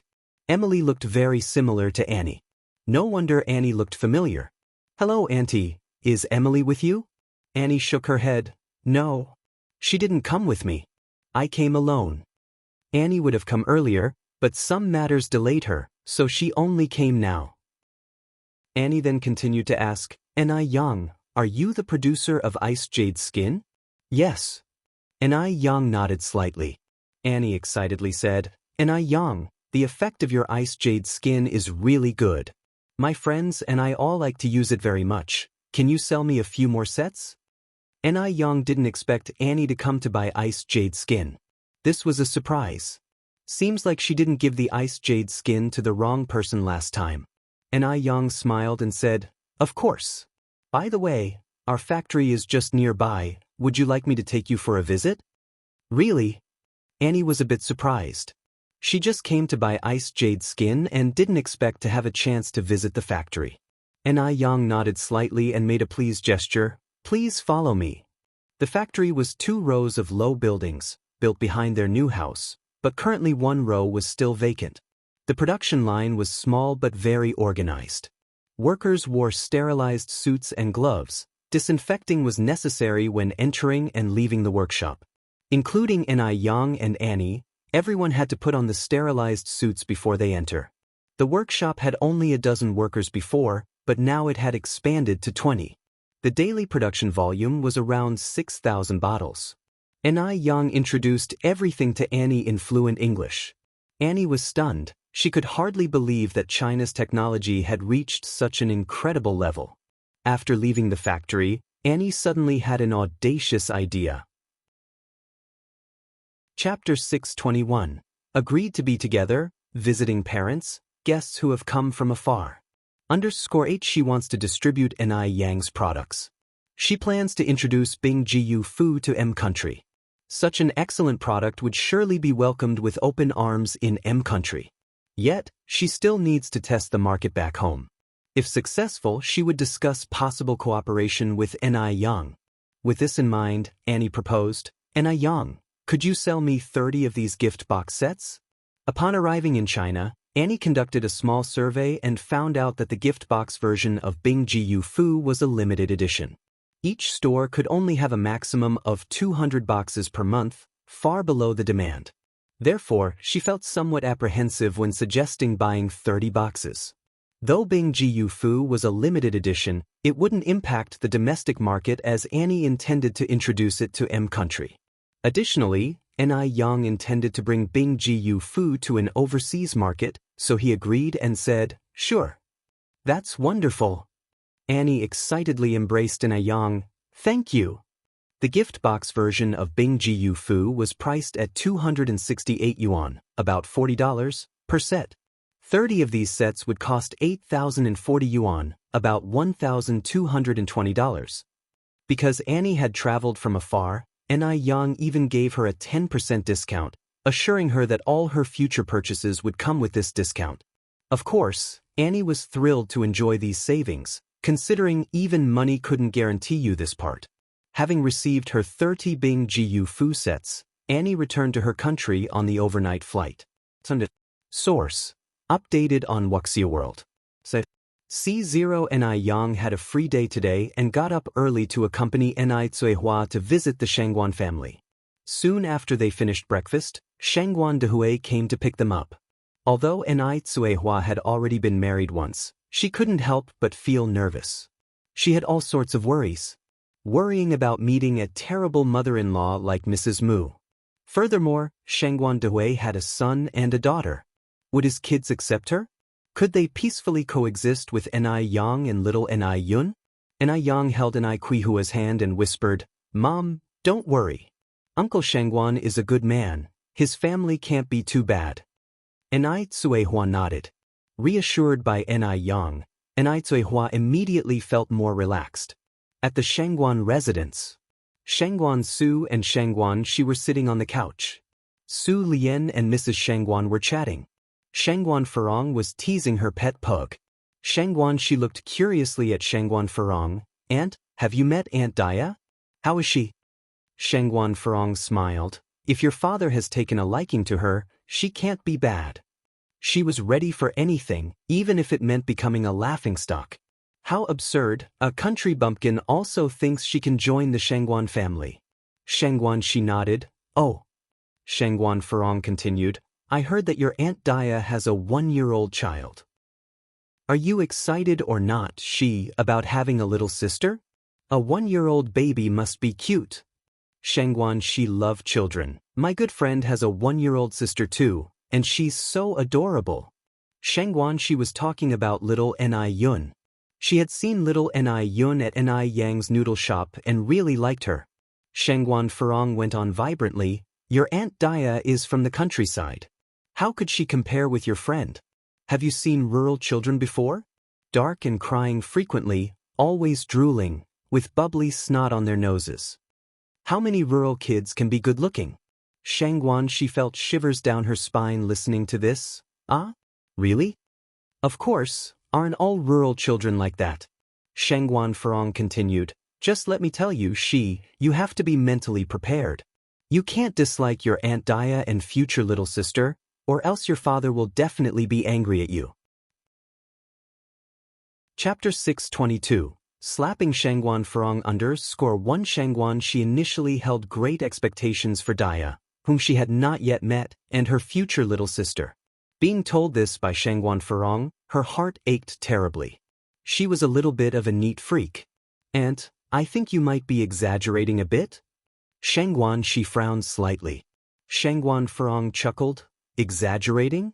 Wait until you see her in person. Not everyone can be like your Aunt Lin Fong. Beautiful with a career. I'm just giving you a heads up, so you will be prepared. To save you from shocking our esteemed guest later. Su Lian was drinking her tea. Upon hearing this, she set down her cup and chimed in. You can't judge a book by its cover.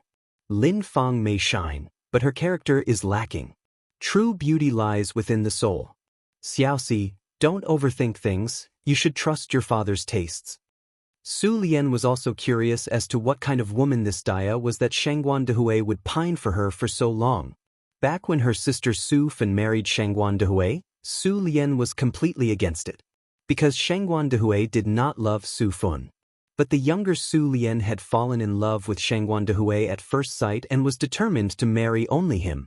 Because of pressure from Lady Shangguan, Shangguan Dehui was reluctantly forced to marry Su Fan. Fortunately, after their marriage, Shangguan Dehui changed for the better. Their marital life was harmonious. Sadly, Su Fan was not fortunate. 2 years after being married to Shangguan Dehui, she passed away. Since then Shangguan Dehui never remarried. Source. Updated on Wuxia World. S0 Su Lian knows that Shangguan Dehui still had Daya in his heart. But she never blamed Shangguan Dehui. Because Shangguan Dehui had fulfilled his responsibility towards Su Fan and raised their 2 children to adulthood. It was about time he found his own happiness. After so many years, it was fate that Shangguan Dehui and Daya could meet again. If not, it would imply that Daya was a rather scheming person. Otherwise, they wouldn't have encountered each other again after so many years.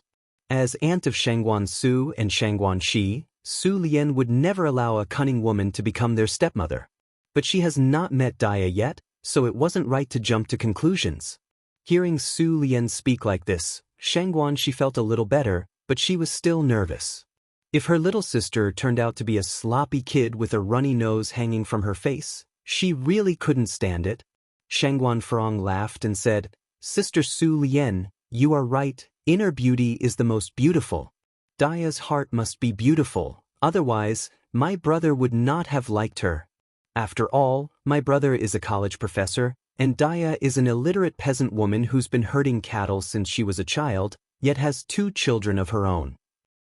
The youngest one had been divorced while she was still in her confinement period after childbirth. Such a person must have a beautiful soul. These words seemed to praise Daya. In fact, they were derogatory. How could a good woman be divorced from her husband during her confinement period? How could an illiterate rural woman be worthy of her brother? After speaking, Shangguan Furong turned to Shangguan Shi. Xiaoxi, you young people always value common language, don't you? I think your dad and your Aunt Daya must have a lot in common. Shangguan Shi opened her mouth, not knowing how to respond to Shangguan Furong. The gap between Aunt Daya and her dad was too big. How could these 2 people possibly have a common language? That was terrifying. Brother. Shangguan Shi nudged Shangguan Su. He put down the newspaper in his hand. What is it? What's your take on this? As long as Dad is happy. Of course, a good match is also important. He is a bank president. How could his mother be an illiterate who cannot appear in public? It wouldn't sound good if word got out. If Aunt Daya was really uncouth, he wouldn't mind if his father kept her on the side. At this, the worry in Shangguan Furong's heart subsided. It seemed that Shangguan Su also was not satisfied with this Daya. That was great. Lady Shangguan glanced at everyone. She had a plan in mind. The car was fast and soon arrived at the Shangguan residence. The Shangguan mansion was very luxurious, but it was nothing to Enai Zihua, who had seen private jets and castles in M country. If Enai Zihua were still the Enai Zihua who had just arrived in the city a year ago, she would have been stunned by now. Chapter 623, Slapping Shangguan Furong _2. But now, Enai Zihua, beautiful and gracious, her whole body exuding a confident aura, stood with Shangguan Dehui, making Shangguan Dehui seem somewhat mature in comparison. So, broadening one's horizons is indeed a very important thing. Shangguan Dehui, with little Enai Yun in his arms, led Enai Zihua and Enai Yang towards the inside. They encountered many servants greeting them along the way. Although Yang knew that Shangguan Dehui was not an ordinary person, she never thought that the Shangguan family was that rich. They crossed the magnificent front hall and arrived in the living room. As soon as they heard footsteps, the others in the living room seemed somewhat impatient. However, Shangguan Furong was exceptionally calm, petting the pug in her arms with a smile at the corner of her mouth. That Daya is a coarse and vulgar rural woman, wasn't she? Why should they have any expectations for her? Shangguan Su was also calm, flipping through the newspaper in his hand with a half-hearted expression on his face.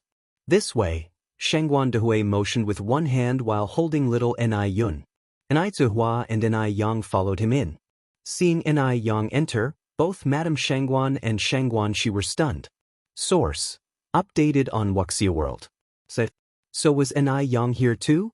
They were taken aback for a moment, until Shangguan Dehui said, "Mom, sister, Furong, Xiaoxiu, Xiaoxi, this is Daya. This is Daya's daughter Ni Yang, and this is Daya's youngest daughter Ni Yun." Upon hearing the name Ni Yang, Shangguan Su froze. Was he hallucinating? He looked up and was even more astonished. He never expected that Ni Yang was Daya's daughter. Was he dreaming? Similarly, Madame Shangguan and Shangguan Shi were stunned too. Oh my God! Oh my God! What was going on? Yang, you are Aunt Daya's daughter? Shangguan Shi stood up, walked over to Ni Yang and held her hand. Cici? Ni Yang was also very surprised. Shangguan Shi laughed and said, "He's my dad." Ni Yang had never imagined that Shangguan Dehui and Shangguan Shi were father and daughter. By this logic, Madame Shangguan and Shangguan Dehui were mother and son. This was too much of a coincidence. Madame Shangguan also stood up from her surprise. Yang. Madam. Ni Yang greeted with a smile. Madame Shangguan laughed and said, "What, madam? Too formal. You should call me grandma." She had always wanted a granddaughter as sensible and capable as Ni Yang, and she hadn't expected her dream to become a reality today. Shangguan Dehui looked at Shangguan Shi and Madame Shangguan, then at Ni Yang, and said incredulously, "Mom, Cici, you know Yang?" Madame Shangguan nodded repeatedly. "We do know each other. Not only that, but Yang also saved me." Shangguan Dehui was somewhat confused about what was going on. Madame Shangguan explained what happened the day she fainted on the streets of Beijing. "So the person who saved my mom was you, Yang. Thank you so much." Madame Shangguan was old, and her heart wasn't very good either. If Ni Yang hadn't come to rescue her in time, they probably wouldn't be seeing Madame Shangguan by now. Shangguan Dehui had initially been worried about whether Madame Shangguan and Ni Yang and her mother could accept each other, but he hadn't expected that they already had this connection. "Dehui, is this Daya?" Madame Shangguan looked at Ni Zihua, next to Shangguan Dehui. Ni Zihua smiled and said, "Auntie, I am Daya." Ni Zihua was not as Madame Shangguan had imagined her. Madame Shangguan thought Daya should be a heavily made-up vixen, otherwise she wouldn't have occupied Shangguan Dehui's thoughts for so long. But the Daya in front of her was elegant and dignified, beautiful with her own aura, and Madame Shangguan liked her at once. No wonder Ni Yang was so beautiful. She had a beautiful mother. And Ni Yang was so outstanding. If Ni Zihua were a person of poor character, she wouldn't have raised Ni Yang so well. For a moment, Madame Shangguan was delighted with Ni Zihua. Good. Madame Shangguan held Ni Qihua's hand. "Come sit here, this must be little Yun, right? Come let me hold her. Ah, this child is so beautiful." Madame Shangguan took over little Ni Yun from Shangguan Dehui. Yun, call her grandma." Shangguan Dehui said. "Grandma." Little Ni Yun was very sweet and not fearful of strangers, which made Madame Shangguan very happy. Shangguan Furong watched the scene before her, suddenly bewildered. Chapter 624, Slapping Shangguan Furong _3. What just happened? Isn't it that Madame Shangguan doesn't like Daya? Why is she so warm toward Daya? And also, wasn't Daya just an unsophisticated hick? Why is she dressed so respectfully? The youngest child is also pleasantly chubby, and doesn't have snot bubbles on his nose like the typical rural kid. What on earth is going on? And Daya's oldest daughter, she is just too attractive. She doesn't look like she came from the countryside at all. The worst part is that all three of them do not show any kind of familiarity toward me. Not at all like Lin Fong, who came and showered me with extravagant gifts. If these three really become part of the family, will I still have a say in the Shangguan family? The more Shangguan Furong thinks about it, the more unhappy she becomes. Luckily, she has a backup plan. Source: updated on. So it will be their turn to be embarrassed soon. Shangguan Dehui brought Enai Cuehua to Su Lian and Shangguan Furong. Daya, let me introduce you, this is my sister, also the aunt of Xiaoxiu and Xiaoxi, and this is my sister Furong. Enai Cuehua has known of the existence of Su Lian for quite some time, so she wasn't surprised.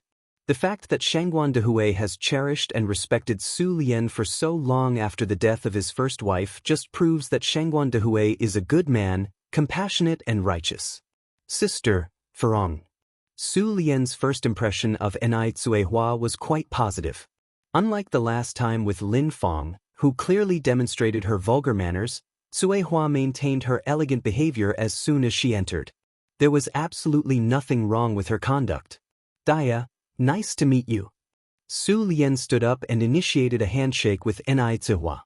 Although Shangguan Furong is indignant with Enai Cuehua, she didn't like to embarrass people on the spot. Besides, this person is a woman who holds a special place in Shangguan Dehui's heart. Pissing off Shangguan Dehui directly wouldn't benefit her in any way. After all, she still has a trump card at hand. She can't wait to see this rustic woman be embarrassed. Hello. Shangguan Dehui then said, this is my son Shangguan Su, this is my daughter Shangguan Shi. You can call them Xiaoxiu and Xiaoxi. Shangguan Su and Shangguan Shi stood up from the sofa and greeted her proactively. Hello, Aunt Daya. Hello. Looking at Shangguan Su and Shangguan Shi, Shangguan Dehui said, no need to introduce Yang Yang to you two, you already know each other. No need, no need. Shangguan Shi interlaced her arm with Enai Yang's, laughing, Yang Yang and I are already acquainted. Yang, may I give you a tour around our house now? Shangguan Shi was absolutely thrilled.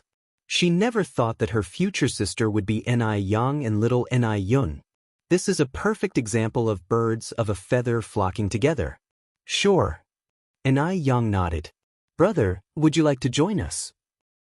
Shangguan Shi casually asked Shangguan Su. Unexpectedly, Shangguan Su actually put down the newspaper, saying, okay. Shangguan Shi was taken aback for a moment, but didn't say anything further. Want sister? Little Enai Yun reached out towards Enai Yang. Would it be fine if sis she holds you? Shangguan Shi reached out for little Enai Yun. Little Enai Yun seriously considered this, then nodded, okay. Yun Yun is such a good child. Shangguan Shi picked him up and planted a big kiss on his cheek. The group started to head towards the garden, and Madame Shangguan warned, Shi, be careful when you play and don't let Yun Yun get hurt. Got it, Grandma.